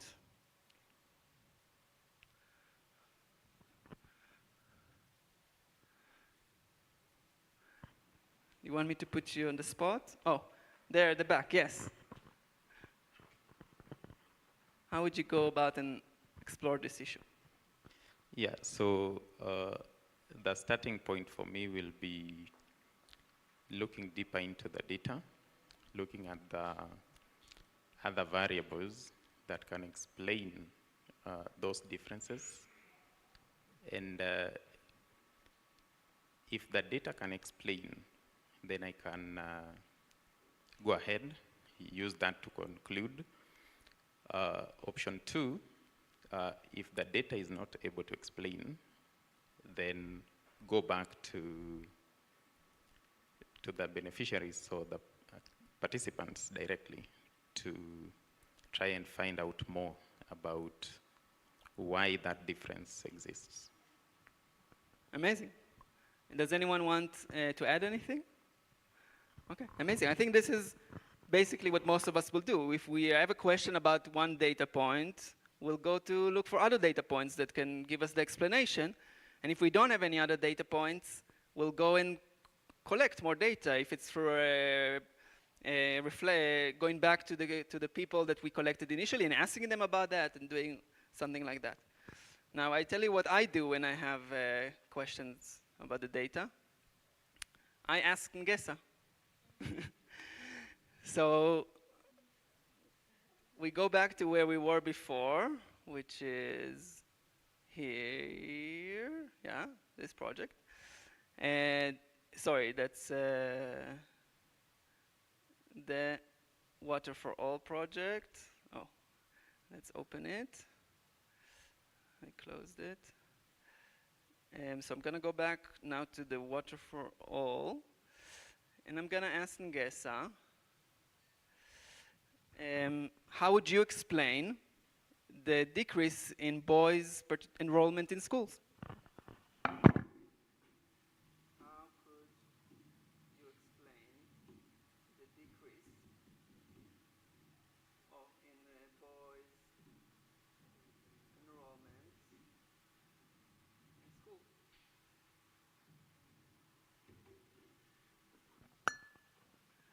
Now, what Ask Ngesa does, she basically goes and looks throughout the data to find an answer. And let's see what she says.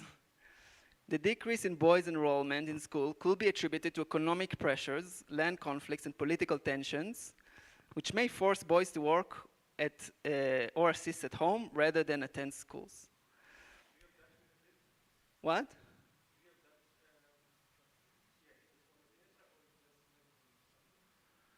So let's see. So it gives me the detailed response, and it also tells me related questions. And it gives me two questions. First, describe the feeling of personal safety, but also how would you explain the changes in attendance?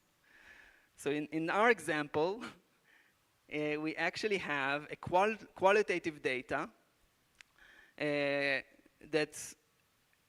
can explain that reason. That basically people were asked a very specific question: how would you explain the changes in attendance in school? And Ask Ngesa, she didn't invent anything. She just sent me to the right place in the data. Now, this is a very small project, just for the example, with not a lot of data, that anyone could just go and look at the questions. But a lot of the evaluation projects that this system supports have a lot of data and different reports and different data collections and surveys and interviews. And Ask Ngesa she'll not tell you which questions to ask. You need to come up with the questions.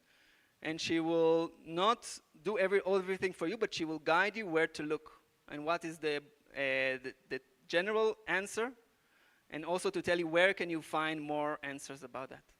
So Ask Ngesa is a tool, is a companion that, like we said at the beginning of the day, it's a powerful tool like a knife. In the hands of capable people and experienced people, it can save a lot of time and create a lot of value. Okay. The last thing is I want to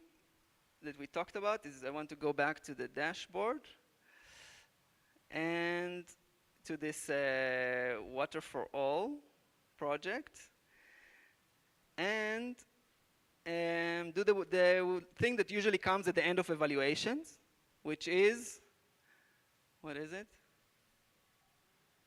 What the last thing we do when we finish evaluation process? A report. So like we said, a report is something AI can help us. It will not do it for us. But for that, there is a button that says Generate Impact Report, and with different templates. So here I have some foundation botnet, which is a specific foundation that have their own template. And I also have something small, a framework that's called the 5 dimensions of impact. Maybe some of you know of IMP, the why, etc. What, why, how much. And I can click on it.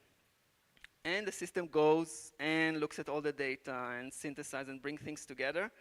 It takes a few minutes. So to save time, I already created this just before our conversation, and I generated this report. So let's look at how an AI-generated report looks like. So we have a table of content, introduction, overview of the project, some graphs that were done, a description of the framework, relevance, effectiveness, this is the DAC, visuals, and then go into each section and bringing references from what people said, including visuals, interactive visuals about the actual indicators and how they look, automatically embedded in the platform.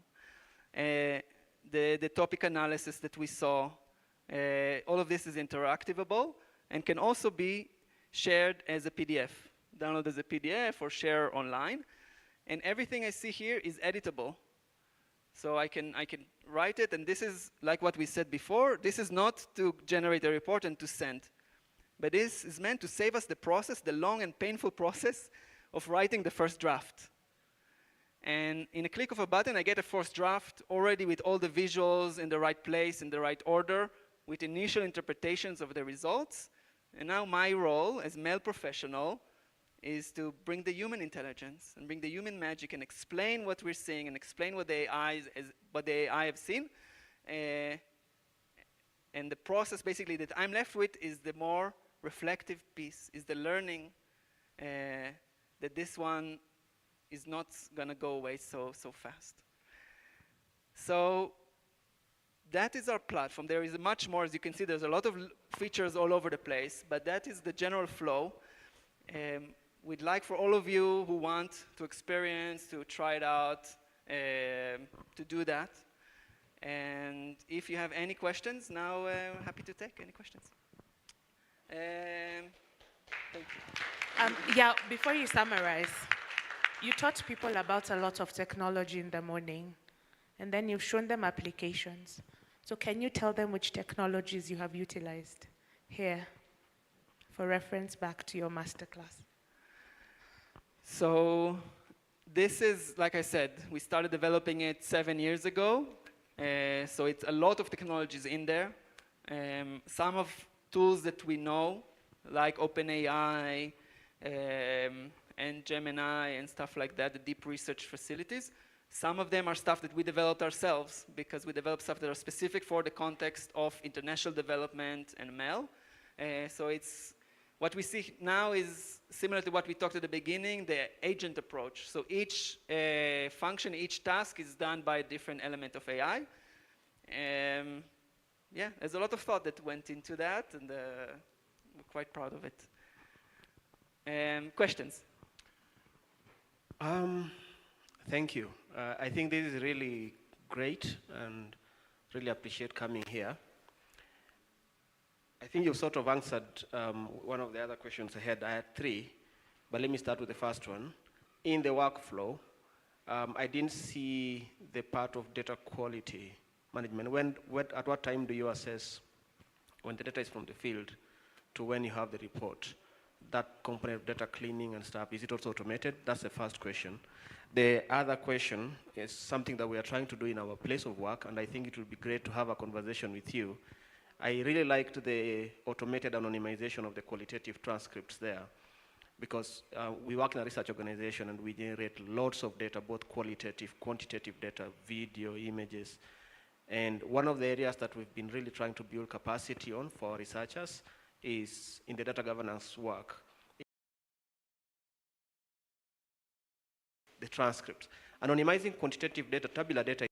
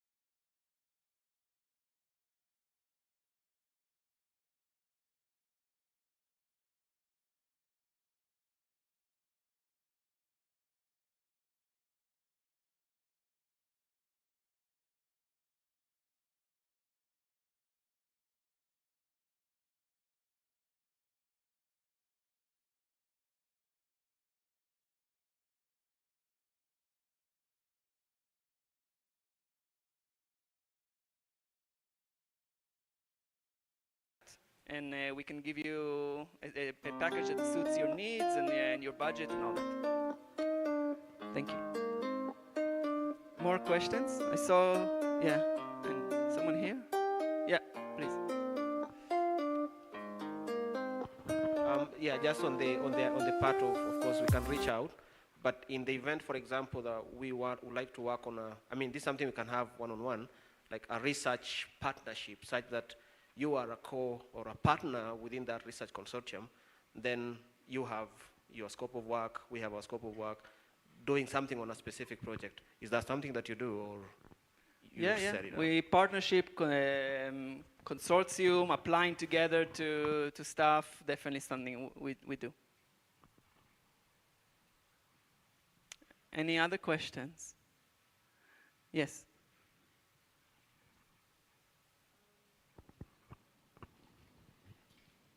This is quite mind-blowing, I have to say.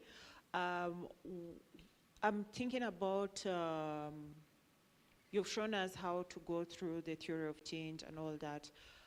So my question is, if one institution purchases a certain package, say for example, is it possible to have different users? What I'm thinking is like, where I am, it's a foundation and we have grantees. Maybe every month we shall get like, say, 10 successful grantees, and they have to go through the application, the concept note, the TOC, everything. And I'm just thinking if they can upload like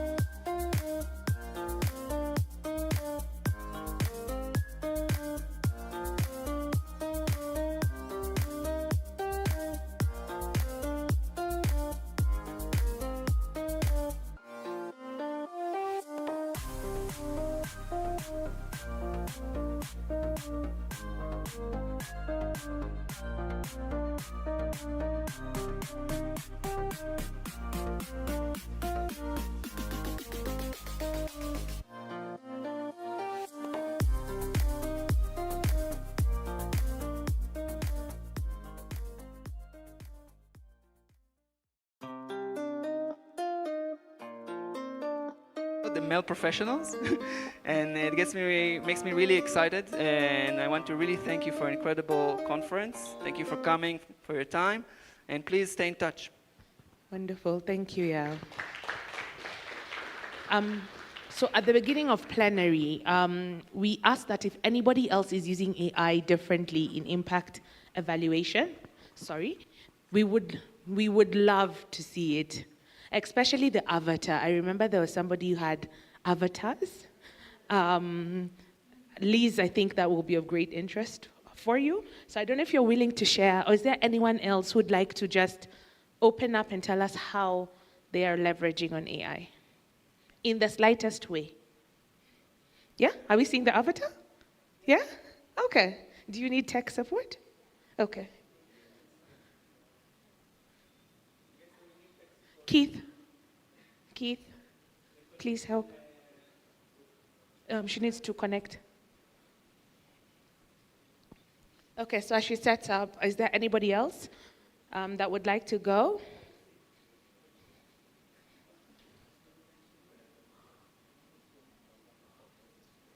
Okay, anyone? As they figure out this technology that we're trying to adopt but are always waiting for? Okay, maybe just get on stage and tell us a little bit about it as they figure it out, and maybe we will find the cable.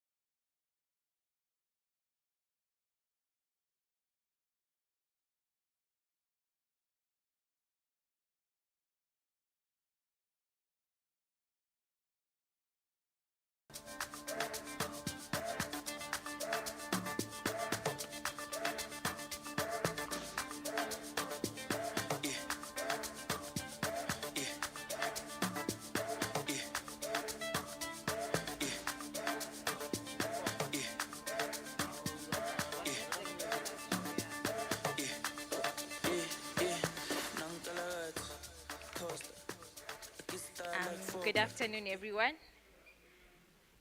I hope you can hear me. So I didn't have an exact presentation, but this is what we are doing at Inkomoko. So what we do at Inkomoko is we serve SMEs, but we do that within the refugee space. So we work in Kenya, Ethiopia, South Sudan, Chad, and we offer business consulting services, but also give investments to refugee clients.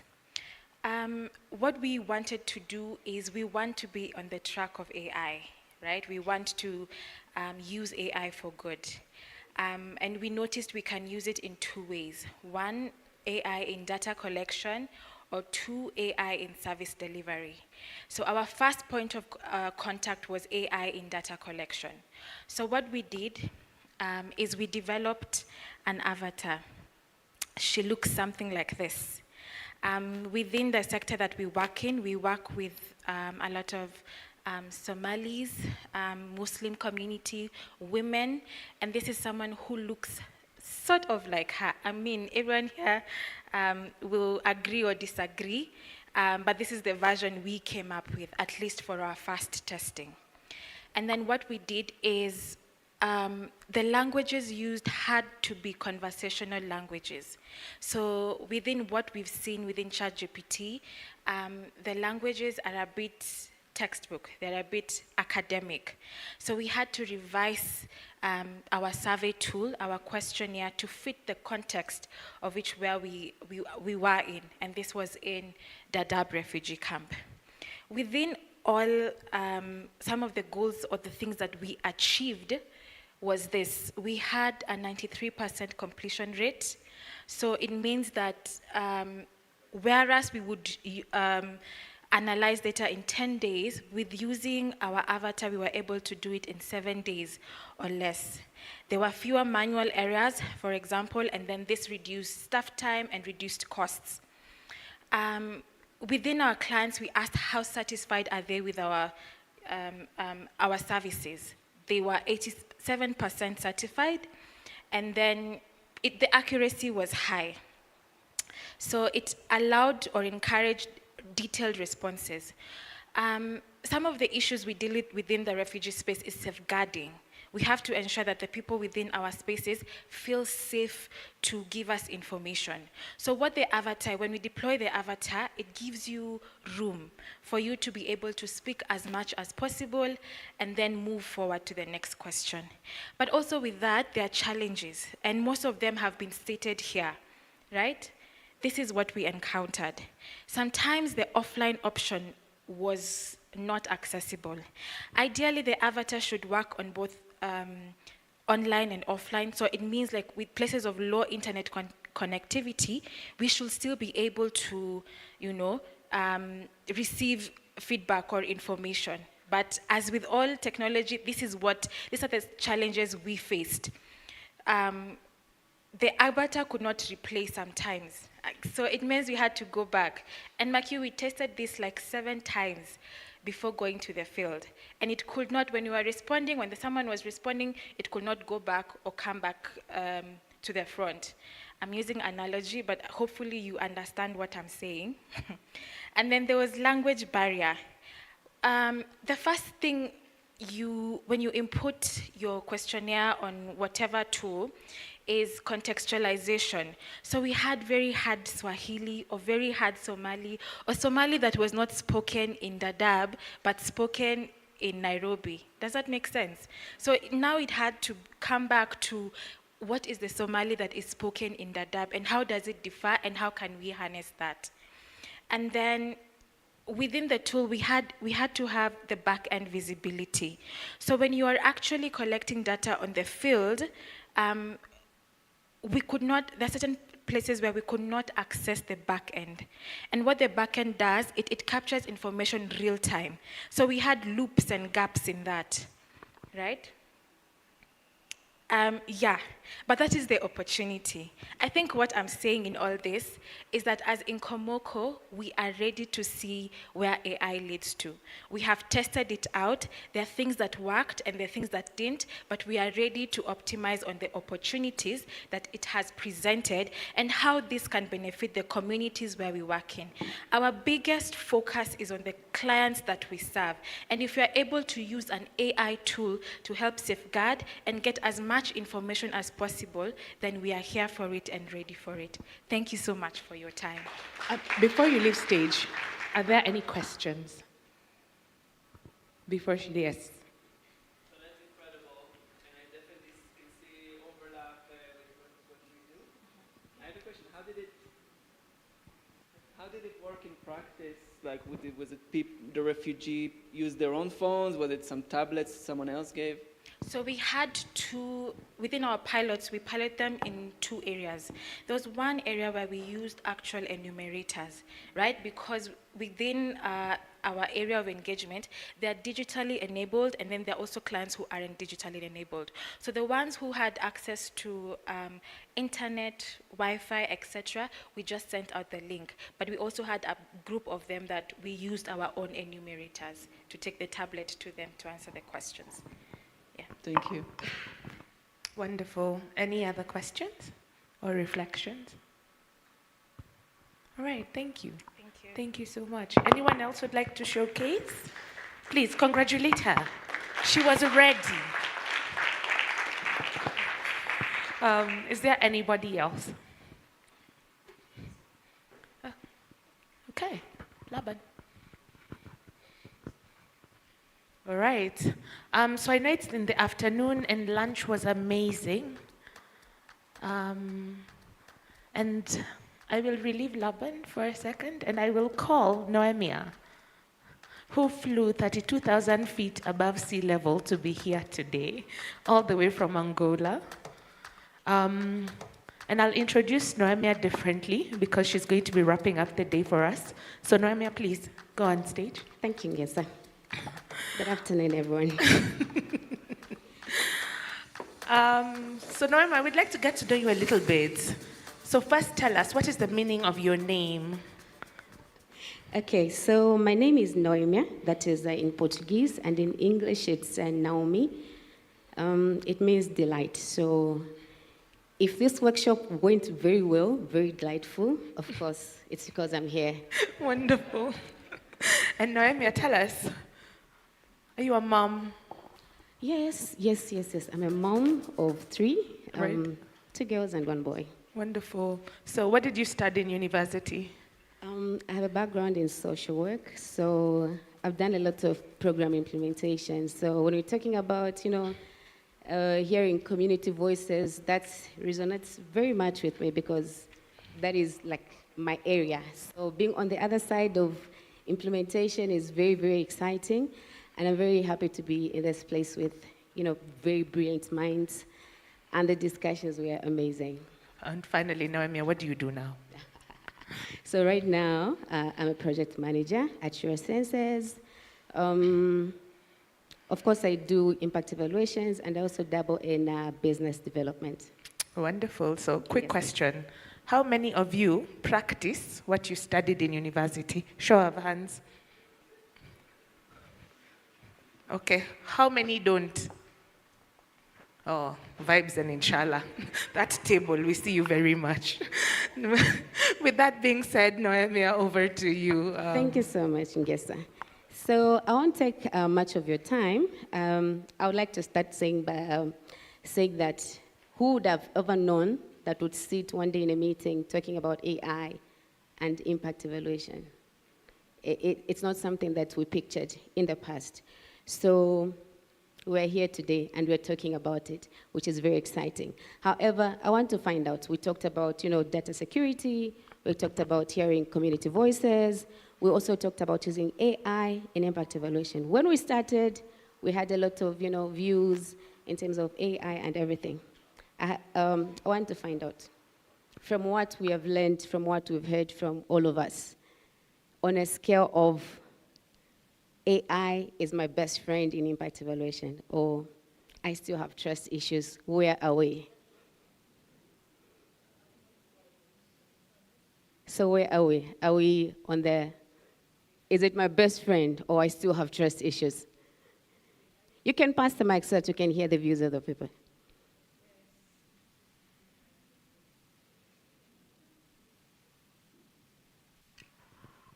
AI for good. It's my best friend. AI for good. Yes. It's my best friend. Anybody still have trust issues with AI? Guess I has trust issues. So is there anybody else who would like to share with us how they're going to use? You still have trust issues? I have a bit of trust issues because of the cost, and especially for the communities that we serve. It's very interesting. We are friends, but we need to check on the friendship a little bit deeper. Yeah, so these are the conversations that we're going to keep, talking about how we're going to use AI for good. So anybody else is saying AI is my best friend, would you like to share with us how you're going to use AI for good? In the organizations where we're coming from. Okay. So I'm going to also say that I want us to, from what we talked about, especially from my table, where we talked about understanding communities better, I know some of us are still a bit skeptical. So after the conference, are we more excited about the fact that we can hear the community voices, or are we more conscious, or are we somewhere in between? Okay, so let's vote. Yeah? So how many people are saying, what was the first option? Are we excited? So how many people are Are we more excited about excited? AI today? You're going to go tomorrow and push for all the budgets to go to AI. Show of hands. Okay, no hands. No hands. No, there's a hand there. Oh, there's a hand. We have hands, actually. Oh, there, Not just we have a hand, hands. we have hands. Do it with confidence. Oh, wonderful. Wonderful, wonderful. So, who are saying we're somewhere in between? Who's still thinking about it? Are I we would somewhere? adopt AI, maybe. I don't know. Yeah, come on, hands up. Own it, own it. Own your choices. Yeah, on the choices, on the choices. And the last was? So the last was And the last one is excited, how more many are saying conscious. them? Yeah. It's excited, more conscious, or somewhere in between? Okay. Curious, how many are saying they will never use AI? Ujikute. Yeah. You? Liz? Yeah? Wait. I'm saying for personal use, we're all enjoying the benefits, but I think professionally, just because of sensitivity of the kind of data you handle, it still feels a bit uncomfortable. So I would hope to get, I was telling our group earlier about, I thrive in structure, I guess, because of the governments that have ruled over my life since I was born, and we're in the continent. We like frameworks that have timelines and all those things. So I don't see, AI is too open. Like anyone can do anything. They can come for us, the robots, you've seen them. They're doing things, they're moving by themselves. It's too open, that it makes me uncomfortable. But I'm open to learning. Thank you.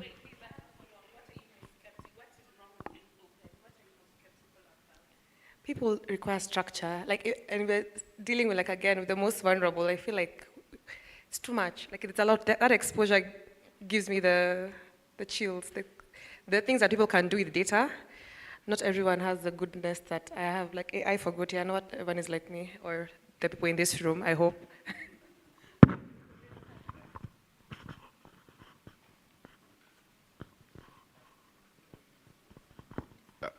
Mine is a question to her in terms of sensitivity. Because then I think I saw that mentioned here. I think most people have not taken time. I know it's an African thing. We don't read the terms and conditions, blah, blah, blah. But I'll encourage you to go read the privacy policy for ChatGPT or whatever you're using. They rarely use your data in whatever ways you think they'll misuse it. I can't, because then I work for an organization where we deal with very sensitive data, highly sensitive. And before we even integrated it, that's the first thing we did. We had to evaluate their privacy policies, blah, blah, blah. And I assure you they don't. I know there's that fear of, it's a black box. You give information on this end, it comes out on this other end. And because you don't know what's happening here, there's that fear of, there's some magic happening here that I don't know.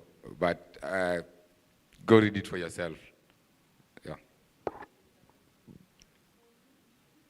Thank you, Mwangi.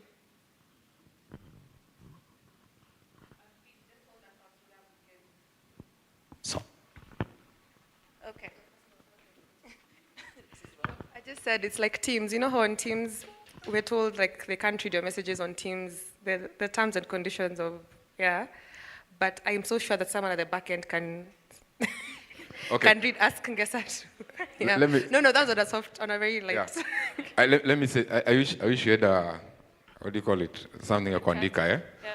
But then if you just go Google how LLM works, the large language model, and the amount of mathematics data breaking down that happens inside there, trust me, nobody is going there to check.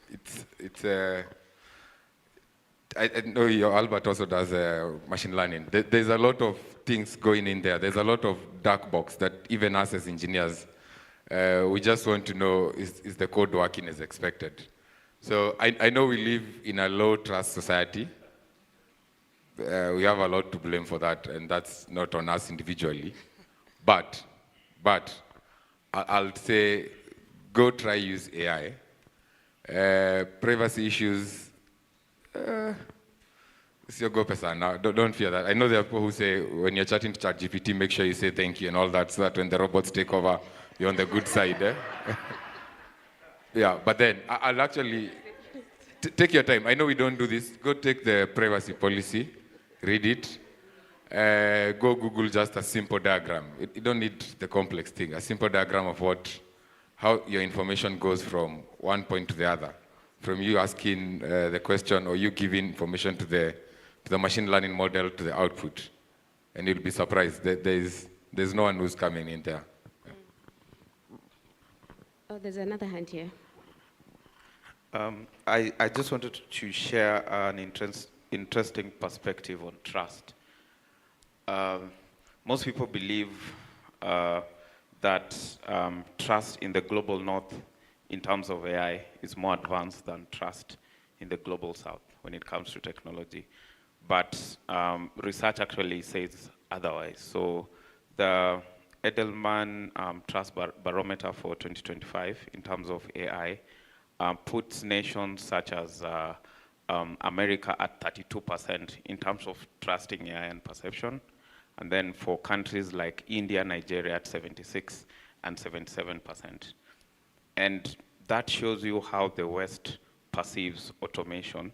And most of your perceptions here are influenced by the West, especially entertainment. So if I ask you a memorable AI movie, you'll tell me Terminator, right? Or iRobot. So what does iRobot do? What does Terminator do? All of them are positioned as enemies of humans. But, at some point, Terminator starts cooperating with humans to fight another Terminator. So for us, we really need to be careful in terms of reading between the lines, because I see that perception from the West affecting our adoptions of these tools, especially when it comes to privacy, like what he's speaking on. So ultimately, at the end of the day, there's actually no true privacy unless you go and live in the forest, you throw away your phones, you put an iron roof above your head, and you never come out. That's the only way you get privacy. But the tech world thrives on, you give me data, I process the data, I give you an output. So the phone that you have, you've bought it, but the data goes through a server that is not here. It's in US, it's in China, and it's everywhere. So they know what you're doing. So it's just a matter of, are you a person of interest for them to come after you? So just don't let it, we should not let it cloud our perception, and especially when it comes to AI. Because nations out here, 10, 15-year-olds in the US are making millions out of the technology. They're operating at a very different level. So right now we are a global sort of village. So we need to operate on the same level. So we really need to change our perception on trust and AI. Thank you. Thank you. Ngesa, would you like to make a comment on that? Yeah, okay, thank you. So I like robots. And I said nice things about them if they come after you, so. Yeah, always say thank you and please. Yeah. So one of the things that I noticed when we went out into our groups, we were talking about adoption of AI. So we have talked about a lot of things. We are in a global world, a lot of interconnectedness. The projects that we do here, you find that they're also done in other places. What affects people in the global south affects people in the global north. So all these things, when we go back, we are talking about AI for good. So before I leave the stage, I just want to inform you that we're also going to continue this conversation through a webinar series. So please look out for the information. You can sign out. We're going to send it on LinkedIn, on our pages, and also on the emails. We're going to continue this conversation just so that we can all use AI for good, especially in our space where we're talking impact evaluation. Thank you so much. Thank you very much. And now, because the team is up on stage, so Noemi will ask them to do a short jig. Please help me welcome the entire Rural Census team. I hope I'm not forgetting anyone. Annabelle, where are you at? These guys have worked so hard. Please give them a round of applause. I mean, it's not easy to put a conference together, so DJ, do something for them.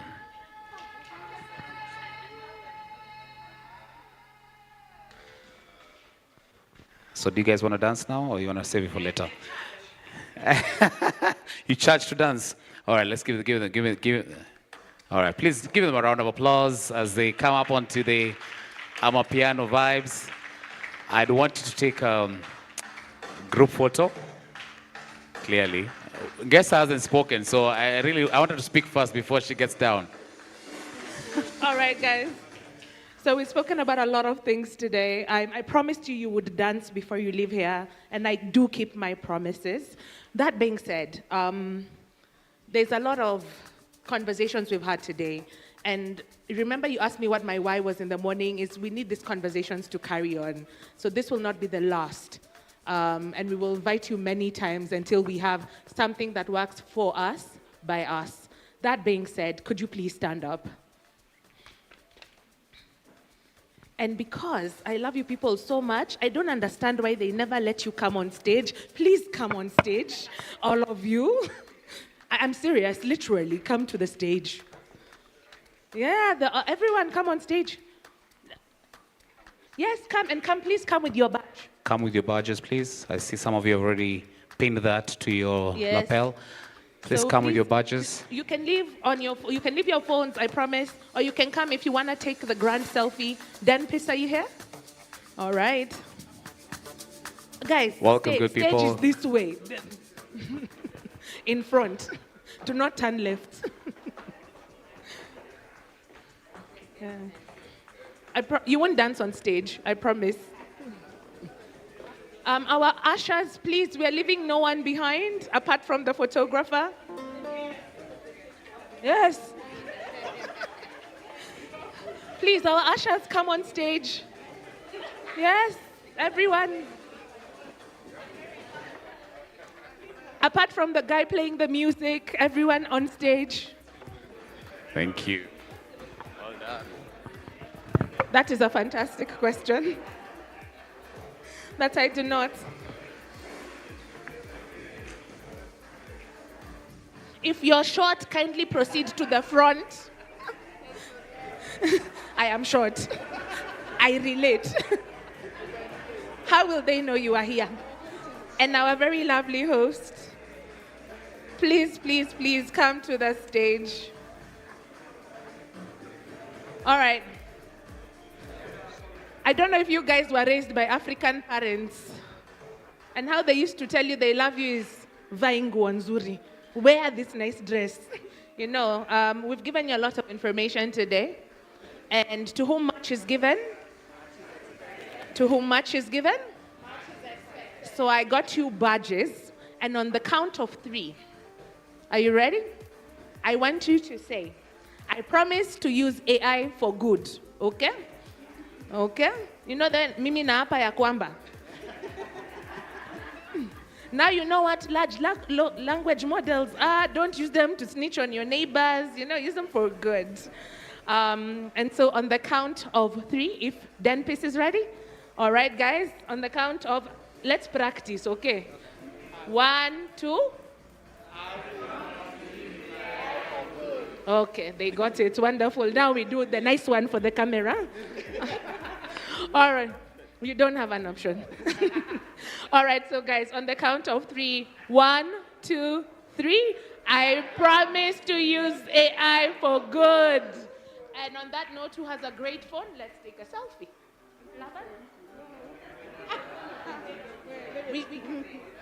Oh, Dan, please, can we take a photo? Can you illustrate a selfie? Yes. Yeah. Elevated photo. Yeah? Okay, guys. Okay, guys, are we all in the picture? All right. Yeah.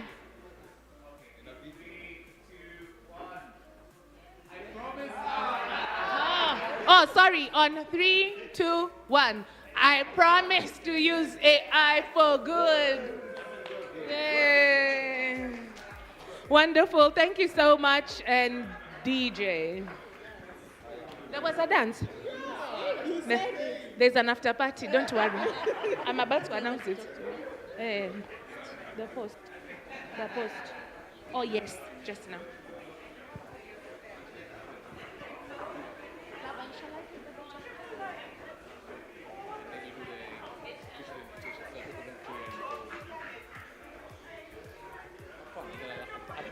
Yeah. All right, guys. So some final housekeeping.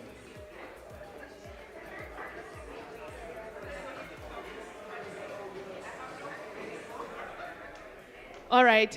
So I would like to give a vote of thanks. I know these are cliche in events where after everything people thank people for being there, but this is genuinely, truly from our hearts. You took time off your busy schedules, out of your days, out of the impactful work you're doing with the communities you work in. And so thank yourself for showing up. You have been such a lovely team to engage with, and it has been the honor of our year, actually, to just engage with you people. I'd like to thank the team at Emara for making sure we stay fed, there's still food, and for making sure we have security. I'd like to thank our ushers who made sure they showed up, they showed out. They literally were trophy wives. They looked good and they took good care of us. So thank you to each one of you. We appreciate you, the sound team, the tech team. We appreciate you. You know, it's hard to just sit in silence and have people give you instructions about what they want. So we thank you for the grace and just making sure everything comes together. Mr. Laban, for keeping the energy in the room. We appreciate you very, very much. And thank you for being an excellent MC. I know there's a lot of conversations around policy and framework. If you don't know who he is, Google him or YouTube him. He's important. So thank you for being such a graceful host and just keeping us with the energy since the morning. We are grateful. To MasterCard, thank you so much for allowing us to go through this experience and allowing the ecosystem to be able to learn together. And we look forward to doing this together even more often. And with that being said, I would like to officially announce the after party at Capital Club. If you are available later in the evening, we would like to catch up with you. Thank you very much. Before you leave, Candy and Miriam are not done with you. You usually do baselines, midlines, and endlines. It is your time. They will be finding you for some post-event questions, so please indulge them even as we wrap up. God bless you, and let's use AI for good.